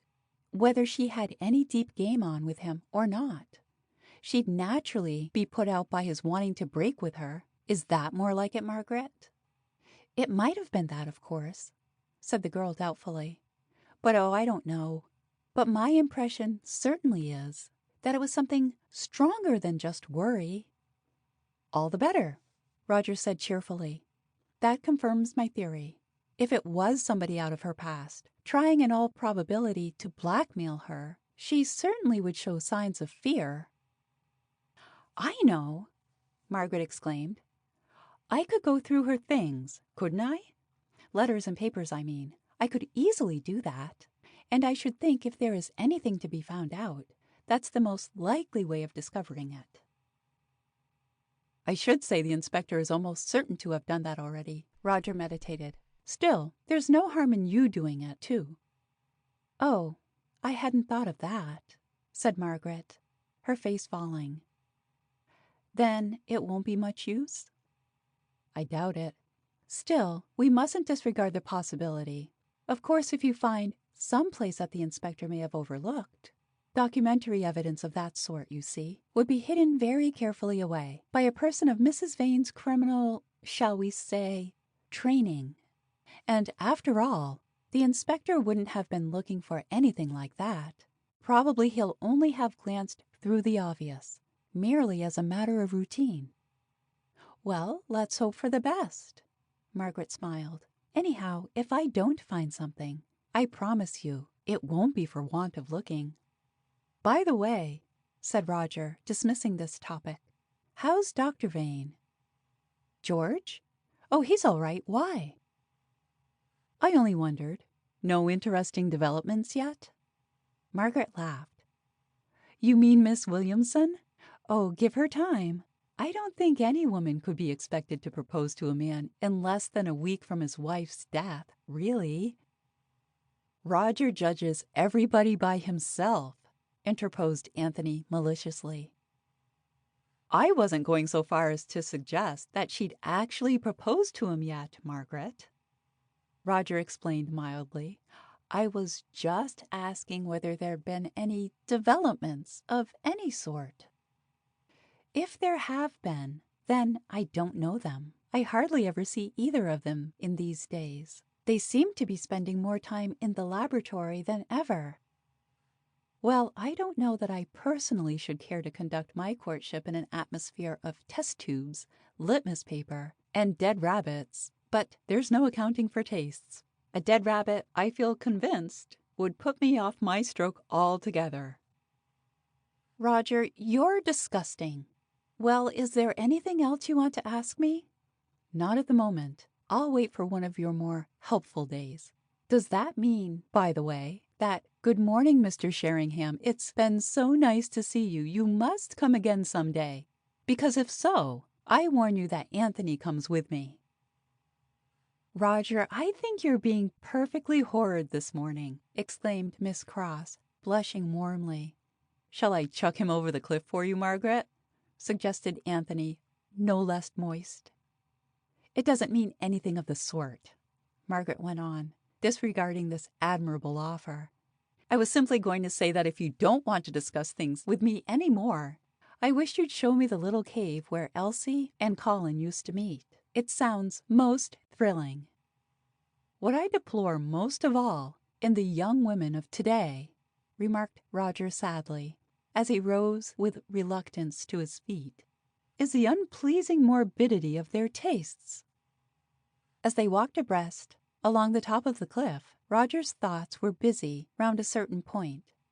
Margaret's reference to her dead cousin as Dr. Vane's wife tended to show that Anthony had not told her that the two were probably not legally married. Roger was glad of this. He had meant to warn Anthony that morning to say nothing to the girl on this delicate matter, but it had slipped his memory. Until the matter was settled one way or the other, either by the discovery of the living Herbert Peters or by the establishment of his death prior to Mrs. Vane's marriage to the doctor, it was much better to leave the girl in ignorance of the issues involved. For, and this was the point which was really worrying Roger, if Mrs. Vane's second marriage turned out to be a bigamous one, would that not mean that the settlement was invalidated and Margaret's legacy vanished into thin air? Without knowing the exact terms of the document, it was impossible to say. But Roger meant to go into the matter with his solicitor on Margaret's behalf at the earliest possible moment. His attention was recalled to the present moment with a jerk. I can't tell you how thankful I was to hear of this new theory of yours, Roger, Margaret was saying with an effort of lightness. It's such a change from the way things seem to have been heading. And you really think you'll be able to substantiate it? I'm quite sure I shall, my dear, Roger replied, perhaps with more confidence than he actually felt at the moment. I've what is termed, I understand, a hunch about it. Don't you worry any more. Uncle Roger is going to see you through this and get to the bottom of it for you. I shall never be able to thank you enough if you do, the girl said in a low tone. Perhaps you can imagine something of the nightmare the last day or two has been, since I realized that they... Her voice broke. Roger drew her arm through his and patted her hand paternally. That's all over now, my dear. No need to worry about that again. Uncle Roger's on the job now. Besides, he went on, instinctively shying away from any such display of feeling. To touch on the lesser matters, I believe I can promise you that even the inspector is giving up that theory now, too. He is? Margaret did not attempt to conceal her joy. She looked at Roger with shining eyes. He is? Really? Did he tell you so? Well, not in so many words, hedged Roger, who had not the least solid ground for this assertion. But he meant me to infer it, I think. He's a very cautious bird, though, and would never say anything outright. Oh, thank heaven, Margaret murmured. At least I can begin to breathe again. Anthony glared at the horizon and muttered beneath his breath the words damn fool, anointed ass, and Tommy rot were indistinctly audible. The rest of the way, Margaret seemed to dance on air, and Roger rejoined openly with her. Even Anthony was so far infected by the general feeling as to forget his dark broodings regarding the inspector's state of anointed asininity and possess himself of Margaret's other arm. It was a singularly hot day, but Margaret did not appear to mind the extra burden in the least. Perhaps she liked having her arms carried for her. They reached the nearer flight of steps and descended to the ledge. I've only been down here once since Elsie's death, Margaret remarked as they made their way along it in single file, with Roger in the van. I'm not even sure where It happened. Just along there it was, Roger said, pointing ahead of them. You see where the ledge broadens out for 20 or 30 yards? Just in the middle of that. The little cave's there, too. As they arrived at the spot where the ledge began to widen, Margaret stopped and peered over the ledge. Down below, the waves were thrashing and beating with a sudden roar and a seething of white foam among the huge boulders. She shuddered. How horrible, she said in a low voice. Roger had waited for her, and she walked slowly on, but still gazing down into the turmoil as if fascinated. Anthony watched her with a nameless anxiety. There were people, weren't there, who get a bit rocky on heights, and as often as not, threw themselves over from sheer fascinated funk. Better not walk so near the edge, Margaret, he called out to her above the roar of the waves. Suddenly, she stopped short and stared down among the rocks, leaning perilously over. It seemed as if something had riveted her attention. "What's that?" she asked Roger, pointing a slim forefinger. "Isn't that something on that big greeny rock just out of the water? It looks like yes, it's a shoe, surely." Roger followed the direction she indicated. "Yes," he agreed. "It's an old shoe, I think. There must be a good man. Hello, wait a minute." He stood for an instant, staring down, frowning. "Shin down and get it, Anthony, will you?" he said abruptly the next moment. "You're younger than I am. I've got an idea." "You have?" Margaret asked eagerly, as Anthony hastened to obey. "What?" "Half a minute till I've had a look at it." 5 minutes later, Roger was turning over the shoe in his hands. It was a lady's size 6, soaked with seawater and in a dilapidated condition. The buckle had been torn off, and the leather was slit on either side of the toe, down to the sole. Roger's eyes gleamed. "Eureka!" he exclaimed softly. "Good for your sharp eyes, lady. You understand what this is, both of you, don't you?" "Roger!" Margaret cried. "Do explain. I don't know what it is, except an old shoe. What is it?" "It's one of the shoes worn by the murderer to disguise his footprints, precisely as I said," Roger explained, with a not unjustified triumph. "Don't you see why the leather's cut like this? To enable the shoe to be crammed on a foot several sizes too large for it. He had the pair all ready with him, made use of them, and then threw them down into the sea." "Jolly good, Roger!" Anthony exclaimed, smiting his cousin on the back in his exuberance. "Then you were right when you said the murderer was a man." "I was, Anthony. And this clinches it, once and for all. No woman would want to make a shoe this size, still larger to fit her foot." "I shall have to hair off and see the inspector about this. In the meantime, you shin down again and hunt among those rocks for the second one. It's bound to be somewhere about. Children, this is the biggest thing that's happened since I took up the case." End of Chapter 15. Read by Kimberly Bonin.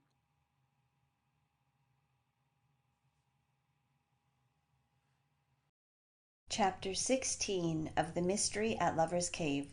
Inspector Moresby intervenes.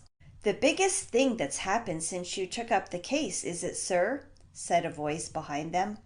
"Well, well, that's interesting. May I have a look at that shoe?" They wheeled round, startled. Then Anthony glared, Margaret stiffened, and Roger grinned. "Hello, Inspector!" cried the last. "Where in the world did you spring from?"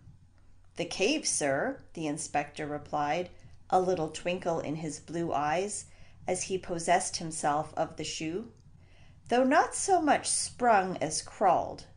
He turned the shoe over in his hand, examining it with professional intentness.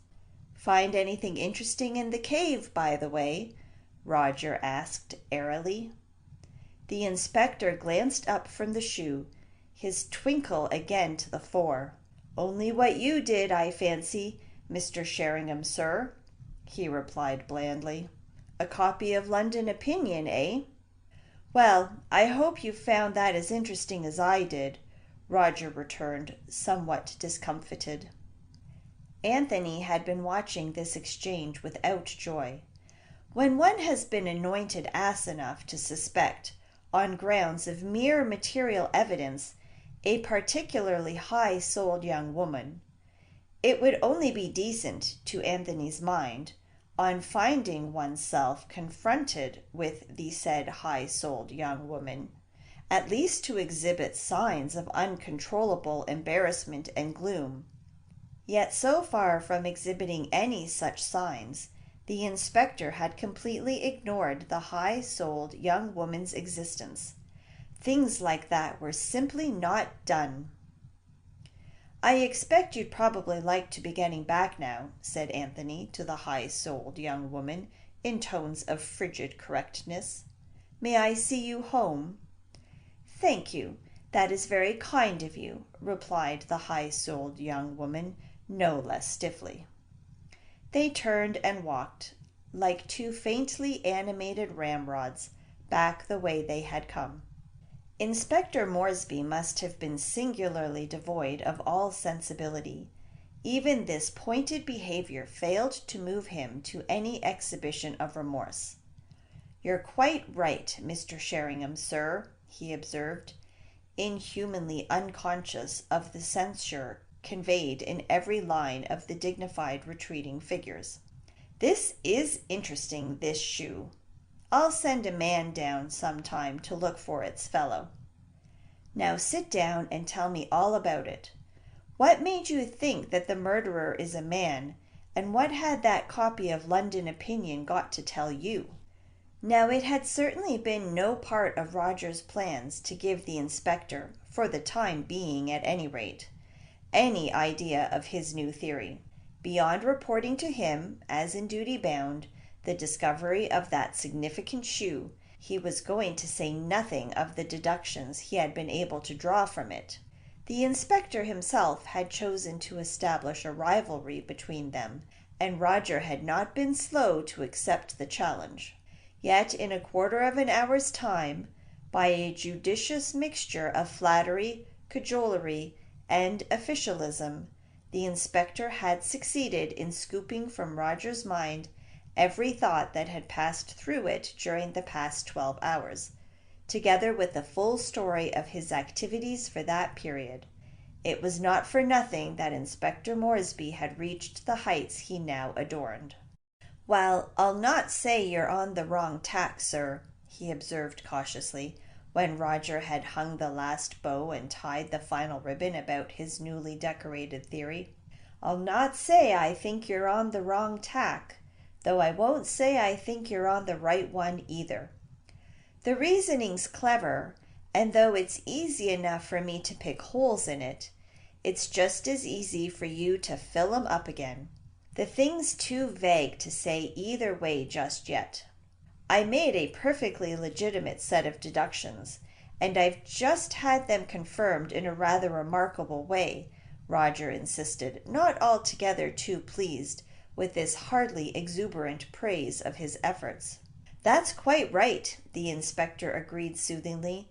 "But the trouble is, you see, that in a case like this, when the known facts are so precious few, it's possible to make half a dozen sets of deductions from them, all quite different.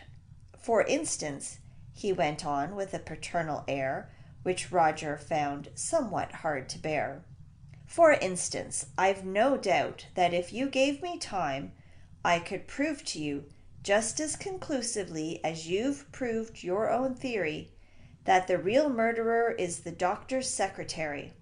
What's her name? Miss Williamson." "Miss Williamson!" Roger echoed, startled out of his mild annoyance. "Good heavens! I never thought seriously of her. You don't really think—" "I do not, sir," the inspector smiled. "Not for 1 minute.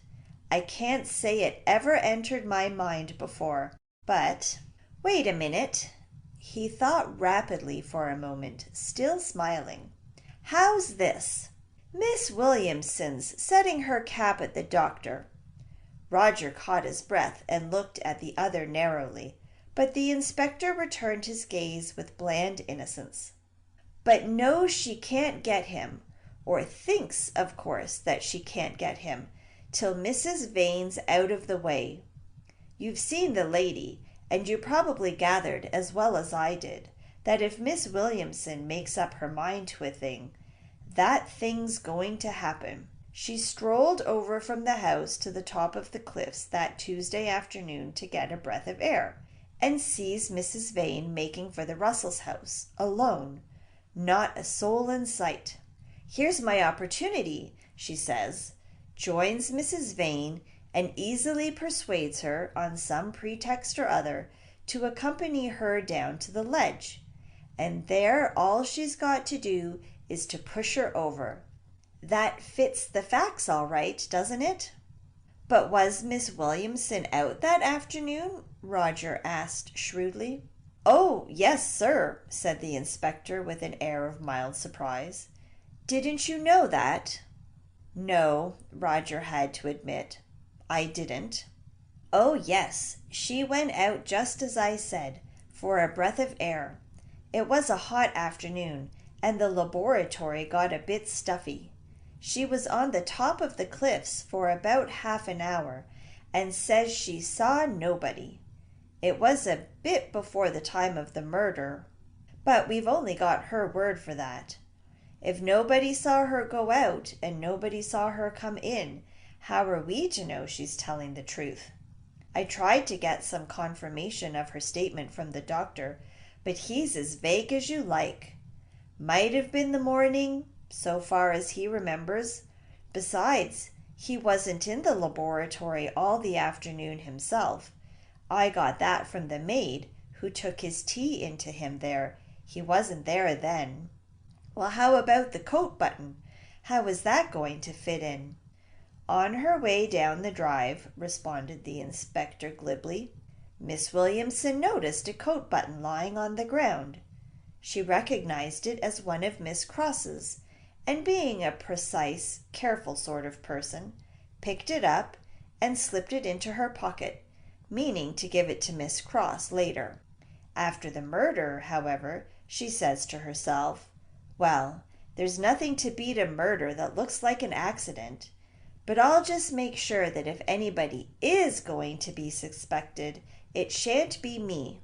And with that, she climbs down to where the body's lying. She's a strong, active-looking woman, so that wouldn't give her overmuch difficulty, and puts the button in the dead woman's hand. As for the footprints, they might just as well have been made by her as anyone else. Very neat, said Roger approvingly. And the shoes, eh? What about them? The inspector laid one finger along the side of his nose and rubbed that organ slowly. His eyes began to twinkle again. Ah, well, I can think of several ways of working those shoes in, sir, and I've no doubt you can do the same. Meaning that you've already made an interesting deduction or two from them, about which you're determined to keep as tight as a clam. Roger laughed. All right, don't be frightened. I won't try to open you. I wouldn't go so far as to say that, sir, returned the inspector guardedly, and left the implication of his words tactfully vague. Anyhow, Mr. Sheringham, he went on the next moment, you see how it is. It's easy enough to twist the facts, when they're so few, into meaning exactly what we want them to mean, and away from meaning exactly what we don't want them to mean. It's only in those detective stories, where the inspector from Scotland Yard always shows up so badly, that there's only one inference drawn from a set of facts. Not one fact, I'm meaning a set. And that's invariably the right one. The fact of the matter is, sir, the inspector added in a burst of confidence, that what I said about Miss Williamson might just as well apply to anyone. Given the motive in this case, anybody might have done it. That's true enough, Roger agreed ruefully. Heaven knows we've got a big enough field to search. Still, I'm confident I'm on the right track, and I shall jolly well remain confident however much you try to damp me. So the next thing I'm going to do is carry on with my inquiries about a strange man being seen round these cliffs between 3 and 4:30 last Tuesday afternoon." "Well, it can't do any harm, can it?" observed the inspector, restraining his enthusiasm. "And what are you going to do?" "Me, sir?" said the inspector innocently. "Yes, come on, Inspector, out with it. You know perfectly well you've got your job of work all planned out. Be a pal." The inspector smiled. "Well, if you must know, sir, I'm going to make a few inquiries about this shoe." "Ah," Roger observed maliciously. "Well, it can't do any harm, can it?" They laughed. "Inspector," said Roger softly, "can't you forget for once that you're a member of an official body and be human? I found that shoe for you. Isn't it up to you to let me know what the result of the few inquiries is? Not for publication, of course, unless you say the word." The inspector struggled for a moment with his official reticence. "Very well, Mr. Sheringham," he said. "That's fair enough." "Sportsman!" Roger approved as they parted. Before they had progressed 50 yards in opposite directions, Roger had turned and was running back again. "Inspector," he called, "half a minute." The inspector turned and waited for him. "Yes, sir?" "There's one thing I've always been meaning to ask a real live police inspector," Roger panted, "and always forgetting at the crucial moment. What do you really think at Scotland Yard of detective stories?" The inspector ruminated. "Well, sir," he said darkly, "we must have our amusements, I suppose, like everyone else." This time they really did part. The inspector did not return to the inn for lunch, and Roger and Anthony ate a somewhat silent meal, each having plenty to occupy his own thoughts. Roger debated for a short time whether to depute some of the inquiry work, which now seemed to be assuming gigantic proportions, to his cousin, but decided on consideration that rather more delicate handling was required than Anthony would probably be able to bring to it. That young man, therefore, found himself with the afternoon off duty once more, whereupon he announced casually that he might not be back for tea, and made a few guarded inquiries as to the possibility of hiring a 2-seater in Ludmouth, just in case one happened to want to see something of the country round. By a superhuman effort, Roger managed to refrain from all attempts to amuse himself. Immediately after lunch, he set out once more on his wearisome round. It was nearly 8 o'clock before he returned, and then it was with the glad face and bounding step of one to whom success has come, doubly sweet, because almost hopelessly deferred. Anthony and the inspector, halfway through their supper, looked round in astonishment as the remaining member of their trio, almost unrecognizable beneath the enormous grin which decorated his countenance, burst in upon them like a dervish. "I've done it," shouted the dervish, "alone, unaided, unhonored, and unsung, frowned upon by the official police, and snubbed by half the small boys in Ludmouth. Have I done it?" He produced a small piece of paper from his pocket-book and laid it with a flourish beside the inspector's plate. "There's a present for you, Inspector Moresby," he said. "The thumbprint of Mrs. Vane's murderer. Anthony, carve me a double portion of that veal and ham pie, please." End of chapter 16.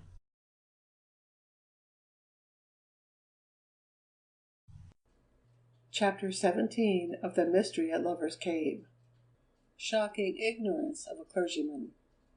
"Of course," said Roger, disposing of a large mouthful of veal and ham pie. "Of course, when I say murderer, I may be exaggerating a trifle." "You haven't told me yet who he is, sir," said the inspector patiently. It was the 7th time he had said something like this, and his curiosity was still ungratified.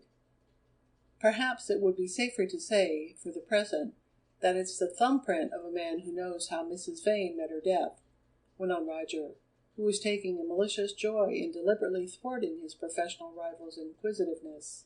"Anyhow, there it is." "Did you say it was a man in the village?" asked the inspector innocently. "He that searches diligently shall find," Roger replied irrelevantly, "and he that is on the right tack shall make all the thrilling discoveries. Likewise, to him that hath shall be given. So give me some more of this excellent pie, Anthony." "No, a slice just about twice as big as the one you're meditating."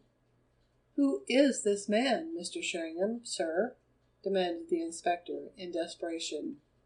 Roger gazed at him blandly. "Inspector, I'm not going to tell you.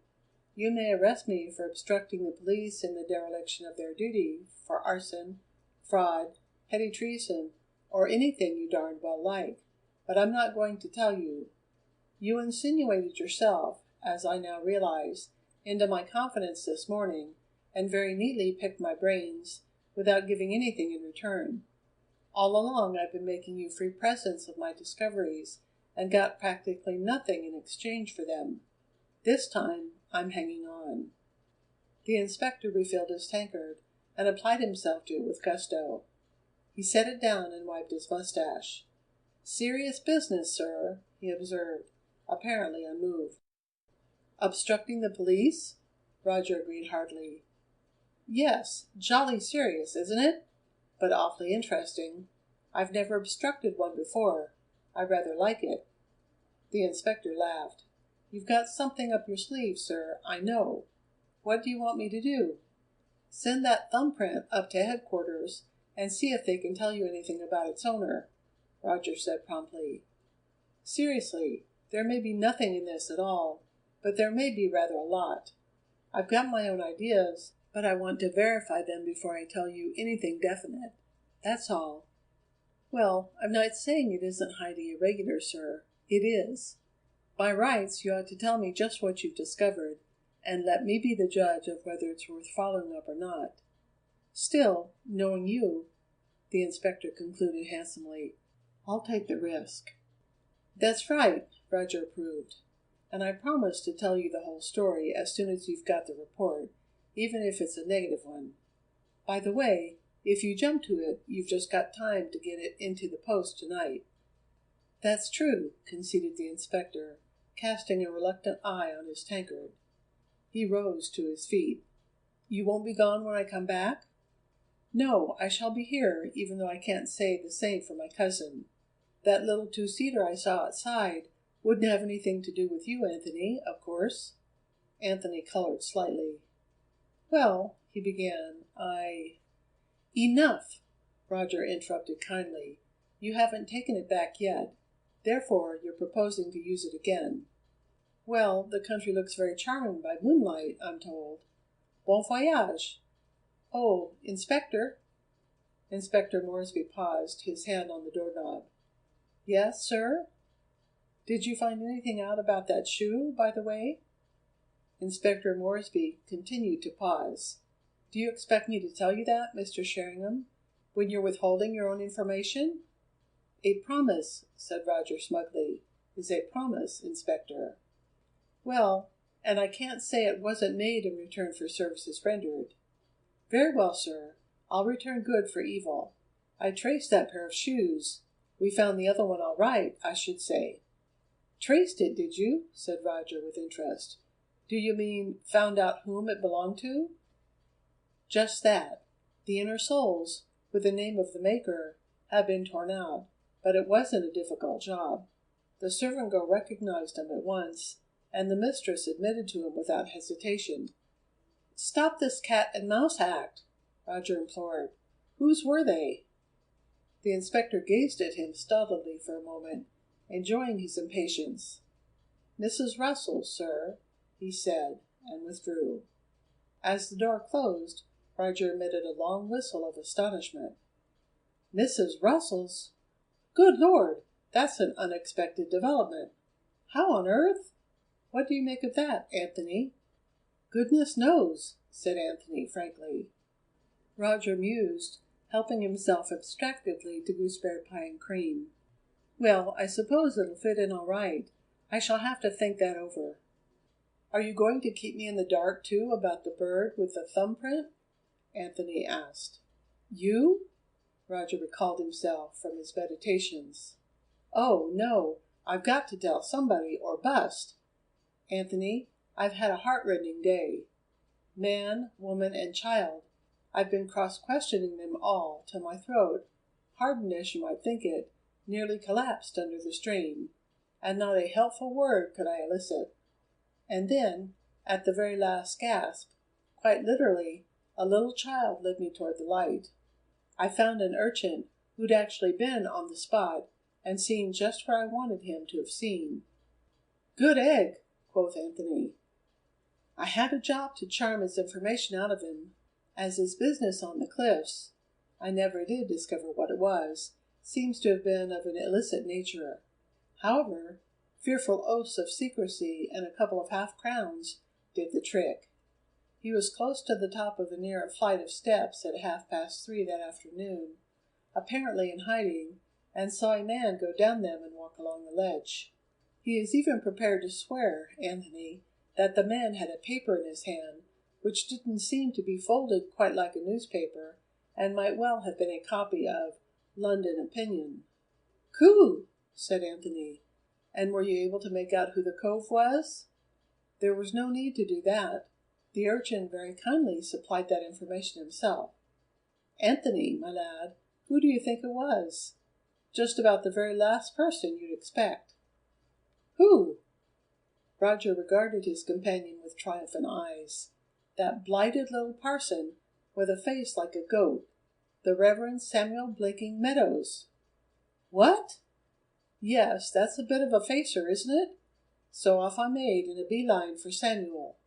He'd pressed me to drop in whenever I got the chance, so there was no difficulty about that. I dropped. He was delighted to see me. Oh, delighted! And I was delighted to see him. We were both delighted. We almost wept on one another's necks with delight. It was a touching scene. He wanted to discuss the murder, but I didn't. I wanted to discuss something quite different. Theology, Anthony. Ah, said Anthony. Quite so. I discussed theology. He didn't. He didn't even know the name of Moses's father-in-law, Anthony. Shocking ignorance for a clergyman, wasn't it? Of course, I didn't let him see how shockingly ignorant I thought him. I was a model of tact. I told him that Omar Khayyam was my favorite among the minor prophets, and he never turned a hair. I remarked that if Queen Elizabeth hadn't written the Athanasian Creed, Cardinal Manning would never have condemned Joan of Arc to a diet of worms, and he batted no eyelash. Oh, we did enjoy ourselves. What you're getting at, I suppose, observed Anthony acutely, is that the chap isn't a parson at all. Anthony, you read my thoughts. No, the chap isn't a parson at all. Good, said Anthony. So all I had to do then was to get his fingerprint in the orthodox manner and come swiftly away. So that's that. How did you manage the fingerprint? Oh, that was simple enough. He was reading a newspaper when I was shown in. I professed to find something extremely interesting on the page he had been perusing, and he readily gave me permission to tear it off and take it away. To hold a newspaper, it is of course necessary to grip the edge quite firmly. For a clergyman, Mr. Meadows evidently doesn't wash his hands as often as he might. It has also been a hot day. Nicely planted in the margin was the perfect impression of a somewhat greasy thumb. Thank you, Mr. Meadows. Very cunning, Anthony approved. I rather thought that, too, Roger admitted. And you're not going to say anything about it to the inspector? For the time being, no. I like having Moresby on toast for a change, I must say, but also I don't want to commit myself. If anybody's going to solve this pretty little mystery, I want it to be Roger Sheringham, so I'm not giving any information away unnecessarily. Of course, it may turn out that this chap had nothing to do with it, but candidly, I don't see how that can possibly be the case. And you think they'll know about him at Scotland Yard? It seems a reasonable inference. People don't go about masquerading as clergymen just as an interesting concomitant of their summer holiday. He may never have been in the hands of the police at all, but there's always the hope.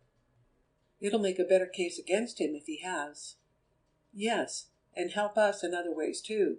You see, what I'm really hoping is that he's a slice out of Mrs. Vane's past. If so, we ought to be able to clear up quite a lot of things that are obscure at present. He might even... Roger paused. Oh, there are all sorts of possibilities, he corrected himself. There was a little pause. Well, thank goodness Margaret seems to be outside it at last, said Anthony.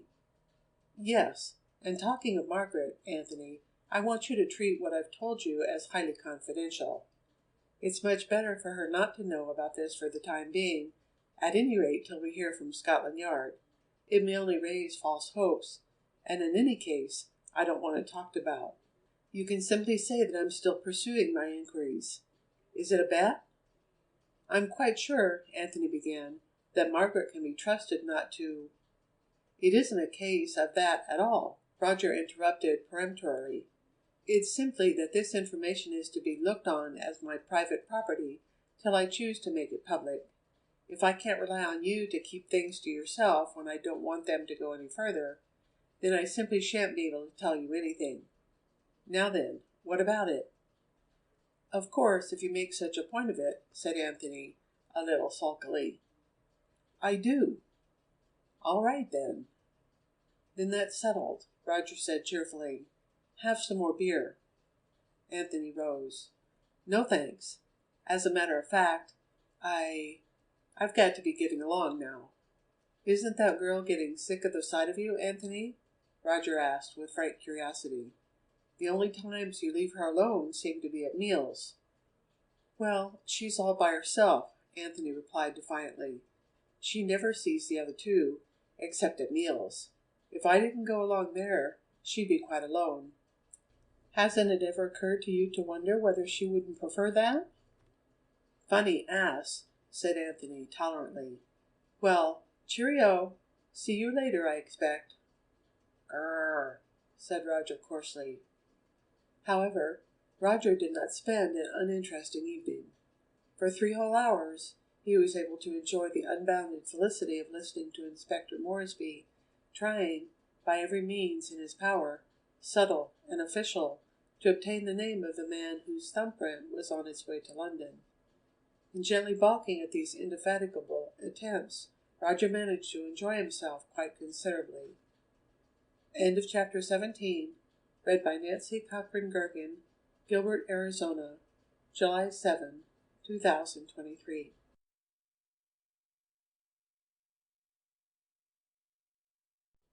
Chapter 18 of The Mystery at Lover's Cave.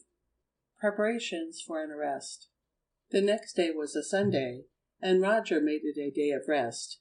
He did not welcome inactivity, but pending the arrival of Scotland Yard's report on the thumbprint, he did not quite see what there was to do.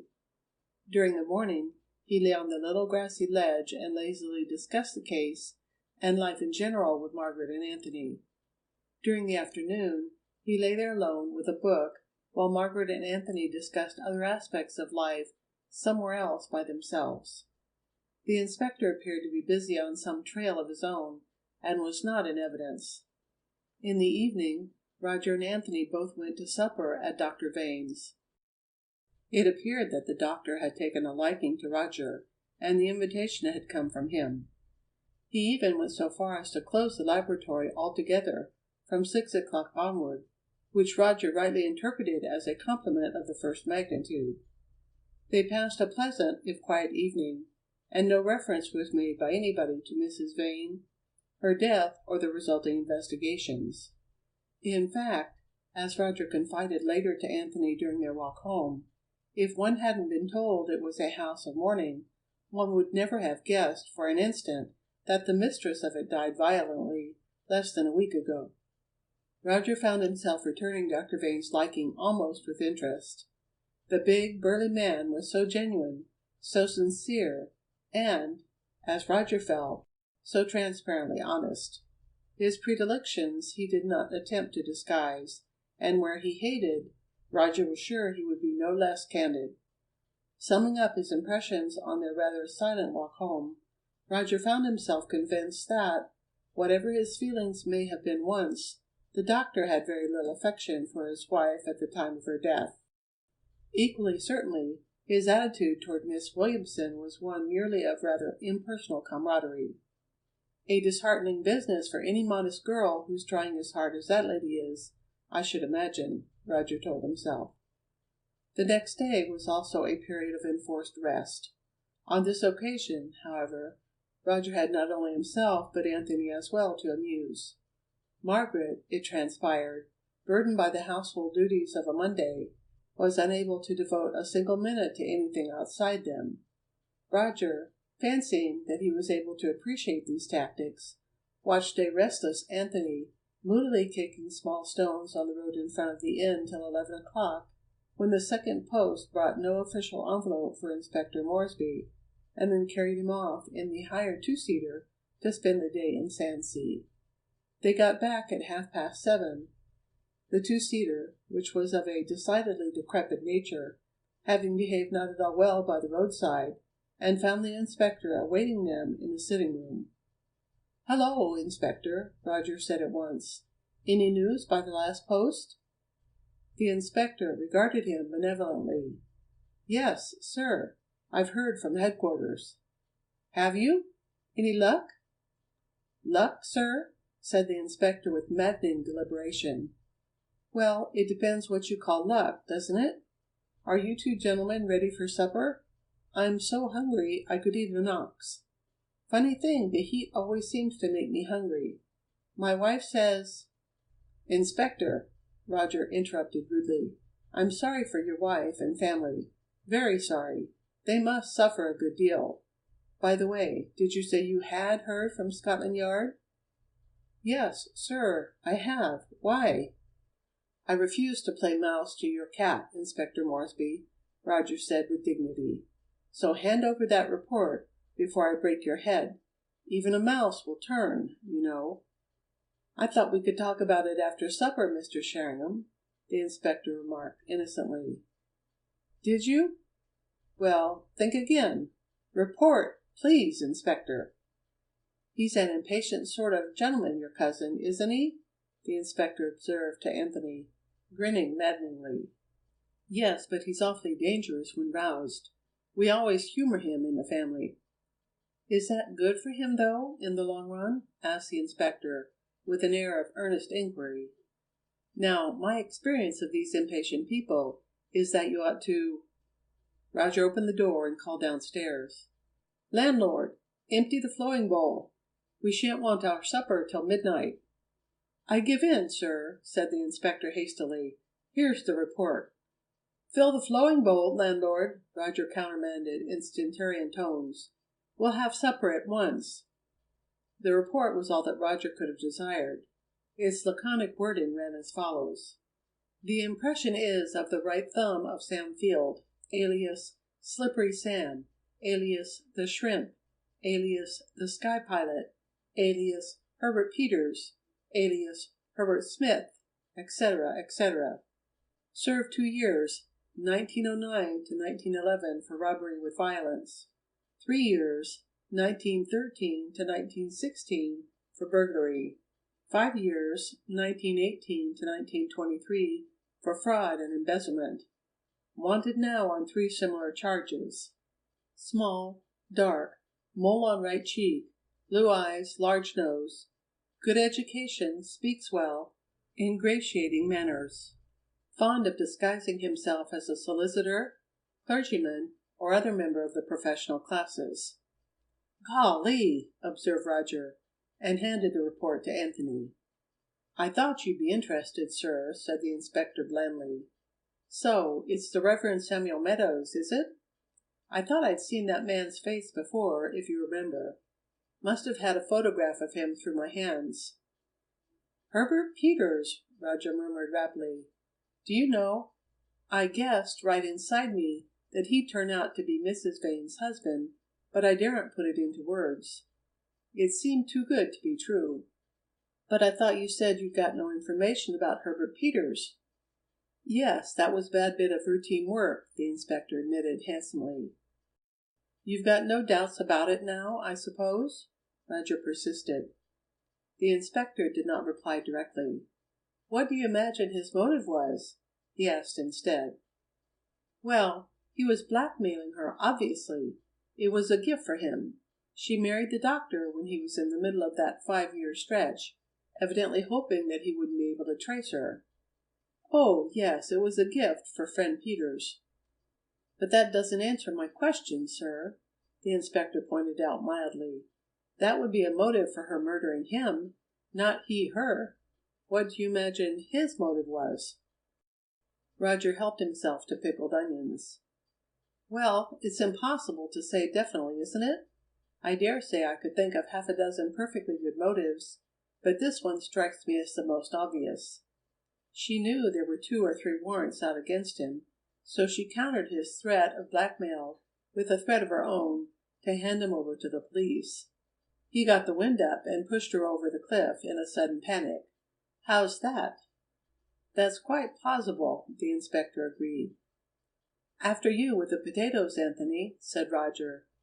Well, what do you think about it, fair coz? Seems clear enough to me. We know he was there, and as you say, he probably had plenty of motives. Perhaps he was really in love with her and frightfully jealous.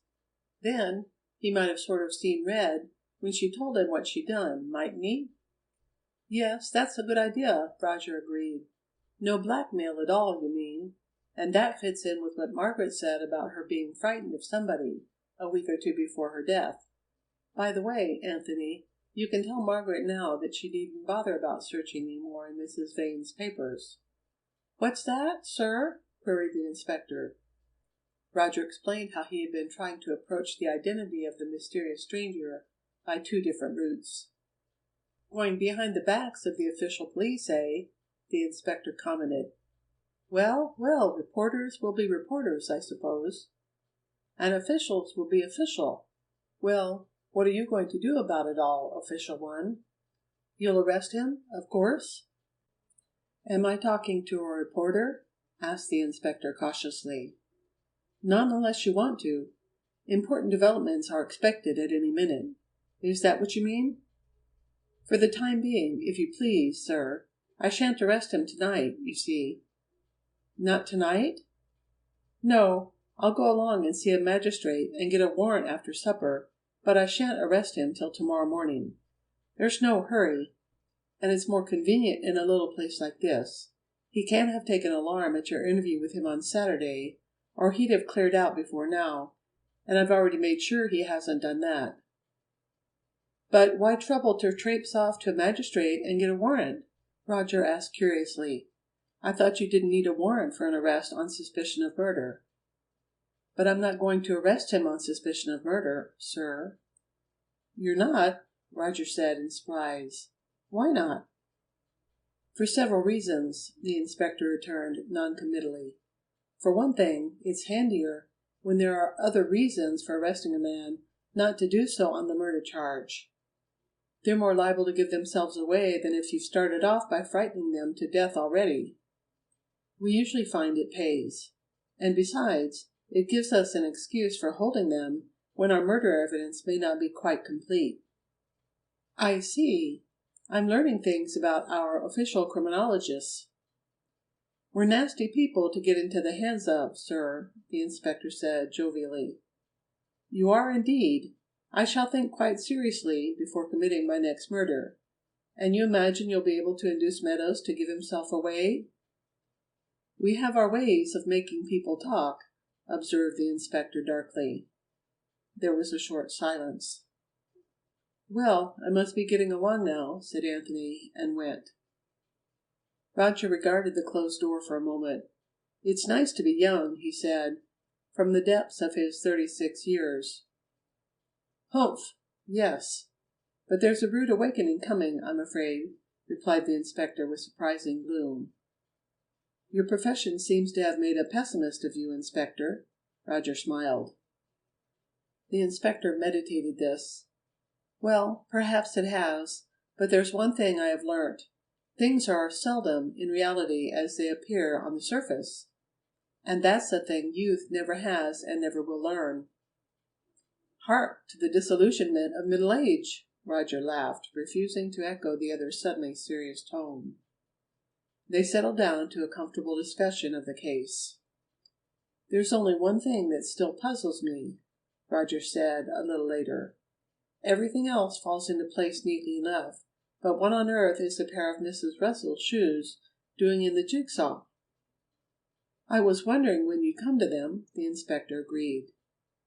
"There are ways in which the chap could get hold of them, of course," Roger mused. "I did myself.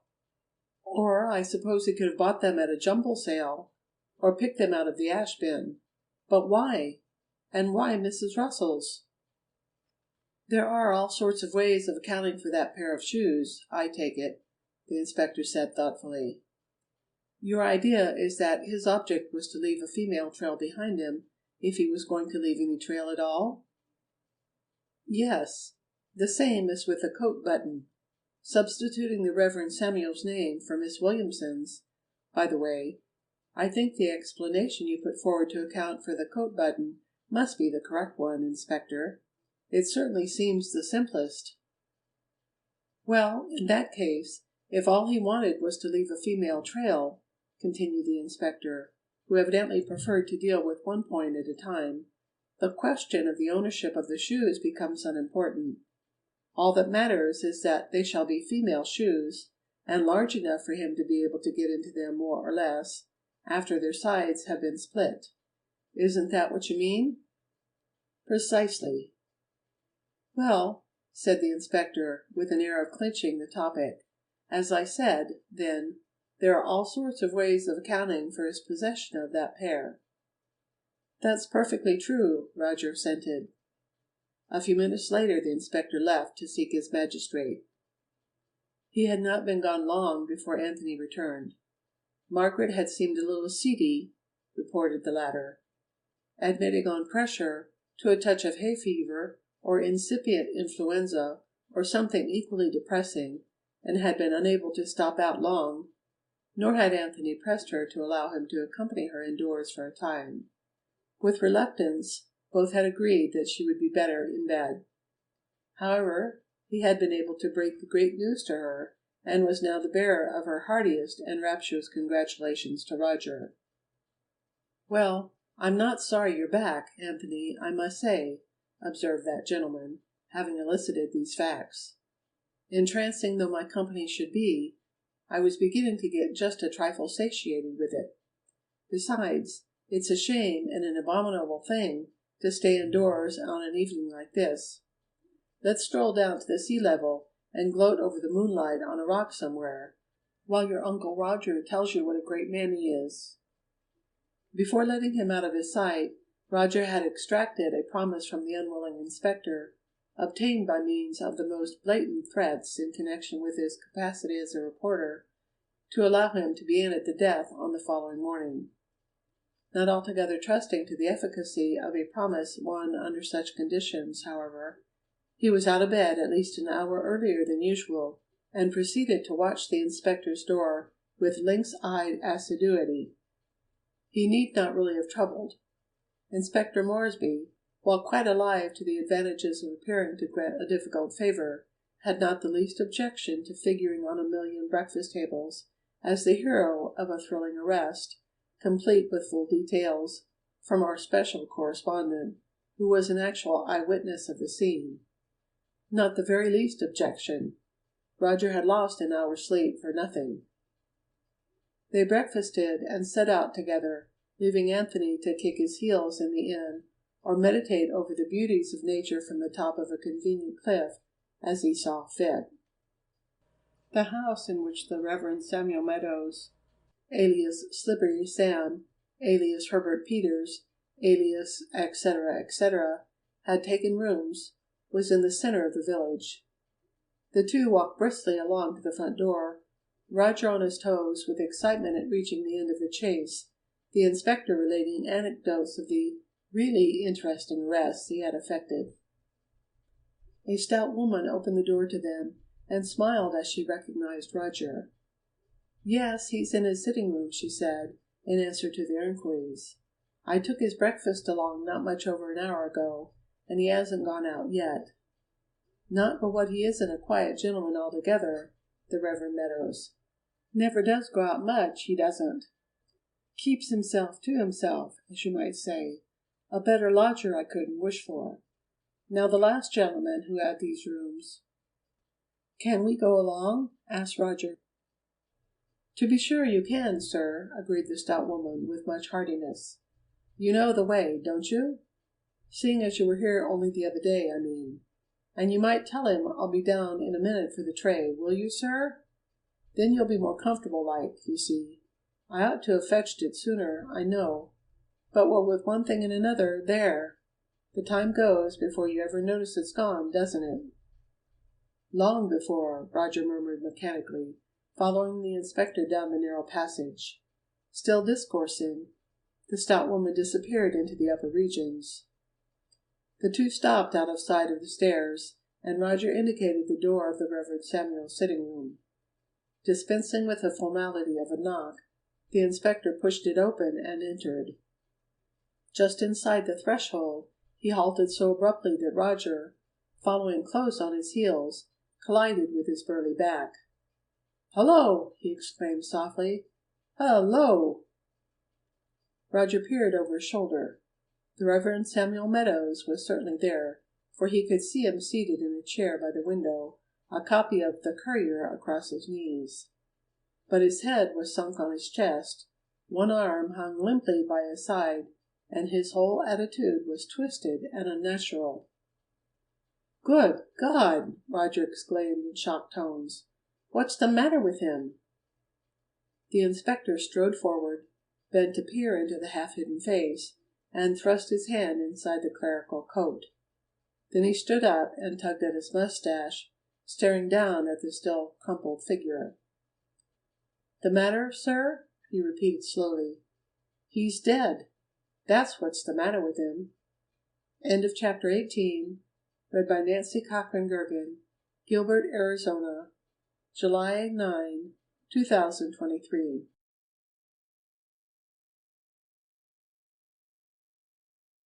Chapter 19. End of A Scoundrel.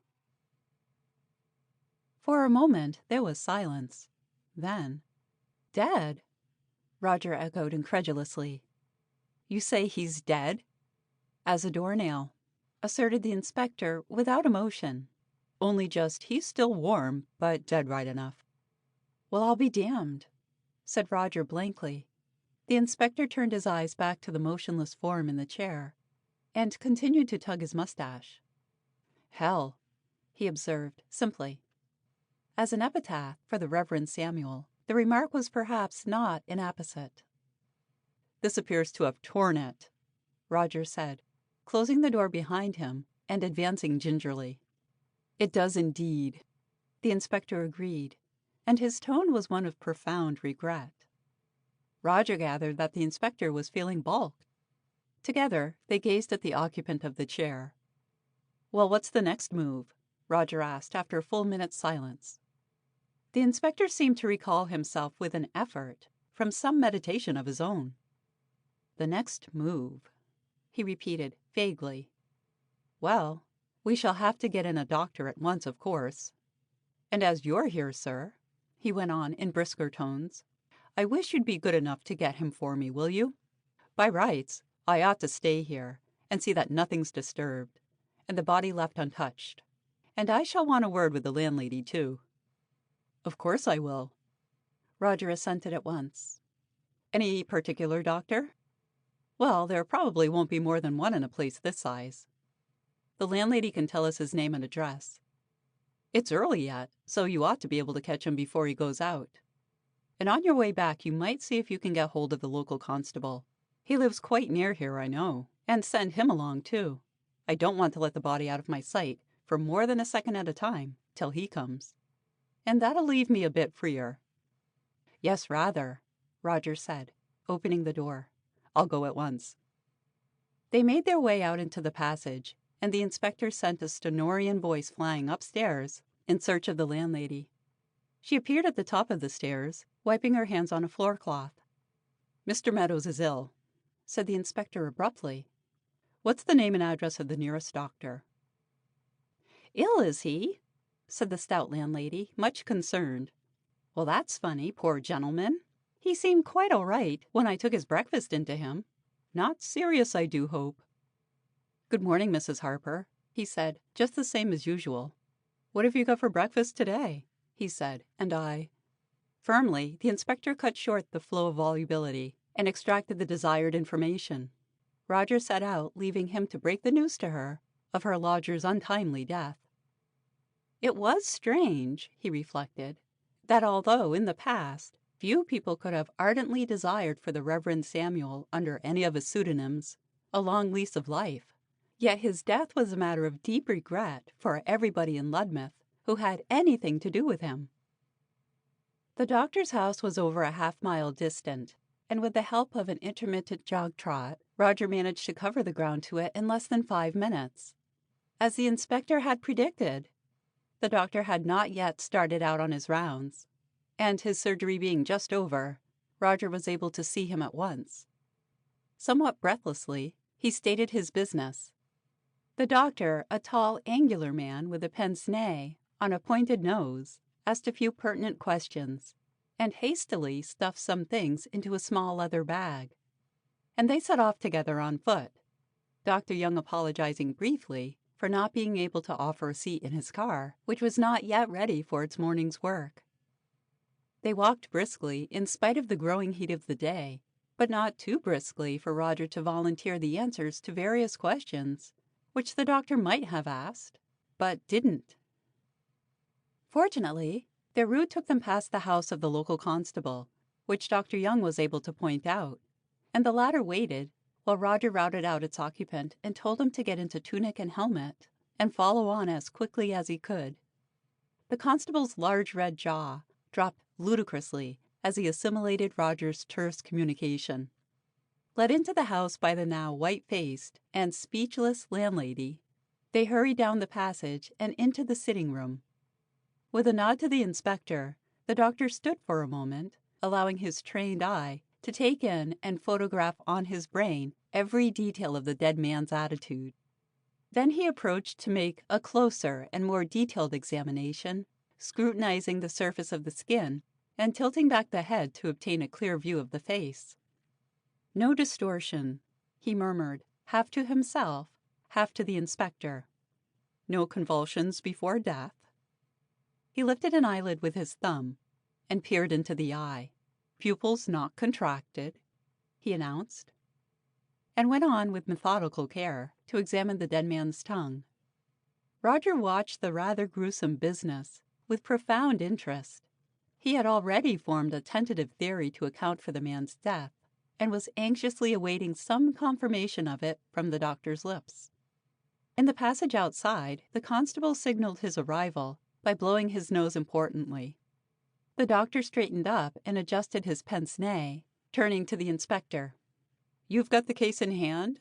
he remarked. "Inspector Moresby, isn't it?" "That's right, sir," said the inspector, economically answering both questions at once. "I've heard about you, of course. Gossip soon travels in a place like this, and the doctor's always one of the first to hear it.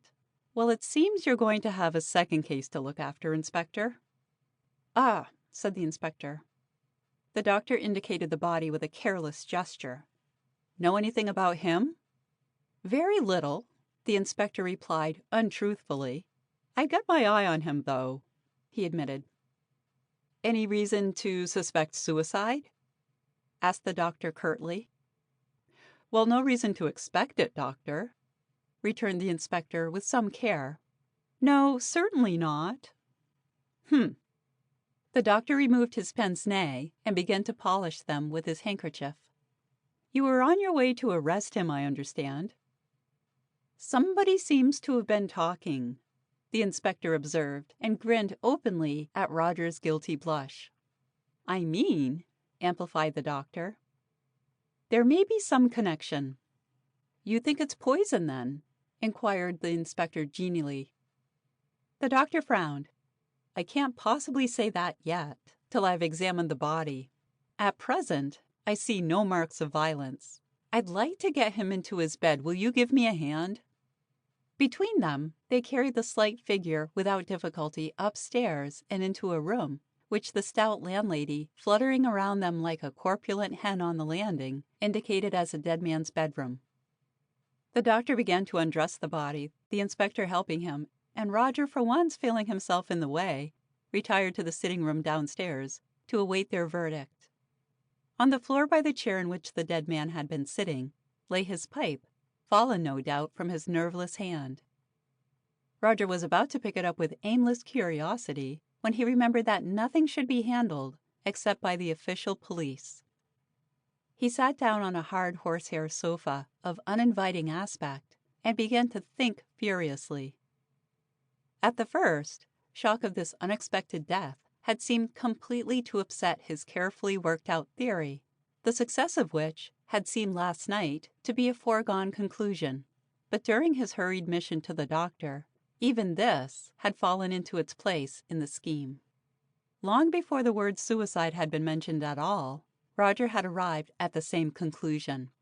This explanation, he had realized, so far from upsetting the theory, comfortably confirmed it.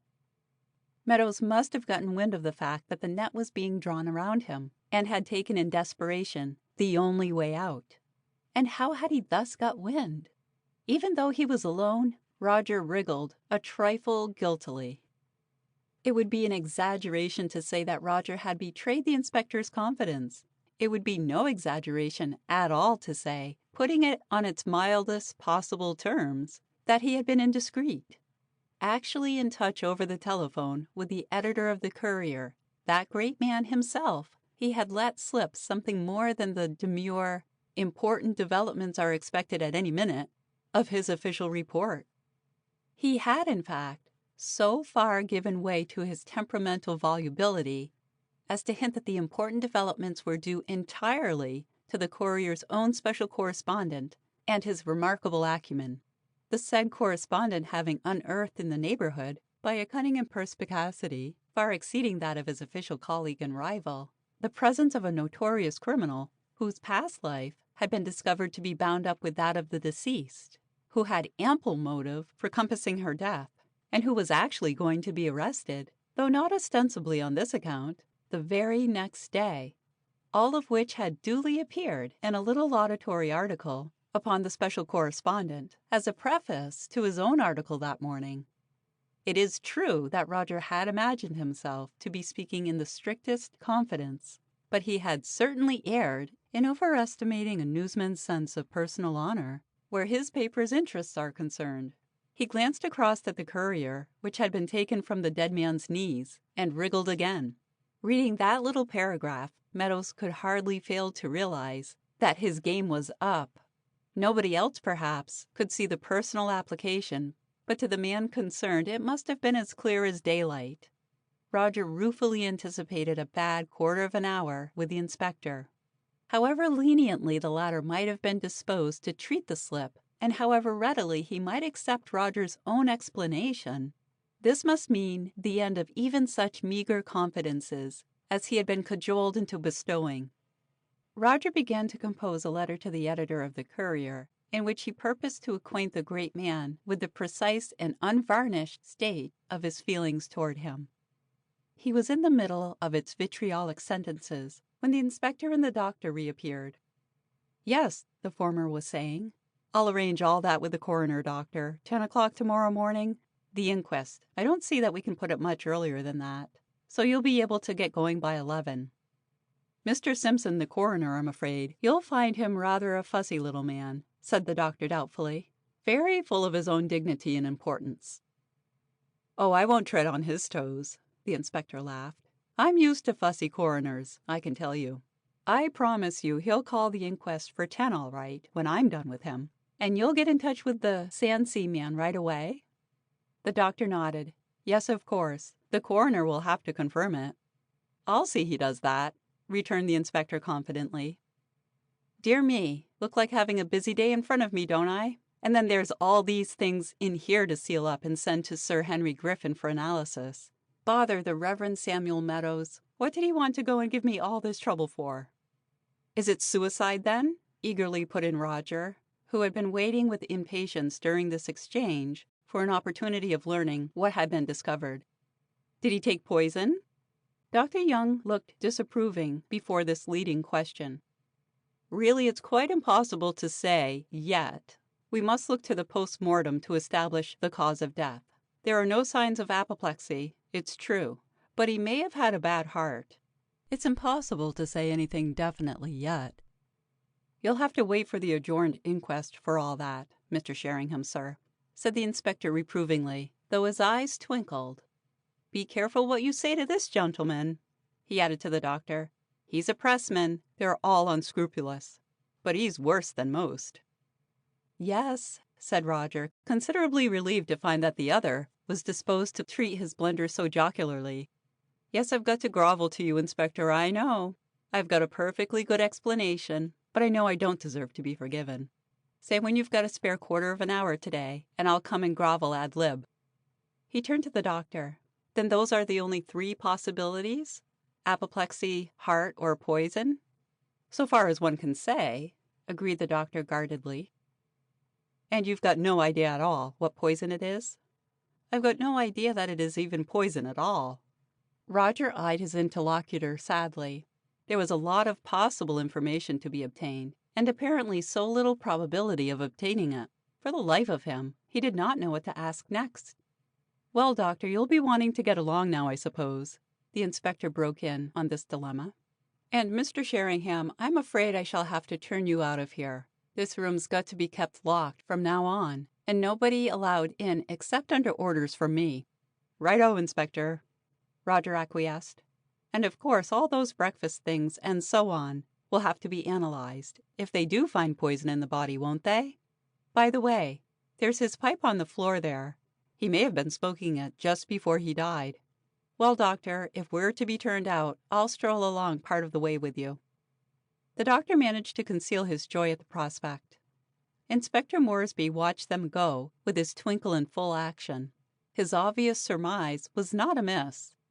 Roger obtained some excellent exercise, but nothing else. For half a mile, he walked by the doctor's side, pumping busily, but either the well of his companion's information had run dry, or else the pumping machinery was out of gear. In either case, the truth remained coyly in her fastness, and none of Roger's strenuous efforts succeeded in bringing her to the surface. Returning disconsolate to the inn, however, he had a pleasant surprise in finding Anthony unexpectedly in attendance. For the next hour or two, he was able to discourse on the farthest unsubmerged rock to a thrilled audience of one, to his heart's content. End of Chapter 19, read by Kimberly Bonin.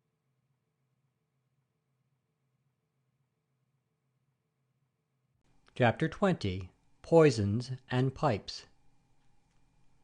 Roger did not see the inspector again that day till supper, when he was obviously tired out and disinclined to talk. He referred, in terms of gentle sarcasm, to Roger's breach of trust, though quite without heat, his attitude being one rather of disillusionment than anger. One gathered that the person he really blamed for the business was himself, for being such a consummate idiot as to trust a journalist. He listened to Roger's explanation and apologies and accepted the latter, but retaliated, as the culprit had foreseen, by refusing to utter a single word about the case. The inquest was duly opened the following morning, but though Roger attended in a spirit of pious hope, nothing of the least importance transpired. 12 solemn rustics viewed the body and then sat perspiring in the village schoolroom, and that was practically all that happened. Almost the only witness was the stout landlady, who was able to give evidence of identity, and who also had been the last person to see the deceased alive. She agreed, in the time-hallowed formula, that he had then seemed in his usual health and spirits, and added, with more originality, that had he been there when she heard of his death, the coroner could have knocked her down with a feather. She was going on to add a great deal more, but was held with a testy hand.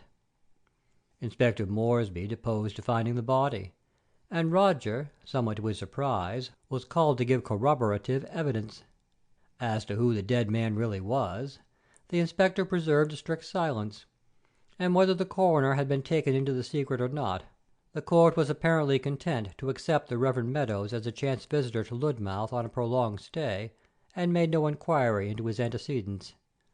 The whole proceedings had not lasted more than a quarter of an hour when, Dr. Leung being called and stating his inability to give the cause of death, the inquiry was adjourned for this to be ascertained, and the coroner formally ordered a post-mortem to be made.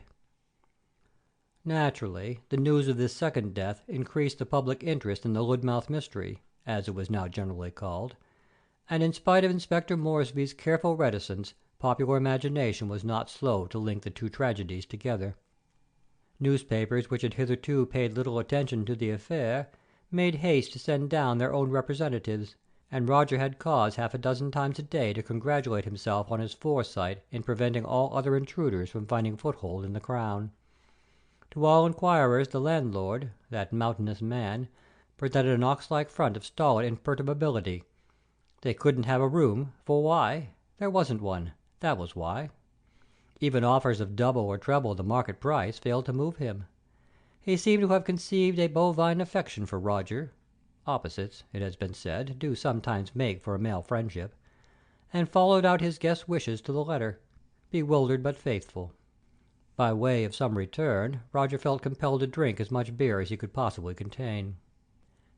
Thereafter matters progressed for the next 10 days or so, inasmuch as the actual case was concerned, not at all. Indeed, so far as Roger could see, the whole thing was over, bar the shouting.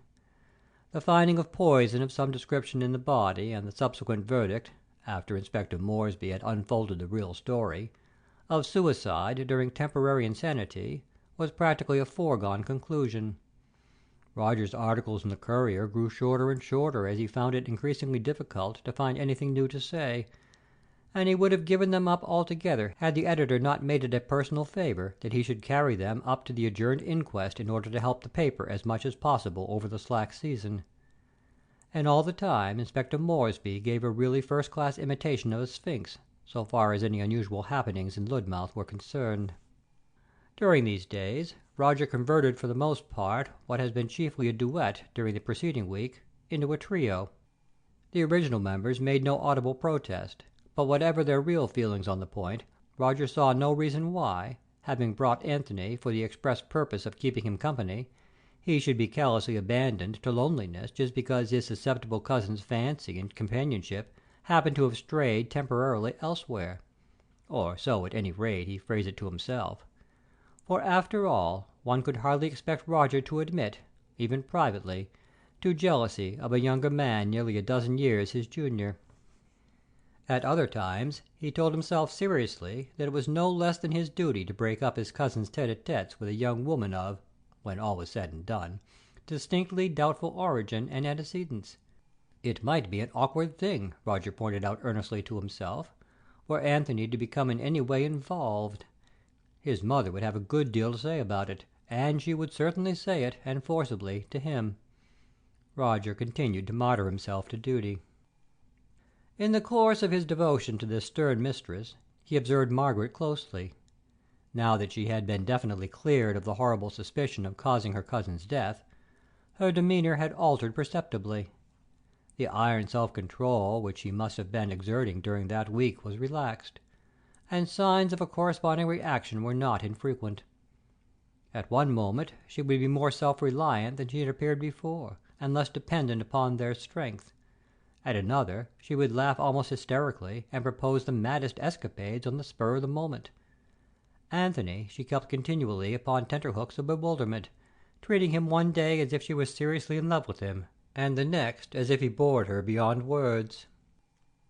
Roger was convinced that there was really nothing of the coquette in her, that she was as straightforward and unguileful as he could wish a girl to be, so that he found himself at times seriously perturbed about her. The place, he felt sure, exercised a distressing effect upon her, and he continued to urge her to leave it, if only for a temporary holiday. Her manner of receiving these suggestions was on a par with the rest of her behaviour. One day she would say shortly that it was quite impossible for the moment, that she must stay and look after George till everything had quite blown over. On another she would jump eagerly at the idea and begin to discuss, quite seriously, the feasibility of flying over to Paris and embarking on a hectic European tour the very next day. Yet when it came to the point of a final decision, it was always the first mood which prevailed with her. In some vague way Roger felt a certain responsibility for her, and it worried him more than he would have cared to admit. Inspector Moresby evidently also felt that the case was only marking time during these days, pending definite confirmation of the existence of poison in the body from Sir Henry Griffin, the Home Office analyst, for he took the opportunity of going over to Swansea for a couple of days to resume his interrupted holiday with his wife and family. It seemed as if he was anxious not to lose touch with Ludmouth, however, for he only took 2 days when he might have taken 5, and was back again at the inn considerably before Roger expected him. As for Anthony, that young business man began to feel seriously alarmed as the days went by that he would have to return to London before the adjourned inquest brought the case definitely to an end. He had only got 3 weeks' holiday, and already 2 of them were gone. Carefully though he had been to conceal any exuberant display of admiration, Anthony really had found himself profoundly impressed by Roger's handling of the case and his laying bare of its hidden core, which even such a tough bird as Inspector Moresby had failed to uncover, and it would have broken his heart to be compelled to leave before all the threads were finally unravelled and the last knot smoothed out. Fortunately, he was not called upon to do so. The Reverend Samuel had died on a Tuesday. On the following Friday the inspector had gone over to Swansea, returning on Sunday evening. On the next Thursday, exactly a fortnight after his arrival in Ludmouth, Roger was sitting alone with the inspector after supper, and for once Inspector Moresby was not feeling quite so official as usual. It happened like this. "I wonder," Roger had said, "when you'll hear from Sir Henry about the cause of death?" And the inspector replied, surprisingly, "Oh, I heard yesterday morning." He may have felt tempted to bite his tongue out immediately afterwards, but indubitably that is what Inspector Moresby replied. "You did?" squeaked Roger. "Inspector, you taciturn devil!" The inspector applied himself to such small remnants of beer as were still to be found at the bottom of his tankard. "Perhaps it was about time for me to be a little more taciturn than I have been sometimes," he remarked with ominous application from its depths. "But I've grumbled about that," Roger said eagerly. "Simply grumbled. Also, I've explained it all away. Nothing like that will ever happen again. Inspector, you are going to tell me what Sir Henry said, aren't you?" The inspector, having arrived at the regretful conclusion that his tankard really was empty this time, replaced it on the table. "No, Mr. Sheringham, sir," he said with a good deal of firmness. "I'm not." "Oh, you are!" Roger wailed. "Don't you remember? Think again. You are, really." "I'm really not," retorted the inspector still more firmly. They eyed one another in silence. "Have some more beer," said Roger helpfully. "Are you trying to bribe me, sir?" asked the inspector sternly. "Certainly I am," Roger replied with dignity. "Do you want everything put into blatant words?" "Then thank you, sir," said the inspector. "I could do with another pint on a night like this." Roger went with alacrity to the door. "Not a quart?" he suggested. "Come, it's a hot night, as you say. What about a gallon? No? You're no sportsman, I'm afraid." He shouted out the order to the landlord, and returned to his seat. "Seriously, though, sir," the inspector resumed, "I'm afraid I can't say anything about Sir Henry's report. You'll have to wait for the inquest. It'll all come out then." "And when's that?" "It was adjourned to today week, if you remember." "Oh, Lord!" Roger groaned. "I can't possibly wait till then." "Looks as though you'd have to, doesn't it?" said the inspector, with hypercritical sympathy. The landlord brought in 2 pint tankards of beer and retired again, breathing heavily. Roger raised his. "Well, here's confusion to you," he he said with deep gloom. Best luck, sir, returned the inspector politely. They eyed one another above their respective rims. Then each set down his tankard and laughed. You were going to tell me all the time, weren't you? Said Roger confidently. Well, I ought not to, you know, Mr. Sheringham, the inspector demurred. Still, I mustn't forget that it was you who put me on to the man in the first place, must I? You must not, Roger agreed with feeling. But this really isn't for publication, mind. In fact, I'd rather you undertook not to tell a single living soul. It's only on that condition I can say anything to you. Not even Anthony? Not even Mr. Walton. Not even Anthony it is, then, Roger said cheerfully. Shoot. What was the poison? Aconitine. Roger whistled. Aconitine, was it? By Jove! That explains the rapidity, of course. But it's not exactly a common one by any means. Lamson's specialty, eh? I wonder how Meadows got hold of it. Exactly, agreed the inspector laconically. Aconitine, observed Roger in deep thought. Well, well. Of course, one of the merits of aconitine is the smallness of the fatal dose. Somewhere about 1/10 of a grain or less, isn't it? But that doesn't usually kill for 3 or 4 hours. This must have been a good deal more than a fatal dose to work so quickly. It was. At least a grain, Sir Henry reckons. Yes, probably all that. Always the way with the lay suicide, of course, to give himself about 10 times as much as he needs. You know that better than I do, no doubt. But aconitine's about the last thing I was expecting, I must say. I should have put my money on arsenic, or strychnine, or even prussic acid. Something more easily procurable than aconitine, at any rate. The symptoms showed it couldn't be any of those 3. Yeah, that's right, they did, of course. Still, aconitine is a bit unexpected. Weren't you surprised? I'm never surprised at anything, sir. Aren't you really? Blasé fellow. I am, and aconitine is one of the agents. I wonder how he did manage to get hold of it. Forged a medical prescription, I suppose. Have you any idea how he took it? In his breakfast coffee, or something like that? Sir Henry found no trace of it in any of the breakfast things. Oh, did he take it neat, then? Rather unpleasant. And not very safe, either. A grain of the stuff wouldn't be much larger than a big pin's head. Sir Henry found a considerable quantity of it, said the inspector steadily, mixed up with the contents of the tobacco jar. The tobacco jar? Echoed Roger in incredulous tones. He also found it, pursued the inspector, in the pipe which Meadows had been smoking, particularly in the stem. He says there can be no doubt that that was the vehicle through which it entered his system. There was no trace of it in anything else. His pipe? Roger stammered, staring at his companion with round eyes.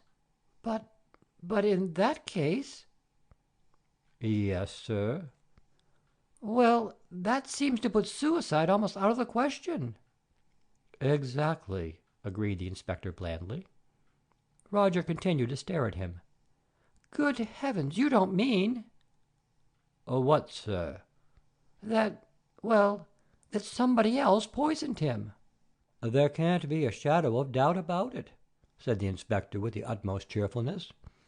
The Reverend Samuel never committed suicide at all. He was murdered. End of chapter 20. Recording by Todd.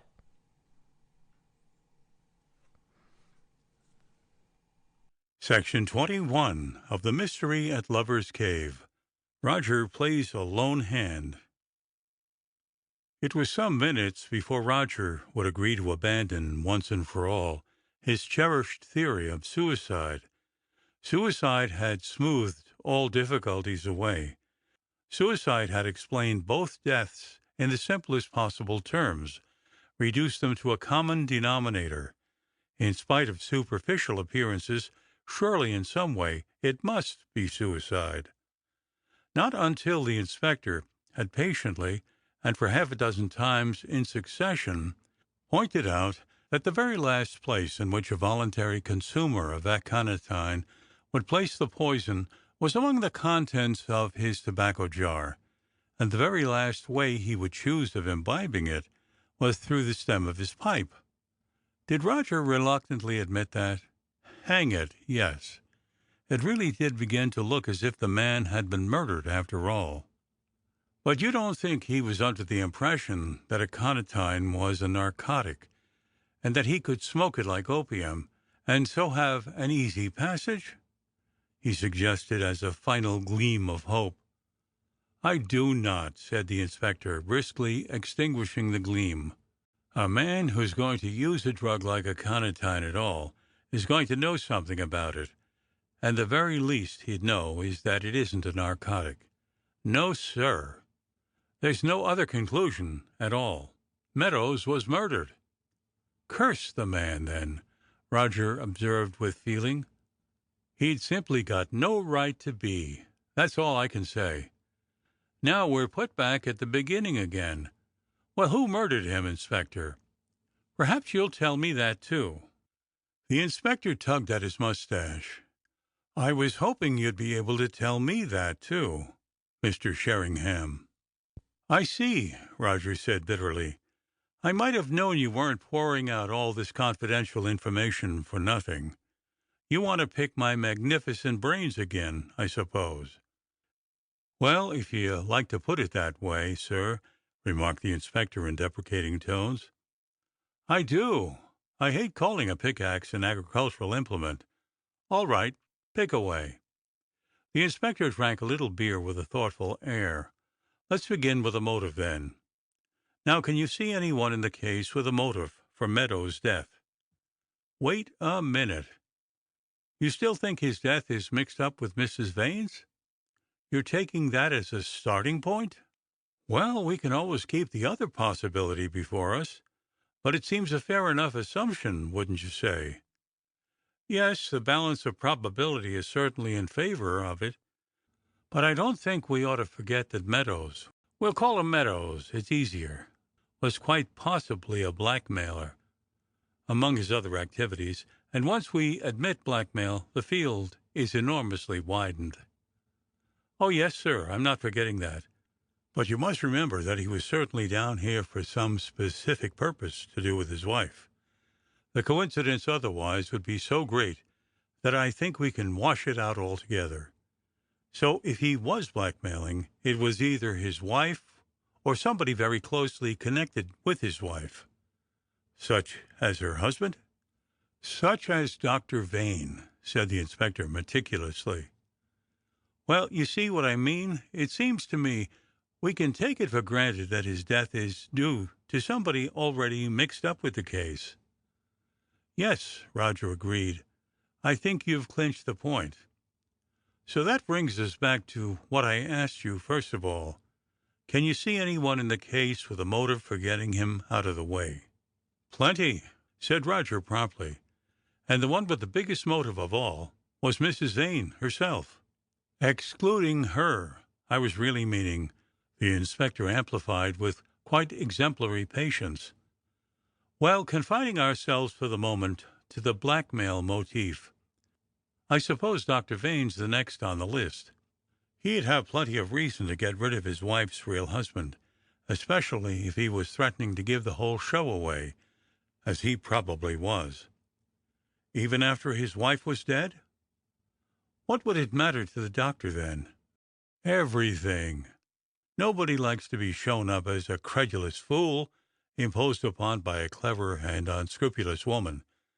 Besides, there are bound to be reasons there that we don't know anything about. Wheels within wheels. How do we know, for instance, that she hadn't somehow made him an accessory to some real breach of the law? It would be a useful weapon for a woman in such a precarious position as she was, and Meadows might have got wind of it. Very ingenious, sir, the inspector approved. Yes, you make out quite a pretty case against the doctor, though how you're going to prove it is a different matter.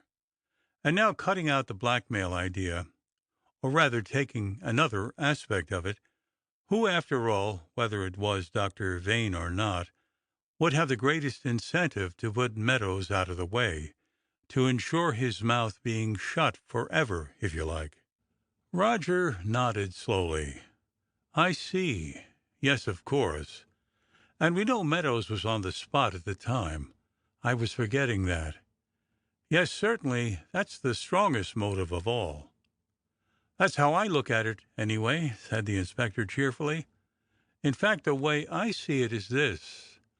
Meadows was in that little cave at the time, probably waiting to keep an appointment with his wife. Along she comes, but with somebody else, not alone. Naturally, he lies low, doesn't want his name connected with hers at all. That might be killing the goose with the golden eggs. And while he's waiting, this other person pushes his wife over the cliff.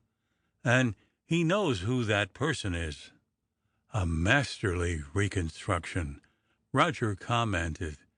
So although the original goose is killed, the gander that did it has delivered himself into his hands. And contrary to all the laws of nature, that gander is going to be made to shell out golden eggs just as fast as a sausage machine. That's one way of putting it, the inspector smiled. But the gander thinks differently, and, as Samuel is promptly dispatched to fresh meadows and pastures new. Well, yes, Inspector, one must admit that's a sound enough theory, and very cogently stated. Doesn't it seem to you the only reasonable theory, sir? Or at any rate the most reasonable? I suppose it does, Roger said thoughtfully. Yes, the most reasonable, without doubt. So now we come back to the good old problem, which I solved so extremely neatly last week. Who killed Mrs. Vane? We do, sir. And as to that, do you see one big fact in this second case, which is going to give us a valuable pointer to the identity of the double murderer? This is as good as a correspondence course, Roger murmured. How to be a detective in 3 lessons. Yes, teacher, I do. Aconitine. That's right, sir. It must have been somebody who had access to aconitine. I think we can take that for granted. I shall make inquiries at the chemist in Sanssouci and elsewhere, of course, as a matter of form, but I don't fancy they'll lead to anything. The murderer knew all about poisons, that's obvious. Something was wanted that would act quickly. So the choice was practically limited to prussic acid, strychnine, aconitine, and curare. Prussic acid smells too strong, so the man could hardly be induced to take it unsuspectingly. With strychnine, he'd shout out and make too much fuss. Curare wouldn't act except on an open wound. Aconitine, a big dose of aconitine, that is, was just what was wanted. Roger said seriously, stroking his chin. I see what you're getting at, of course, but do you really think he— Hello, you two, said a voice from the door. Still yapping? Hope you've got something to drink up here. I've got a throat like a mustard plaster after walking along that road in this heat. Anthony, said his cousin, with not unjustified annoyance, you're gross. The conversation swerved abruptly from matters criminal. Lying in bed that night, Roger did not get to sleep very quickly. Apart from this fresh development of the case, which in itself was enough to prolong his meditations well into the small hours, he had another problem to engage his attention scarcely less closely. Why had the inspector emerged, practically unbidden, from his shell of reticence and volunteered this startling information? The pretext of picking his amateur colleague's brains was, of course, only an empty excuse, for in the subsequent discussion it was the inspector who had taken the lead, pointed out the possibilities, and established a workable theory. Roger had contributed nothing of any value to it. Why, in other words, had the inspector gone out of his way to drop unmistakable hints that the author of both crimes was Dr. Vane himself? It was only as he was at last dropping off to sleep, that an illuminating answer occurred to him. The inspector had done this because that is what he wished Roger to think. His real theory was something entirely different. Shaving the next morning, Roger pursued this train of thought. That certainly was the explanation of the inspector's otherwise inexplicable conduct. Laughing maliciously up his sleeve, he had been trying to head the officious journalist against whom he already had a score to pay, not toward the truth, but away from it. Roger grinned at his reflection in the mirror. Very well, but two could play at that game. Likewise, forewarned was forearmed. He began to ponder a plan of campaign, which should end in extracting the wind from the inspector's sails. Obviously, the only thing to do was to go straight ahead with his investigations as if nothing had been said. It was possible, of course, that Dr. Vane really was the murderer, although the inspector clearly did not think so. Nor, for that matter, did Roger himself. Not that Dr. Vane struck him as likely to shrink from murder if murder should be necessary, but somehow he did not feel him as the murderer of his wife. He could put it no more reasonably than that. The eliminator of Meadows, yes, quite possibly, but not the other. And in that connection was it so unlikely that the two deaths should have been brought about by different agents? The inspector had pretended to think so, and had certainly made out a strong case to support his hypothesis. But did that not now point all the more strongly to the opposite conclusion? The inspector had been at some pains even to labor the point. All the more reason, therefore, to suspect that his real opinion was just the opposite. Well, well, things did seem to be getting really involved. The only way of straightening them out was to keep a clear head, forget no possibilities, and yet allow none to bias him unduly. And might the best sleuth win? Roger brushed his hair with his usual care, put on his coat, and walked demurely down to breakfast. The inspector was already halfway through his meal, and Anthony had not put in an appearance. For 10 minutes the two exchanged platitudes, the topic bulking largest in both of their minds, being as if by common consent avoided. Then the inspector mumbled something about having a busy day in front of him, and took his departure. Almost simultaneously, Anthony entered the room. Roger helped himself to marmalade, and watched Anthony scoop the remainder of the dish of bacon and eggs onto his plate. He had devoted some earnest thought between platitudes during the last 10 minutes to the promise the inspector had extracted from him the evening before, and while deprecating any temptation to break it even in the circumstances, fancied that he had found a blameless way round it. "Anthony," he began, with some care, "you're on duty this morning." "Right-ho," said Anthony with equanimity. "But what's the idea? Nothing for us to do, is there?" "Well, yes," Roger said with elaborate carelessness. "At least nothing necessary. Just something I'd rather like to play about with. To tell you the truth, Anthony, I'm getting a little tired of this enforced idleness, so I've propounded a neat little puzzle to myself. It's this. Suppose Meadows turned out, after all, not to have committed suicide, but to have been murdered." "Suppose the moon turned into pink cheese, too," responded Anthony jocularly. "All right, I'll suppose that. What about it?" "Well, you know, it is a possibility," Roger said, with an air of trying to convince himself against his reason. "We ought not to lose sight of it, just because it seems improbable.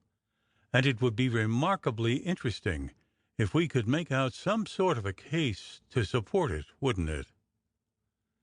"Is that what you want to do?" Anthony asked, cutting himself a second slice of bread. "Seems a bit of a waste of time to me. However, I'm game if you want to amuse yourself. Things have been a bit quiet lately, haven't they?" Roger glanced at his cousin in some surprise, but tactfully forbore to comment on his remarkable statement. It had been his impression that things had not been at all quiet lately. So far as Anthony and his affairs were concerned. "You haven't fixed anything up with Margaret for this morning, then?" was all he said. "No," said Anthony, very airily. "She's got to go into Sandsea, I believe, shopping or some rot. I shan't be seeing her till tomorrow, if then." Again Roger, with almost superhuman tact this time, refrained from comment. It was on the tip of his tongue to say, "What have you quarrelled about now, you pair of idiots?" But he didn't. For one thing, he had no wish to be accompanied all the morning by the glowering and resentful Anthony. "That's all right, then," he remarked briskly, as if for Anthony and Margaret not to meet during the whole 24 hours was quite the most ordinary thing in the world. "Well, I'll tell you what we'll do. I think it would be rather fun to say nothing of the exercise in detectiveship, to assume for one day that Meadows was murdered, poisoned, of course, and see if we can collect any evidence in support of the notion. What do you say?" "Frightful fun," Anthony agreed mechanically. "That's the spirit," Roger said with great heartiness. "Very well, then. Hurry up with your breakfast, and we'll see what the Queen will send us." End of chapter 21.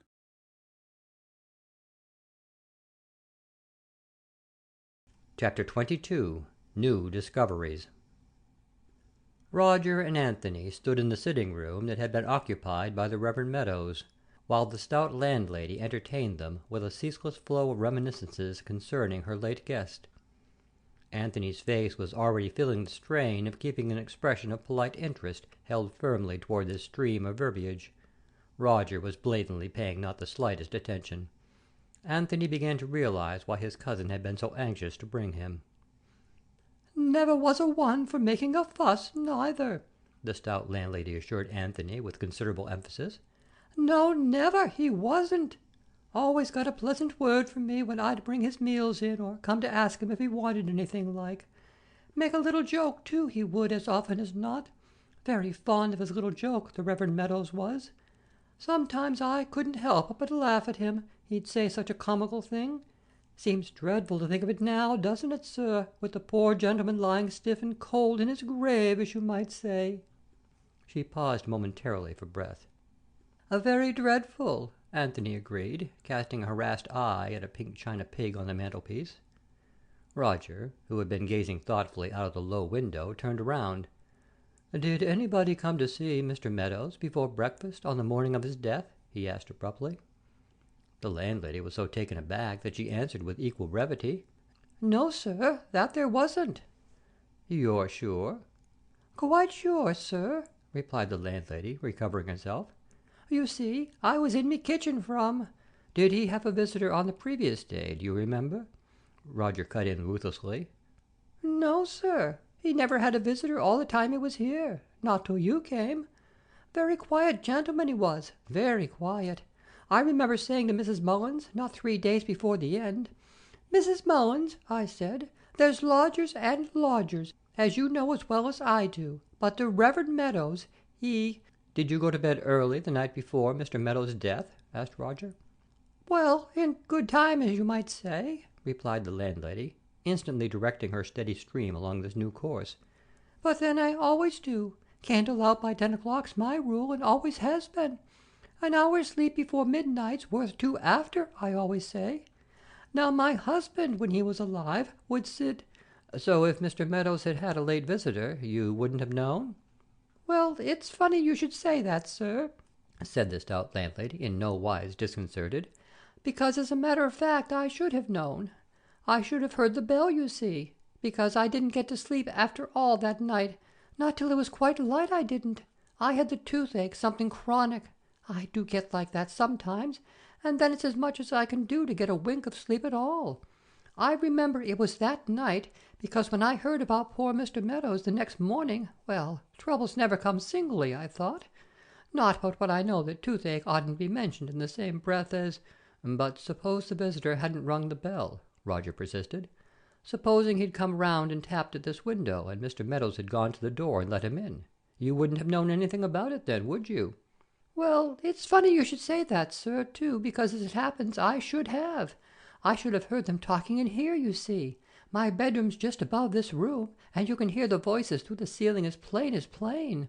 Not what they're saying, I don't mean, but just the voices. And I know that, continued the landlady with an air of mild triumph, because I heard it myself a matter of 3 weeks ago or more, when someone did come to see Mr. Meadows after I'd gone to bed, just like you said. Oh, someone did come to see him, eh? But I thought you said he'd had no visitors. Well, I did, admitted the landlady handsomely, and that's a fact. But not having let this one in myself, well, it slipped my memory, I suppose. Yes, the Reverend Meadows did have a visitor one night, and I know that, although I'd gone to sleep, because they woke me up with their talking. It was pretty late then, and they were talking loudly. Good. Have you any idea who it was? The landlady hesitated. No, sir, I couldn't say that, I'm afraid. What could you say, though? Roger asked, with his most winning smile. Well, sir, I'm not a one for scandal, said the landlady rapidly. Never have been, and please God never will be. But this I must and will say. If it had been anybody else but the Reverend Meadows, I should have gone down to them there and then, in bed though I was, and goodness knows tired enough already. My house has always been respectable, and I look upon it as me duty to keep it respectable. But seeing it was the Reverend Meadows, well, what's wrong for other people would be right for him, I thought. Being a clergyman does make a difference, doesn't it, sir? So I just shut me eyes. Do you mean, Roger put in gently, that Mr. Meadows' visitor was a lady? Well, I don't know about that, sir, said the landlady doubtfully. I don't know whether you'd call her a lady. You see, she was talking that loud I could hardly get to sleep again, try as I might. And the Reverend Meadows, he was talking louder than a clergyman ought, if you ask me, sir.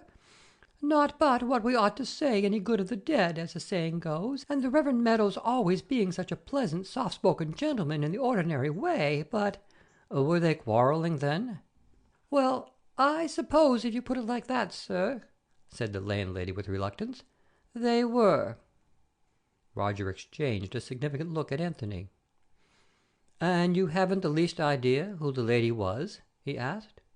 Oh, no, sir. I don't know who she was. I never saw her, you see, and she didn't leave nothing behind her, only a handkerchief. She left a handkerchief, did she? Yes, sir. I found it the next morning when I was doing this room before Mr. Meadows was up. I meant to give it to him to give back to her, but kept putting it off somehow. I thought, perhaps, he mightn't like me knowing anything about it, you see, him not having said a word about her being here at all, and, after all, least said soonest mended, as the saying goes. You haven't, said Roger with elaborate carelessness, still got that handkerchief by you, have you? Well, it's funny you should say that, sir, because just as it happens, I have. I kept it by me, you see, meaning— Would it be too much trouble to let me have a look at it for a moment? Roger asked in honeyed tones. Not a bit, sir, replied the landlady cheerfully. I'll go and get it now, if you won't mind waiting a minute. She bustled out of the room, and Anthony looked at his cousin with raised eyebrows. Mrs. Vane, of course, he said. Of course, Roger nodded. She could easily get in at that window without being seen. But it's natural enough, isn't it? I mean, why the excitement? I'm not excited. And it is perfectly natural. She probably came here several times. But having unearthed a brand-new fact, we may as well find out all there is to be known about it. I admit that I don't see any fresh development that it can lead to, but there's no harm in following it up. The landlady bustled back again, decidedly the worse for breath, and handed Roger a small piece of cambric entirely surrounded by lace. Roger examined it and silently pointed out to Anthony a small E embroidered in one corner. He turned to the landlady and significantly rattled his loose change. I'd like to keep this, if I may, he told her. And welcome, responded the landlady with alacrity. If her visitors were ready to pay good cash for such an insignificant souvenir of the tragedy, who was she to stand in their way? I suppose you can't say at all definitely which evening it was, can you? Roger asked, tucking the flimsy thing away in his pocket-book. Yes, I can, sir, returned the landlady, not without triumph. "It was the very night before that poor Mrs. Vane was thrown over the cliff. That fixed it in my memory like. Wasn't that a dreadful thing, sir? Really, I don't know what's happening to Ludmouth. First Mrs. Vane, and then the Reverend Meadows. Do you think that police inspector is going to find out anything, sir? You being with him last week and all, and I thought perhaps—" Roger discouraged her inquisitiveness with general firmness, and began to prowl around the room. The excuse he had given for his presence, that the dead man was an old friend of his, could be easily stretched to cover any curiosity, bordering on the indecent, which he might display regarding that old friend's habits and possessions. A rack on the wall containing 3 or 4 pipes arrested his attention, and he drew one out of its socket. "Mr. Meadows was a heavy smoker, wasn't he?" he remarked. "Well, it's funny you should say that, sir," observed the landlady, who had been following his movements with interest, "because I shouldn't have said he was, myself, at all. Leastwise, not compared with my husband, he wasn't. He'd smoke his pipe after breakfast, the Reverend Meadows would, and again after his dinner, and perhaps a bit in the evening if he felt like it, but not much more than that. Now my husband, you'd hardly ever see him without he had a pipe in—" "But Mr. Meadows had a lot of pipes for so small a smoker." "Why, yes, sir, he had, sir. I noticed that myself. But he was very funny about his pipes, the Reverend Meadows was. He used to smoke them one at a time for a week, in rotation, he called it. Very comical about it, he was, too. Pipes are like wives, Ma, he used to say. Always called me Ma, he did. Said I mothered him better than his own mother ever had. A very friendly sort of gentleman, the Reverend Meadows was. Yes, pipes are like wives, he'd say. A man ought never to have more than one of 'em going at a time. That was just one of his comicalities, you see. Always full of jokes like that, he was. Pipes are like wives, indeed. You see what he meant. A man ought never— "Yes, very comical indeed," Roger agreed gravely. "Aha! By the way, you don't know where Mr. Meadows bought his tobacco, do you?" "Well, it's funny you should ask that, sir, because as it happens I do. Next door but one the shop is, and that's the only place they sell it in the village. Barring the Three Swans and the Crown, of course, and the Three Swans being over a mile outside the village, you could hardly expect him to go there for it, could you?" "Certainly not," Roger agreed with an air of great seriousness. "No, I couldn't possibly expect that. Well, I mustn't keep you any longer, I suppose. Thank you so much for letting me look round." He held something out towards her, which the landlady received with ready palm. "And welcome, I'm sure," she said genially. "Thank you kindly, sir, and if there's anything else you want to see, you've only got to ask. Wouldn't you like to have a room around his bedroom, I suppose, now you're here?" "No, I don't think we need trouble about that. Come along, Anthony. Good morning, madam." They were shown into the road, and Roger turned to the left. "Some day," replied Anthony chattily, "I must match you against that woman, if I can find somebody to put up a purse. You'll enter the ring directly after breakfast, and talk to each other till one of you gives up. If either of the combatants is found at the time of the contest to be suffering already from clergyman's sore throat, he or she forfeits the stake money, and all bets are null and void. Queensberry rules. No kidney punch. Towels and sponges to be provided by—" "Cease prattling, Anthony," Roger remarked in tolerant tones, diving into a shop in their left. "We're going in here." They went in. "By the way," Roger opened the conversation, having paved the way by buying an ounce of tobacco that he didn't want. "By the way, this is the same brand as poor Mr. Meadows used to smoke, isn't it? You remember, the clergyman who died next door but one last week?" "Oh, yes, sir," said the village grocer. "We all knew him here. But he didn't smoke that, sir. Crown and Anchor coarse cut was what he always bought." "Is that so? I thought he told me once that he smoked this. But of course he never did smoke very much." "That's right, sir. About an ounce a week, that's all." "Used to come in here for his ounce every week, did he?" "Oh, no, he didn't do that. He used to buy it 1/4 of a pound at a time. But that works at an ounce a week, you see." "So it does," observed Roger with an air of mild surprise, and took his departure. "So now, Anthony," he confided to that young man outside, "we know what Samuel smoked, how he treated his pipes, how much tobacco he bought at a time, and everything else. In fact, about the only thing we appear not to know in this connection is the name of Samuel's tobacconist's cousin's great-aunt's cat. "And what the deuce," wondered Anthony, "do you imagine you're going to get out of it all?" "That heaven alone knows," replied Roger with pious agnosticism. They went back to the inn for lunch. End of chapter 22. Recording by Todd.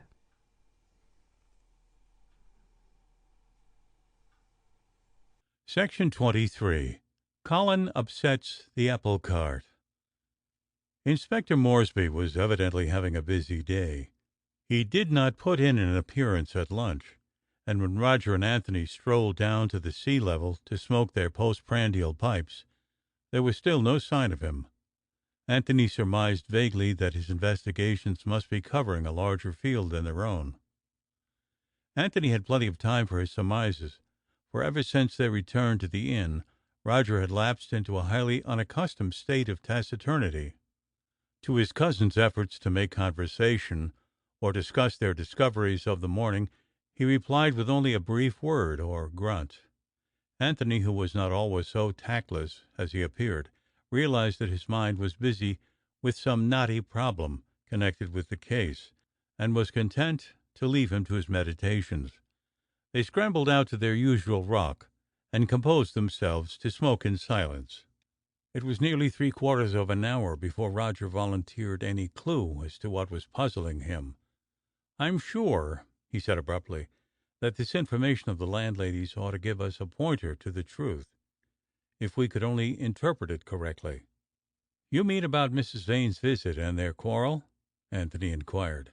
"No, no," Roger said with unusual testiness. "That doesn't give us anything fresh. It's natural enough for her to have visited him, and we'd gathered already that they were on bad terms.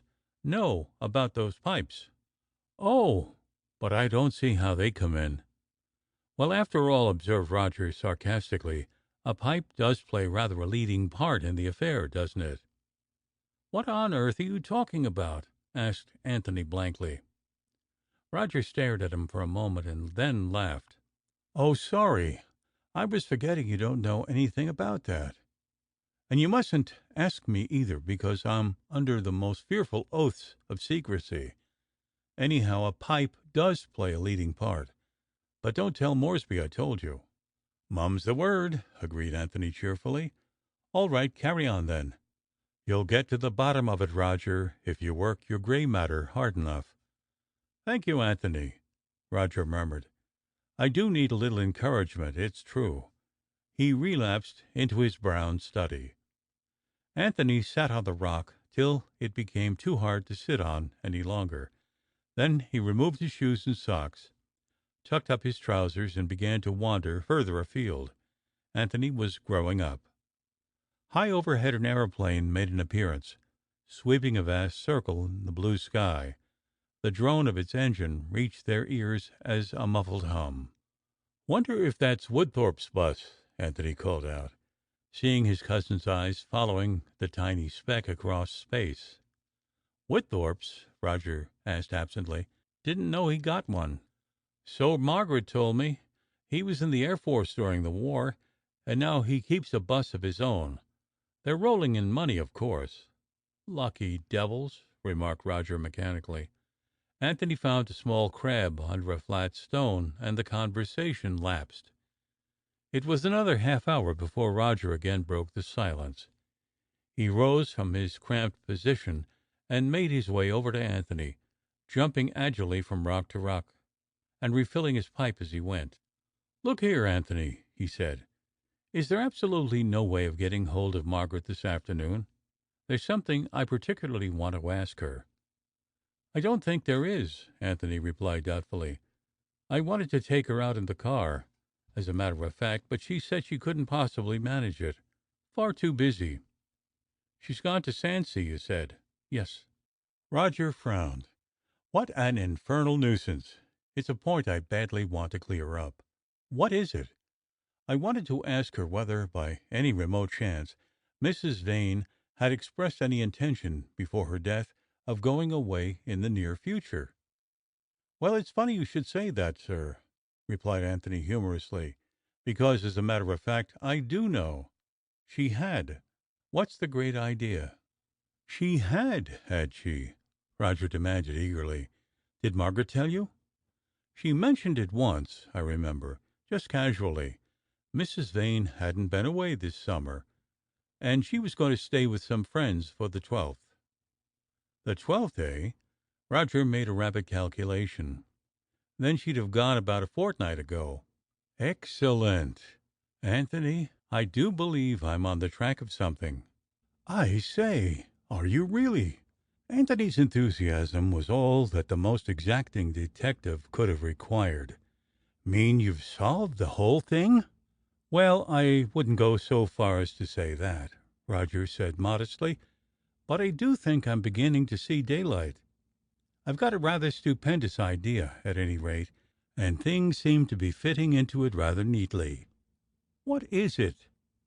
Oh, you mustn't ask me that yet. I still have to chew it over a lot more before I can make a connected and logical story of it. Besides, the best detectives always hold up their brilliant solutions for the most effective moment. Surely you know that.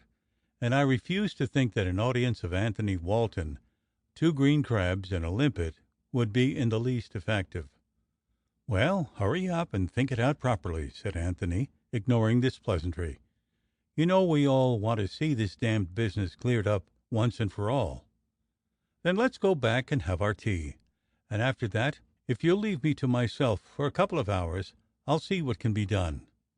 Inspector Moresby had still not returned to the inn when they got there, as the landlord informed them on Roger's inquiry.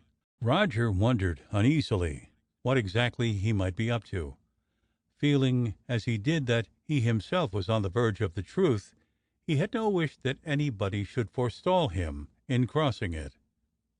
Throughout tea he chattered incessantly about nothing at all, explaining on Anthony's remonstrance that he wished to clear his brain of all stale notions, in order to approach the problem afterward with an entirely fresh mind. As soon as they had finished, he took his pipe down once more to the rocks, and sternly forbade Anthony to come within half a mile of him. More than the stipulated 2 hours had passed before he climbed once more up to the little path along the face of the cliff, and thence to the top of the headland, where Anthony, bored beyond tears with his own company, but far too eager to risk missing his cousin's return, was anxiously waiting. "Well?" demanded the latter at once, hurrying forward. "Any luck?" "Not so much luck, Anthony, as brilliance," Roger replied with pardonable pride. "Yes, I think I've solved this little problem, as Holmes would have said, if he had been here instead of me." "Who's the murderer, then?" "Can you possess your soul in patience a little longer? I don't want to spoil a good story, but it's such a long and complicated one that I don't want to have to tell it twice over. If you can wait till Moresby arrives, I can kill 2 birds with 1 stone." "But he may be ages," Anthony grumbled. "Well, give me till halfway through supper," said Roger, "and if he isn't back by then, I'll promise to give you an outline of it in advance." And with that Anthony had to be content. "By Jove," Roger resumed, as they walked back to the inn, "by Jove, I do hope Moresby hasn't been working along this line himself. He's such a reticent devil. I never know what's in his mind. He'll spill a fact or 2 occasionally, but never a theory. That is, not without some ulterior motive. Yes, if this idea hasn't occurred to him already, I fancy I've got a little shock in store for Inspector Moresby." "Is the solution quite unexpected, then?" "Entirely, so far as I know, or at any rate by me. Then I suddenly caught a glimpse of things from a fresh angle, and all the facts proceeded to arrange themselves in the neatest way possible. You'll be able to convince the inspector, I suppose? He's a bit of a skeptical devil." "He is that," Roger agreed with feeling, "but I don't see how I can fail to convince even him. The facts ought to do that for themselves. Of course the solution isn't capable of cast iron proof. That's the only trouble. But if it comes to that, what solution that depends only on circumstantial evidence ever can be? And proof hasn't necessarily got to be cast iron. It only needs to be reasonably convincing, and that mine certainly is. Good egg, quoth Anthony with satisfaction. In the hall of the inn the landlord intercepted them.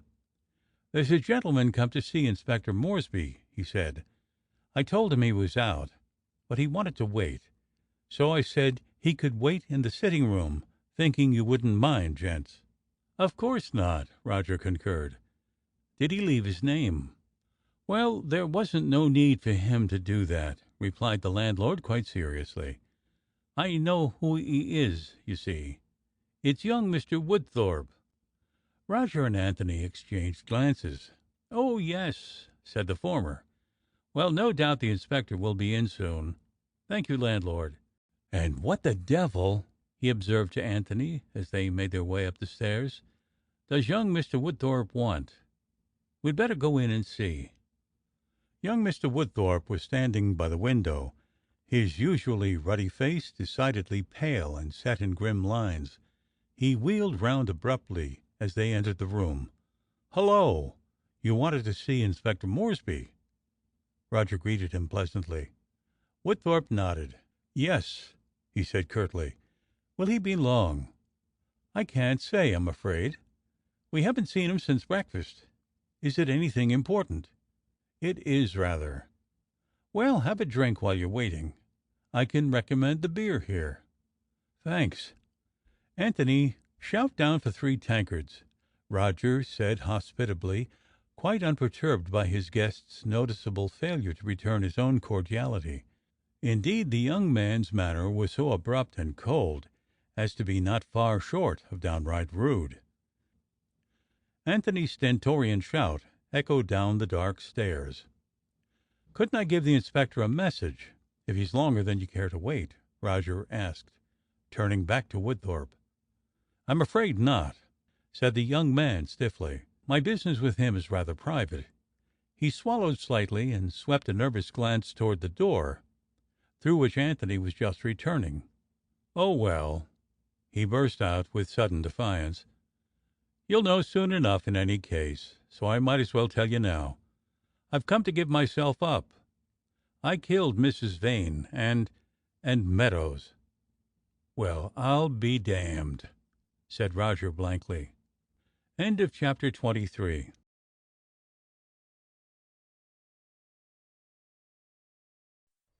Chapter 24 of The Mystery at Lover's Cave. Inspector Moresby is humorous. It is not an easy exercise in hospitality to entertain a guest who has just announced that he is a double murderer. Small talk about the weather and the latest books seems something of an anticlimax, while to display a polite interest in his hobby and question him as to details might be misconstrued as mere indecent curiosity. On the whole, it is difficult to see how the situation, should it ever occur to the reader, could be better handled than it was by Roger. "Did you really?" observed that gentleman politely, pulling himself together with an effort, as the 3 tankards preceded the landlord into the room. "Well, well! Cheerio!" "Cheerio!" echoed the self-confessed murderer gloomily, and extracted what comfort he could from his tankard. "Won't you sit down?" mumbled Roger, still mechanically polite. "Thanks." The trio seated themselves and looked at one another in silence. The inspector ought to be here soon, I should think," volunteered Roger helpfully. "Will he?" "Yes, I should think so." "I see." There was another pause. Roger frowned at Anthony. Anthony continued to preserve unbroken silence. The situation was evidently beyond him. It was rather beyond Roger, too, but he flung himself valiantly into the breach once more. "Have you been waiting long?" he inquired desperately. "Not very." "Oh! Well, he ought to be in any minute now." "I see." There was another pause. "Look here," said Roger, still more desperately. "What are we to talk about?" Woodthorpe smiled faintly. "I suppose it is a bit awkward for you fellows," he remarked. "Infernally awkward," Roger agreed warmly. "I don't know what the etiquette is on these occasions at all. Besides, they'll be coming to lay the supper in a minute. Shall I tell them to lay a place for you, by the way?" "I don't know. That rather depends on the inspector, doesn't it?" "Well, I should think he'll allow you to have some food, at any rate, whatever he does with you afterward. I'll tell the girl when she comes up. In the meantime, if you don't care for talking, here's the morning paper." Colin Winthrop smiled again. "Thanks," he said, and began to read it diligently, upside down. "Well, I suppose I'd better go along and wash," Roger observed, very airily. "Coming, Anthony?" They escaped from the room. "Was this your solution, Roger?" Anthony asked when they had gained the privacy of one of their 4 bedrooms. "Don't rub it in," Roger groaned. "And I'd got it all worked out so beautifully. Dash it, I can't believe I was wrong. I wonder if the chap can be making a mistake." "Fellow ought to know whether he's murdered somebody or not, surely," Anthony stated judicially. "Yes, I suppose he ought. It would be a difficult thing to overlook, wouldn't it? Well, all I can say is, dash the chap! This is the second time I've solved this mystery wrong. Anthony, I don't want to go back to that room a bit. Let's sit down and smoke and talk about Ibsen." "I'll go down and tell them about that extra place first," said Anthony, and extricated himself with neatness and dispatch. 20 minutes later, the maid knocked on the door and informed them that supper was ready. With reluctance they returned to the sitting room. Their guest was, by this time, a little more composed, and a scrappy conversation upon various subjects of no interest at all was determinedly maintained. Nevertheless, it was with considerable relief that Roger hailed the arrival of Inspector Moresby 10 minutes later. He did not wish to see young Woodthorpe, to whom he had taken a liking, being bundled off to prison, but the situation really was a very difficult one. Woodthorpe jumped to his feet immediately the door opened. "Inspector," he said, with a return to his former abrupt manner, "I've been waiting to see you. I want to give myself up for the murders of Mrs. Vane and Meadows." The inspector gazed at him coolly for a moment. Then he closed the door behind him. "Oh, you do you?" he said without emotion. "So it was you who did it after all, was it, Mr. Woodthorpe?" "Yes." "Well, well," said the inspector tolerantly. "Boys will be boys, I suppose. What's for supper, eh, Mr. Sheringham?" "Cold veal and salad," stammered Roger, somewhat taken aback. He had never seen an experienced policeman arresting a murderer before, but this certainly did not coincide with his ideas of how it should be done. "Well, let's hope the salad's better than it was last night," observed the inspector with some severity, and took his seat at the table. Roger was not the only person to whom things did not seem to be going right. "Well, aren't you going to arrest me, Inspector?" asked Woodthorpe in bewilderment. "All in good time, sir, all in good time," replied the inspector, busying himself with the veal. "Business first and pleasure afterwards, perhaps, but food before either of them." "And drink before that," murmured Roger, who was beginning to recover himself. Roger thought he saw a gleam of light in the darkness. Woodthorpe dropped back into his seat. I don't understand," he muttered. "You've got no salad, sir," said the inspector, in tones of some concern. "Help yourself and then pass the bowl across to me." "Well, well, so it's you who's been giving us all this trouble, is it?" "If you like to put it that way," replied Woodthorpe stiffly. "Certainly it must be galling to any conscientious murderer, who has just brought off a neat right and left, to hear his exploit described merely as troublesome. There is nobody like an inspector of police for showing things up as they prosaically are." "And why did you suddenly make up your mind to come and tell me all about it, sir?" pursued the inspector, with the air of one making polite conversation. "I don't see that I'm called upon to give you my reasons." Of course not, the inspector agreed with the utmost heartiness. Worst thing in the world you could do. Never give reasons, that's my advice. Have some more veal? Mr. Walton, you finished. Cut Mr. Woodthorpe some more veal. Anthony, who had been watching this exchange with open mouth, started violently and began to cut the bread. I don't want any more veal, thank you, said Mr. Woodthorpe, flushing angrily. Just as you like, sir, of course, murmured the inspector, and bestowed a large wink on Roger. Roger, to whom the gleam of light had now become a broad beam, returned the wink with interest. Unfortunately, Woodthorpe intercepted both. He sprang wrathfully to his feet again, knocking his chair over behind him. Look here, he burst out. I've had about enough of this fooling. I told you what I came here for, Inspector. Are you going to arrest me, or are you not? The inspector looked up from his plate. Well, sir, he said blandly, since you ask me so candidly, no, I'm not. But I'd like to ask you a few questions, perhaps. For a long moment the eyes of the two men held each other, while a deep flush slowly overspread the younger man's face. Then Woodthorpe turned away and marched over to the door. Then you can jolly well come up to my home and ask me them there, he announced as he opened it. I've had about enough of this. The door closed behind him with a bang. That looks like a walk for me, I'm afraid, observed the inspector with regret. Yes, Roger laughed. He got one back on you there, Inspector. Good Lord! exclaimed Anthony. Good Lord! What's the matter, Anthony? Roger asked sympathetically. You mean that chap never did it at all? No, not exactly that, Anthony, said Roger with a grave face. It's simply that Inspector Moresby has a conscientious objection to arresting anybody for murder under the age of 30. Ass, growled his cousin, and helped himself to stewed gooseberries. Well, what about your story now, then? Did you know Roger had solved the mystery, Inspector? No, Mr. Walton, I didn't, said the inspector with interest. Has he? Well, he thinks he has, said Anthony nastily.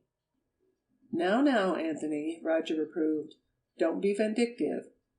Yes, he added modestly to the inspector. I've solved the mystery all right, and I warn you that I'm going to telephone part of it, at any rate, to London tonight, though not the bit you wanted suppressed for the present, of course.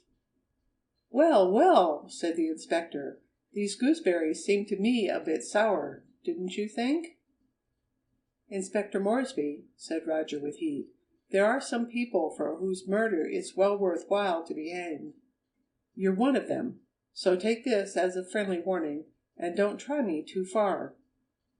But they are a bit sour, Mr. Sheringham, protested the inspector. Really? So are the grapes, too, I'm afraid. Roger grinned. Never mind, Inspector. Perhaps I shan't be on your next case. So the storybooks are all right, after all, when they talk about Scotland Yard's professional jealousy of the amateur. True, sir, said the inspector, shaking his head. Terribly true. See in the paper this morning that Glamorgan have won their 11th match this season, Anthony? Roger remarked airily. Extraordinary how they've come on it, isn't it? We shall see them head of the table soon. Yes, it's nice to see a county that plays more than one amateur doing well for a change, Anthony responded with alacrity. Roger kept the conversation firmly upon cricket till the inspector had swallowed his last mouthful and the dinner things had been cleared away, and even till the inspectorial pipe was well alight and the inspectorial countenance decidedly bored. By the way, sir, remarked Inspector Moresby, relaxing comfortably in the armchair to which he had transferred himself. By the way, didn't I hear you say something about having solved the mystery? I thought you'd come around with time and gentle treatment, Roger laughed. Yes, Inspector. Joking apart, I really think I have solved it. Care to hear? Of course I would, sir. You mustn't mind if I pull your leg now and then. Well, I do a bit of that myself, Roger admitted. But look here, the trouble is Anthony. I haven't told him yet because it's all bound up with what you confided to me the other night, but of course he wants to hear. Can't you stretch a point and let me just give him a quick idea of what you told me?" The inspector hesitated. "You'll give me your word that it wouldn't go any further, then, Mr. Walton? Not to another mortal soul?" "On my oath," Anthony agreed eagerly.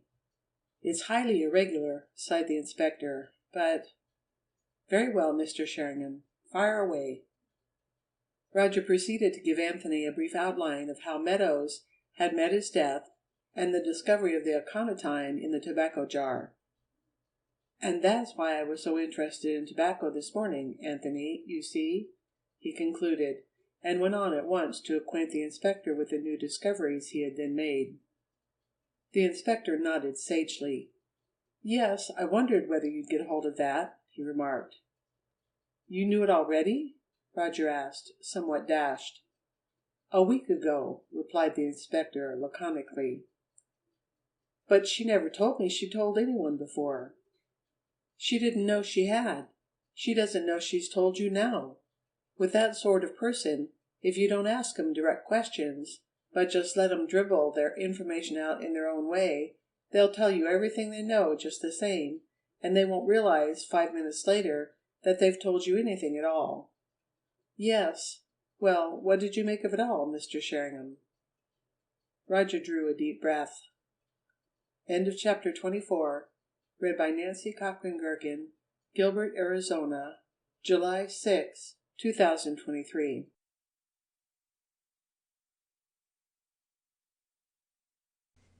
Chapter 25. Roger solves the mystery. "Well, I'd better begin at the beginning," said Roger. "Now, in the very first place, I made up my mind, as you know, Inspector, that the person whom you seem to be suspecting, whether you really did or not, I don't know, but you certainly gave me that impression, I made up my mind that that person was not responsible for Mrs. Vane's death. The evidence was against her, of course, and badly, but there are some cases where circumstantial evidence, however apparently convincing, can lead one rather badly astray, and I was sure this was one of them. I admit that I had nothing definite to go on. My reasons were purely psychological. I felt, quite simply, that to suspect Margaret Cross of murder, and a seemingly cold-blooded, carefully planned murder at that, was nothing short of ridiculous. The girl was transparently sincere and honest. If it wasn't she, then who was it? Well, both of you know that my suspicions finally centered upon this fellow Meadows, alias all the rest of it. I thought I had a pretty good case against him, even before we knew anything about him at all. Afterward, it almost amounted to a foregone conclusion. And then Meadows apparently committed suicide. Well, that didn't affect my case. If anything, and the circumstances being as they were, it was actually strengthened. But Meadows, it turned out, could hardly have committed suicide at all. He must have been murdered. How did that make things look? Now, this is where we jump to the wrong conclusion, Inspector. At least, I did. I can't answer for you. I've never known what was really in your mind from the very beginning. Misled, intentionally or otherwise, by you, I practically assumed that the two murders had been committed by one and the same person. Or, if I didn't actually assume that, I came so near it as automatically to wash out the idea that Meadows committed the first. We agreed that they must almost certainly be interdependent, and I accepted your very plausible theory that the strongest and most obvious motive for the second was that Meadows had been an actual eyewitness of the first. And that theory, of course, eliminated him from the list of suspects. At the same time, you made out a very useful case against Vane for the double murder. And now I'm afraid we become a little personal. Thinking things over in bed last night, away from your magnetic influence, I was suddenly struck by this bright thought. Why does Inspector Moresby go to such pains to plant in my mind the idea that both murders were committed by the same person, and to give me the impression that this is what he himself thinks? He's a reticent sort of devil. He's never volunteered any ideas of his own worth speaking of before. He knows that in a way we're rivals here. The last person he'd want to help toward a solution is Roger Sheringham. Why? And of course the answer to that came pat. Because he wants to put me on the wrong track. He doesn't think those murders were committed by the same person. On the contrary, he's convinced they weren't. How's that, Inspector? The inspector laughed heartily. No, no, Mr. Sheringham, he said, shaking his head. You do me an injustice, you do, really. That was my honest opinion when I was talking to you last night. I had no doubt at all that Mrs. Vane and Meadows were murdered by the same person, and I don't mind admitting it. Huh, observed Roger, not altogether without skepticism. And do you still think so? I'm always open to conviction, I hope, replied the inspector carefully. Yes, go on, sir. This is very interesting. Well, whether you really thought there were two murderers, or whether you didn't, my base suspicions of you did me one good turn. They biased me in favor of thinking so myself. So, when I set out to pay a visit to Meadows' lodgings this morning, I was already prepared to look for his murderer in somebody other than that of Mrs. Vane. Well, I made my investigations, I unearthed a few new facts which looked interesting, but which I was blessed at the moment if I could make head or tail of, and I sat down after lunch to try to think the whole thing out.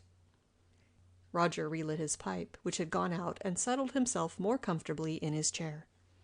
It wasn't for some little time that a very simple question occurred to me, to which the answer began at last to put me on the right track.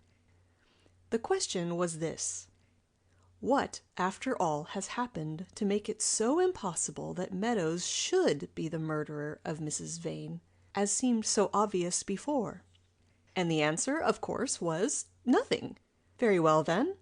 Could I get any further with the second mystery by utilizing my theory of the two agents to make Meadows the solution of the first? Now, there were 2 pointers toward the murderer of Meadows, both somewhat vague: motive and aconitine. Assuming, as I think one had every right to do, that Meadows would not have shrinked from blackmail. The first of these was so wide that I shelved it for a time and concentrated on the second. This was wide too, but it could be narrowed down. If one took the working assumption that the aconitine had come from Dr. Vane's laboratory, there were, excluding servants and so on, 3 people who could have got hold of it: Dr. Vane himself, Miss Williamson, and Miss Cross. Well, for some reason or other, psychological again, I wasn't drawn toward Dr. Vane as the murderer, although, as you showed, Inspector, it was possible to make out a pretty convincing case against him. Probably because you had gone out of your way to make a pretty convincing case against him, perhaps. In the same way, of course, I had already discarded Miss Cross. There remained Miss Williamson. Well, Miss Williamson was a difficulty. Why in the name of goodness would she want to kill Meadows? I could see no possible reason. There would have been a reason, of course, if she had already murdered Mrs. Vane. An idea that had already occurred to me, by the way, Inspector, and for the same motive, before you put it forward once as a joke, if you remember. There would have been a motive in that case if Meadows had seen her do it, but I was working on the theory that he had murdered Mrs. Vane himself. For the life of me, I couldn't see, if that were the case, how she could possibly be his murderess. Out of the question, I should have said, interjected the inspector. Yes, that's what I decided. Well, there were all my 3 suspects discharged without a stain on their characters, so I was driven to the conclusion that either the aconitine had not come from Dr. Vane's laboratory at all, or else Meadows had not killed Mrs. Vane. In either case, I was in an impasse and had to go back a little way. I went back to motive. Now, this is where we really do begin to warm up. Do you remember last night, Inspector, you asked me who had the biggest motive for wanting Meadows out of the way, and I replied, somewhat facetiously, that Mrs. Vane had. I began to play with that idea. Mrs. Vane? Repeated Anthony incredulously. But she was dead already. When Meadows died, yes, but she had plenty of motive, I imagine, for wanting him out of the way before she died herself. Anyhow, you see the idea. I was asking myself with growing excitement, Was there any way in which Mrs. Vane could have brought about Meadows' death, although she herself was already dead? And the answer, of course, was obvious. Yes, there was. Roger leaned back in his chair and beamed triumphantly at his audience. "This is very clever, Mr. Sheringham," said the inspector ungrudgingly. "Very clever indeed. Yes, I see now what you're driving at, but let's have it in your own words." Well, as you probably discovered yourself, Meadows had had no visitors during the last few weeks, so far as the landlady knew. Any theory, then, which was to cover the insertion of poison in his tobacco must presuppose the murderer's visit late at night, and, probably, through the sitting-room window, with or without Meadows' own knowledge. But on the night before the murder, the landlady, although awake, heard no sounds at all, whereas she had heard a visitor's voice quite distinctly some 3 weeks beforehand, that visitor being proved to be Mrs. Vane. "Wait a minute, sir," said the inspector. "What's this all about? I don't know anything of a visit of Mrs. Vane's." "Ah!" Roger grinned. "Well, I'm one up on you there at any rate. Look at this." He withdrew the little handkerchief out of his pocketbook, tossed it over to the other, and explained how it had come into his possession. "Yes," agreed the inspector with a rueful air. "Yes, you're certainly one up on me there, Mr. Sheringham."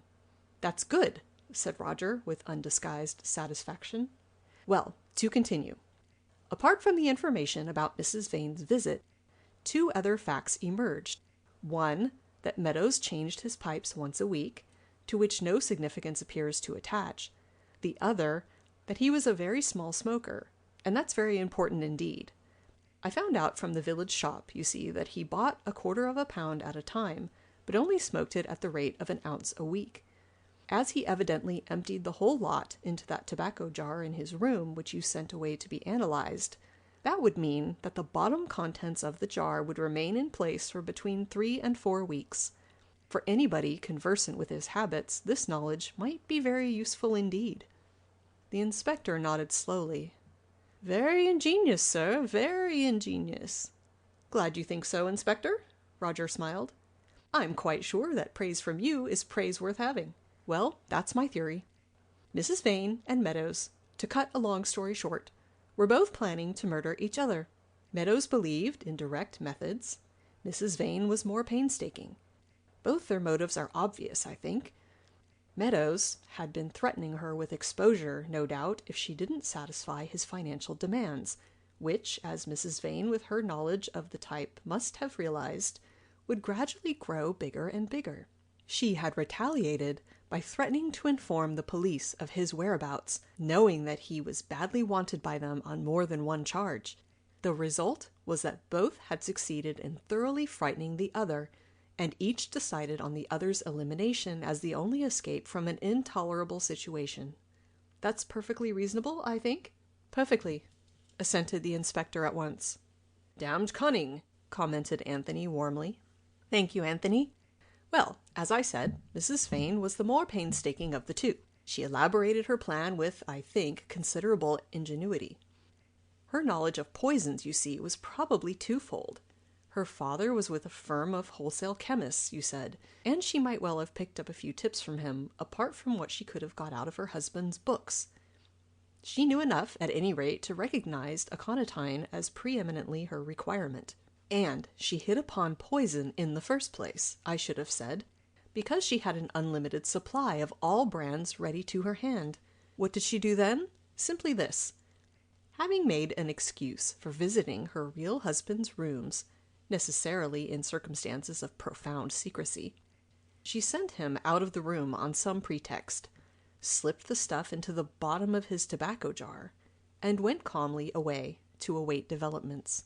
"Which turned out to be somewhat different from what she'd expected," supplied the inspector. "Very much so. But of course she thought she was on velvet. She knew the fact of her having been to Meadows' rooms that night would never leak out, because it was to his advantage to keep quiet about it. Though it certainly was short-sighted of her to talk loudly enough to waken the landlady, and, having placed the poison at the bottom of the jar with 2 or 3 ounces of harmless stuff on top of it, she knew that it would be at least a fortnight before he would reach it, and by that time she would be miles away with a complete alibi established. "Ah, but how do you know that, sir?" asked the inspector, with the air of one who puts his finger on a weak point. "Because Miss Cross happened to mention it casually to Anthony," Roger returned triumphantly. "I'd got as far as that in my reasoning, you see, when it occurred to me that the only possible purpose Mrs. Vane could have in delaying the death was this one, to provide herself with an alibi. If I could find out, I felt at that stage, that Mrs. Vane actually had expressed her intention of going away in the very near future, then my case was as good as clinched. And up pops Anthony with the very information I wanted. So I haven't lived in vain after all, Inspector, you see," murmured Anthony facetiously. "Well, hitherto I'd been working entirely on guesswork, but that seemed to give me the one bit of proof I wanted. After that, it was simply a case of using one's imagination to reconstruct what must have happened. And what did happen can be put baldly in a couple of sentences. Before Mrs. Vane's ingenious scheme could take effect, Meadows had pushed its author over the cliff. Result? Meadows murdered Mrs. Vane, and Mrs. Vane murdered Meadows, in spite of the handicap of already being dead herself. I should think that must be the first time in Scotland Yard's history that a man has been murdered by a corpse, Inspector, isn't it? If I wanted to make a detective story out of it and was looking for a nice lurid title, I should call it The Dead Hand. Well, now, comments, please. What have you got to say about it all?" "I'll say this, sir," replied the inspector without hesitation. "It's as clever a bit of constructive reasoning as I've ever heard." "And the idea had never occurred to you?" pursued Roger, pleased. "Never," admitted the inspector handsomely. "And so, after all this excitement, the public is to be disappointed of an arrest, eh?" "Well, I'm afraid so." There was a little silence. "Of course, it isn't capable of what you might call proof, Mr. Sheringham, is it?" remarked the inspector thoughtfully. "Not the kind of proof to satisfy a court, I mean." "No, it isn't, I know that. But as they're both dead, justice isn't going to be cheated. You're going to publish your solution at the Courier after the facts have come out at the inquest next Thursday?" "Yes, but only as an interesting theory, of course. I don't know whether there's any law about libeling the dead, but in any case I couldn't very well do more than put it forward as a workable solution, in the complete absence, as you say, of all proof." The inspector smoked a few more minutes in silence. "I think, sir," he said slowly, "that you'll find the official explanation of the whole thing, for the benefit of the public, will be that Mrs. Vane's death was an accident and Meadows committed suicide." Roger nodded. "Yes, I'd rather expected that. It's tame, of course, but it's safe. Do you mean you don't want me to attack that too fiercely in the Courier?"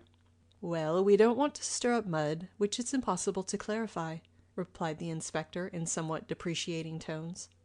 "I see that. Very well. I promise not to be sarcastic.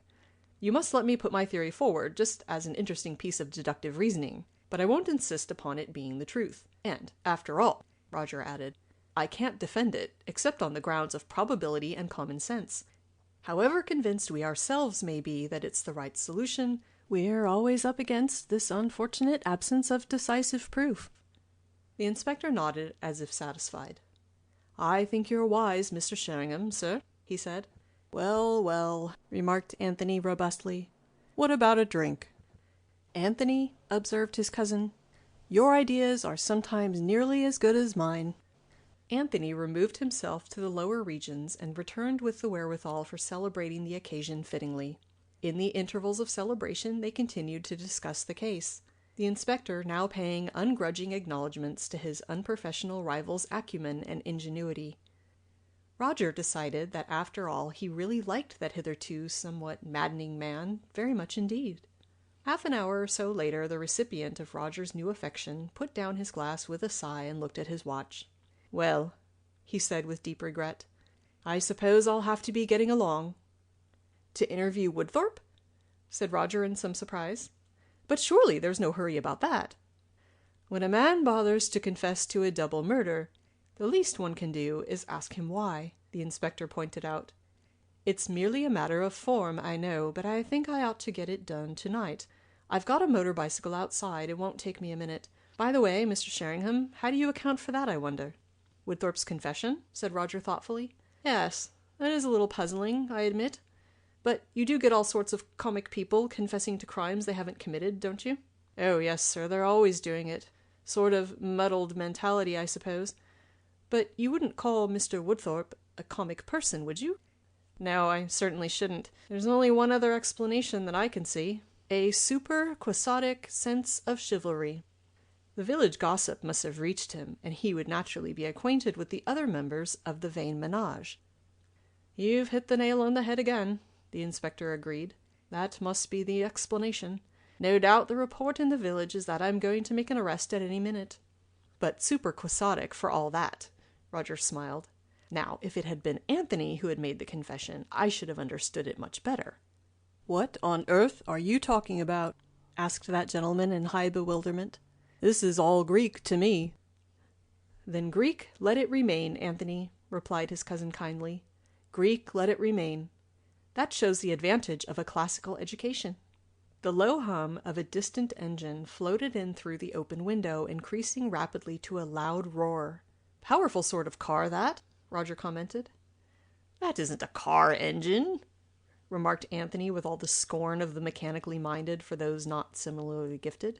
That's an airplane, you ass. The inspector jumped hastily to his feet. An airplane, do you say? Anthony cocked an ear towards the now shattering din.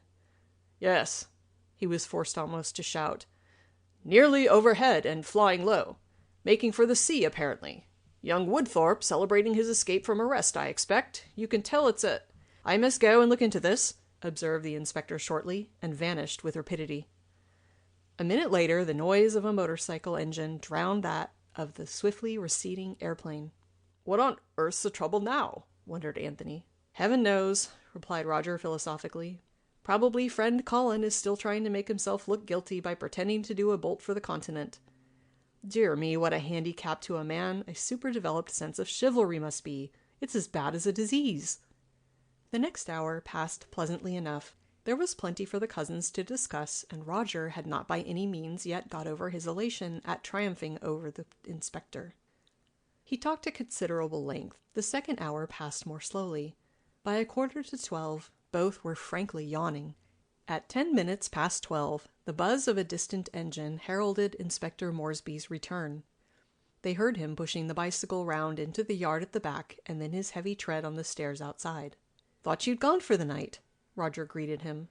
Well, was I right? Has Colin bolted for the continent? He has, sir, replied the inspector, shutting the door and advancing into the room. Ah, said Roger, not without satisfaction. The inspector was looking decidedly grim. He did not return to his chair, but stood in the middle of the room, looking down on the other two. I'm afraid I've got bad news for you, Mr. Walton, he said slowly. Mr. Woodthorpe hasn't gone alone. Anthony stared at him. What do you mean? He asked in a curiously high voice. The inspector looked still more grim. Miss Cross has gone with him, he said shortly. End of chapter 25.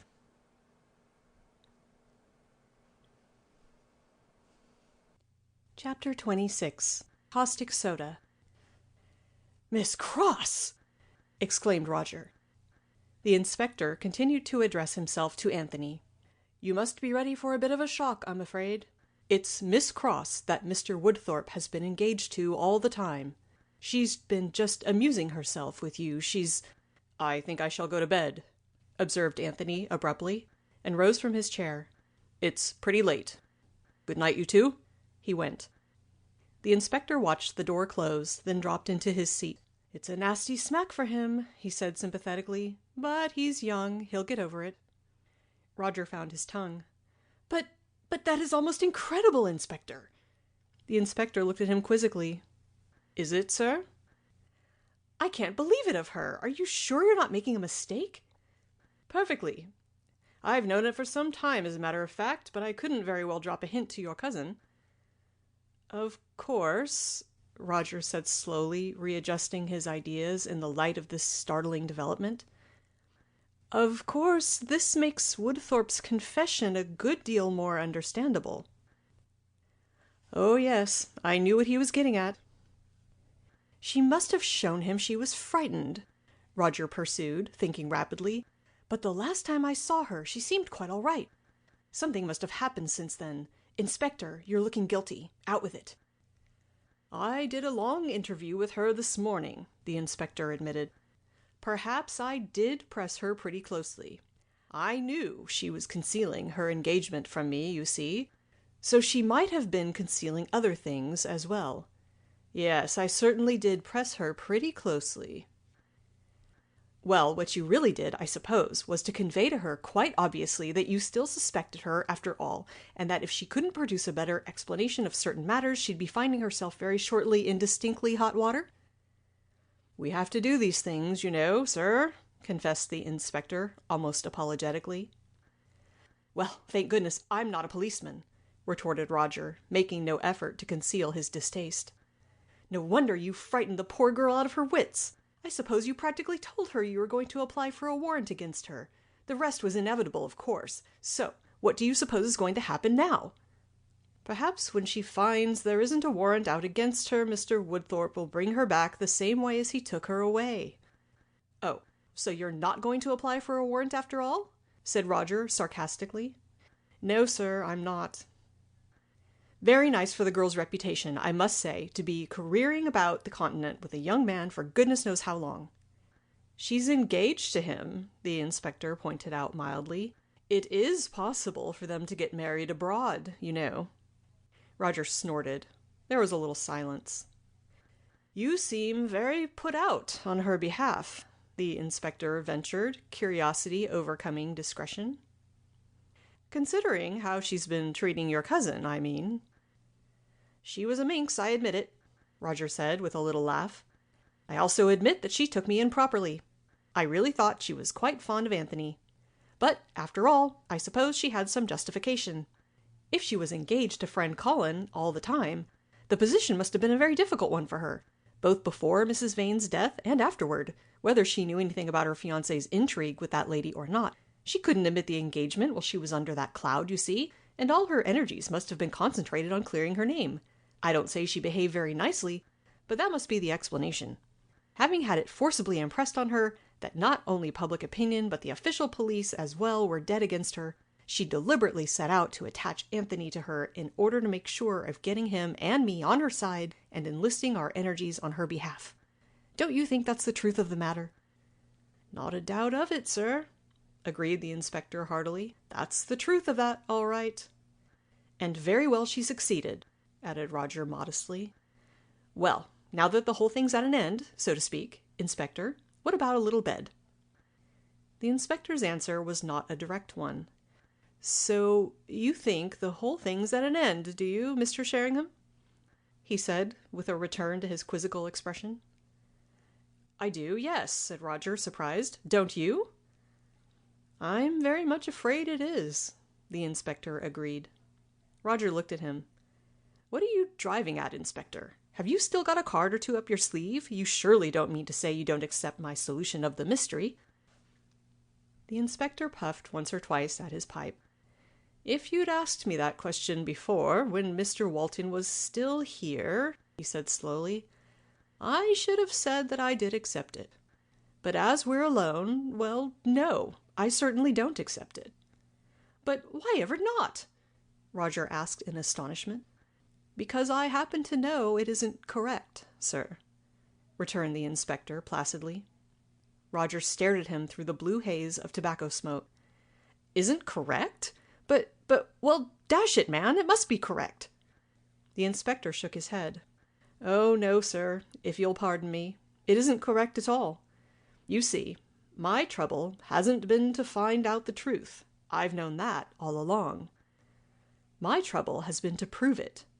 To prove it, I mean, definitely enough to satisfy a court of law. And that I haven't been able to do, and I'm afraid never shall. The truth's plain enough, but there's too many gaps in the chain of legal proof. It's a great pity." The inspector shook his head again, this time expressing gentle regret. "What on earth are you talking about?" Roger cried. "Truth obvious all the time? What do you mean? I haven't found the truth obvious all the time." Once more the inspector shook his head, now conveying the disappointed reproof of the master at the too easy failure of a fairly gifted pupil. And yet it was staring at you in the face all the time, sir, he said in tones of reproach. The trouble was, you wouldn't look at it. He drew again at his pipe for a moment or two, as if collecting in his mind what he wanted to say. Roger watched him in frank amusement. Yes, that was your trouble, sir, resumed the inspector in a slightly didactic voice. All the time you've been refusing to look at the facts in the face. This was a simple case so far as just finding out the truth went. As simple as ever I've come across. But that wouldn't do for you. Oh dear no. You must go and make a complicated business out of it. As simple a little murder as ever was. But you want to run about and raise all sorts of irrelevant issues that had nothing to do with the case at all. Who did murder Mrs. Vane, then? Demanded Roger, disregarding these strictures. If Meadows didn't, as you seem to be meaning, who the devil did? That's the trouble with you people with too much imagination, pursued the inspector. A simple murder's never enough for you. You can't believe a murder can be simple. You've got to waste your time ferreting out a lot of stuff to try to make it look less simple than it really is. No good detective ought to have too much imagination. He doesn't need it. When all— Oh, cut the cackle for the time being, interrupted Roger rudely. Who did murder Mrs. Vane? When all the evidence points to one person, and motive and opportunity and everything else as well, the real detective doesn't waste his time saying, "Ah, yes, I know a thing or two worth that." When all the evidence and the rest of it points to one person, then the odds are that that person is innocent, and someone else has made it look like that. That's how I should commit a murder, by Jove. I'd fake all the evidence and point to someone else. That's what must have been done in this case. So whoever may be guilty, we know one person at any rate who isn't, and that's the one that the foolish inspector from Scotland Yard, who hasn't got a nice big imagination like me, is going to go and suspect. Haw, haw. The mincing accent with which the inspector strove to represent the speech of the superior person with imagination was offensive in the extreme. "Who murdered Mrs. Vane, Inspector?" asked Roger coldly. "Why ask me, Mr. Sheringham?" retorted the inspector, still more offensively. "I'm only the man from Scotland Yard without any imagination. Don't ask yourself either, though, because the answer's staring you in the face. So, of course, you'd never be able to see it. Go and ask any child of 10 in the village. He'd know. He's known all the time, for the matter of that." "Good God!" Roger exclaimed, genuinely shocked. "You don't seriously mean that—" He paused. "Of course I do," returned the inspector more genially. "Good gracious, sir, I can't think how you can have persuaded yourself she didn't. Everything was against her, every single thing. There wasn't a loophole so far as common sense went. I'm not talking about legal proof, mind you. Of course she did it." He lay back in his chair and roared with callous laughter at Roger's unmistakable discomfiture. It was the inspector's hour, and he was evidently going to enjoy every minute of it. But I can't believe it," Roger stammered. "Margaret Cross? Good Lord!" "Well, perhaps I ought not to laugh at you, sir," the inspector went on, continuing nevertheless to do so with the utmost heartiness. "After all, you're not the first one to be taken in by a pretty face and a nice, innocent, appealing sort of manner, are you? Why, there's mugs in London being taken in by 'em every day." The country mug winced slightly, but no words came to him. "Of course, I wouldn't be saying any of this if Mr. Walton were here," said the inspector, ceasing to laugh. "It'd be a nasty shock for him, very nasty indeed, and the one he's got already is quite enough. You'll keep it all dark from him, of course." Roger found his voice. "Who killed Meadows, then?" he asked abruptly. "Why, the girl!" ejaculated the inspector. "She killed 'em both. I keep telling you. Meadows saw her with Mrs. Vane, lay low for a few days, then sprang it on her and started in to blackmail her, no doubt. Probably wanted most of that £10,000 she was to get under the will. So she finished him off too. Oh, rot! Roger cried incredulously. It's true enough, sir, said the inspector more seriously. I saw it all the time. Knew he must have been murdered when we found him there dead. It was a nasty blow for me, too, I can tell you, because he was my only witness against her for the murder of Mrs. Vane. That's what I was going to arrest him for, as a matter of fact, to keep him safe in prison and make him talk. Not because I thought he'd committed the murder himself, like you. I never did think so. In fact, I knew he hadn't. Yes, she spoilt my case against her there completely. But look here, can you prove these extraordinary assertions in any way, Inspector? Well enough for common sense, sir, though not beyond all reasonable doubt, which is what the law wants. Let's take the two cases in turn. What were the clues in the first one? The coat button and the footprints. Well, the footprints had been made by a number 6 shoe, fairly new, the heels not worn at the side.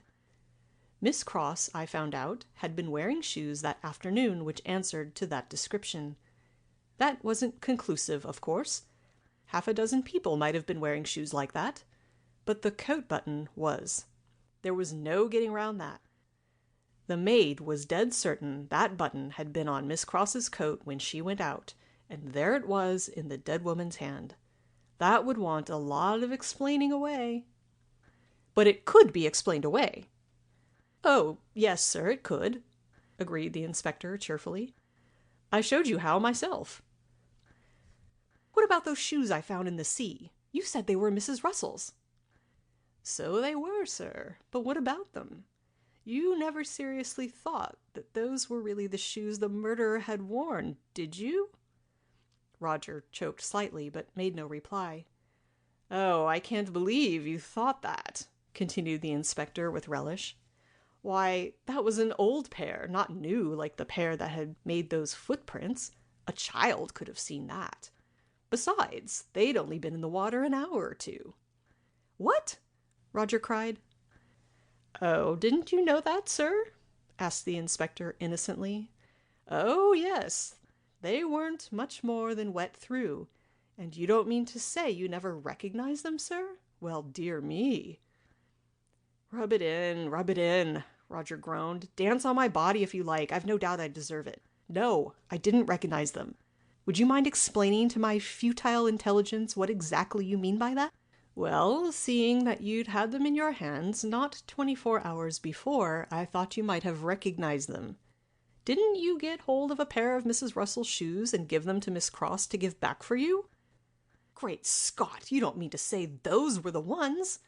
Indeed they were, sir, as it wouldn't have taken you 5 minutes to find out if you'd ever thought of it. The girl lost her head a bit over that. It's easy to see what happened. You'd been putting forward the idea that the murderer was a man who'd made those marks with a pair of woman's shoes to throw us off the track. She's getting pretty desperate by then, seeing how strongly I suspected her. I never troubled to hide that. So she makes some excuse to get away. Nips back to the house, slashes the shoes up the sides to give the impression they'd been prepared for big feet, and throws them over the top of the cliff. Then she makes another excuse to get you down onto the ledge where they can be found. Why, bless you, sir, you never found those shoes. She did. It's perfectly true, Roger muttered. She did. I remember. Yes, it's all plain enough as far as common sense goes, but no good for a court of law, I'm afraid. A smart counsel could tear all that to shreds with his eyes shut. The same with the second case, too. Yes, go on to that. Well, there, sir, I really did my best to put you on the right track. I told you that Meadows was murdered by the same person who killed Mrs. Vane, and because he'd seen the first murder done, I told you that, and I told you that it must have been someone who had access to aconitine. You said just now you thought I meant Dr. Vane, but I didn't, of course. I meant the girl. And then the funny thing is, you thought I was trying to pull your leg. Why, it's all been staring you in the face. I've heard you, with my own ears, talking with Mr. Walton about how funnily Miss Cross was behaving, wanting to go over to France one minute and stay here the next, and all the rest of it. and all you thought was that it was nerves. So it was, but not the kind you meant. And I'd given you another hint long before that. When I told you there was really bad blood in that family, I told you straight out they were practically all of them criminals, and still you thought she couldn't be, just because she had an innocent face. Of course, the first thing I'd done was to have the records searched for her at the yard, and found her in them, too. Never actually been in prison, you understand, but mixed up before she came here with a very shady crew indeed. A house she got a job in as a parlour-maid was burgled, for instance, and another where she was supposed to be the governess. We never laid our hands on the lot that did it, but there's no doubt she was in with them, though nothing could be proved against her. Oh, and several other things, too. She was a bad lot all right before she ever came here, but clever. Oh, yes, clever enough. Go on to the second case, said Roger feebly. The inspector paused and marshalled his ideas. Well, now there, sir, you made a very bad mistake indeed, he said with some severity. You jumped to the conclusion that Meadows was killed by aconitine in his tobacco. If you'd troubled to read up on aconitine, as you ought to have done, you'd have found out that it's a vegetable alkaloid, and vegetable alkaloids lose all their power if they're burnt. You can smoke as much aconitine in your tobacco as you like, and it isn't going to do you any harm. But that's what killed him, Roger protested. Oh, no, it isn't, sir, if you'll pardon me. He was killed by aconitine placed in his pipe, not his tobacco. Aconitine was put in the bowl or the stem of his pipe, sir, where his saliva melted it and he swallowed it, before he knew what he'd done. And that not only proves that it couldn't have been put there 3 weeks before, as you thought, but must have been during the previous night, but also that it was put there by someone who knew a little about poisons, but not very much, for otherwise there'd have been none wasted in the tobacco. She meant to make sure of the job all right, by the way. There was enough of the stuff there to kill 100 people. But wait a minute, Roger interrupted. You're wrong there, Inspector. It could have been put there by Mrs. Vane. I found out that Meadows only smoked his pipes a week at a time, remember? The inspector's expression was more pitying than chagrined. Yes, but did you find out when he changed them, Mr. Sheringham, sir? I did, you see, on Sunday mornings, so it couldn't have been Mrs. Vane after all. It was somebody who came during that previous night while he was asleep. It wasn't the doctor, because he'd never have put the stuff in the tobacco. There's no conceivable reason why it should have been Mrs. Williamson. It must have been Miss Cross. But there again, there's no absolute proof. Well, said Roger, I'll be damned. The inspector helped himself with an absent air from the bottle of whiskey which stood flanked by a couple of siphons on a small table at his elbows. He sipped his drink thoughtfully. And you're not going to apply for a warrant? Roger asked when all this had sunk into him. You're going to let her get away with it? The inspector allowed a little whiskey to sink into him. No help for it, I'm sorry to say. We could never get a conviction. As I said, I think you'll find that the verdict next Thursday will be suicide, and we shall let it rest at that. The verdict of accidental death on Mrs. Vane as well. It isn't the first time this has happened, you know. There's any number of people walking about today, free men and women, that we know to be murderers, but we can't prove it to the satisfaction of a court.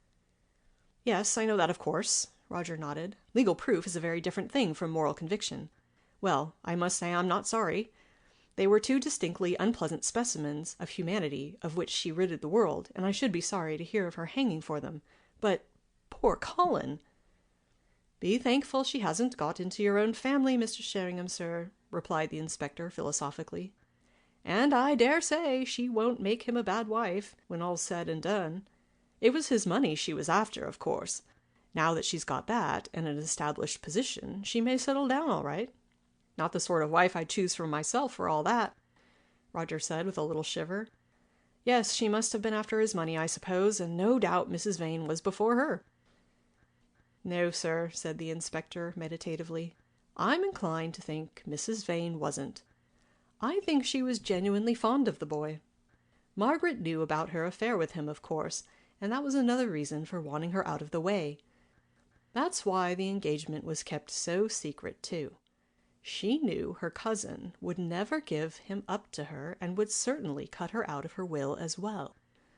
By the way, it may interest you to know that the doctor's marriage settlement is invalidated, as Mrs. Vane was never his legal wife.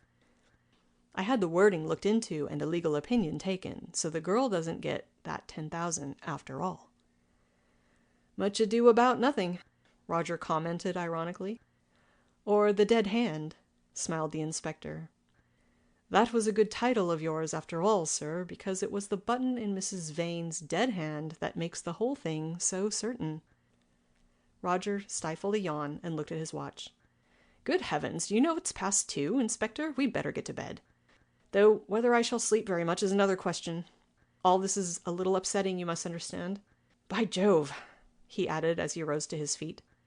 Do you know, even now I can hardly believe that she did it? The inspector smiled at him tolerantly as he also rose. Because she looked pretty and innocent, and you thought at one time she might be going to make a match of it with your cousin, sir? Because you saw her, in fact, as the pretty little heroine of one of your own books? I suppose so, Roger admitted. The inspector patted him on the shoulder with a large and consoling hand. Do you know what's the matter with you, sir? He said kindly. You've been reading too many of those detective stories. End of chapter 26. End of The Mystery at Lover's Cove by Anthony Berkeley.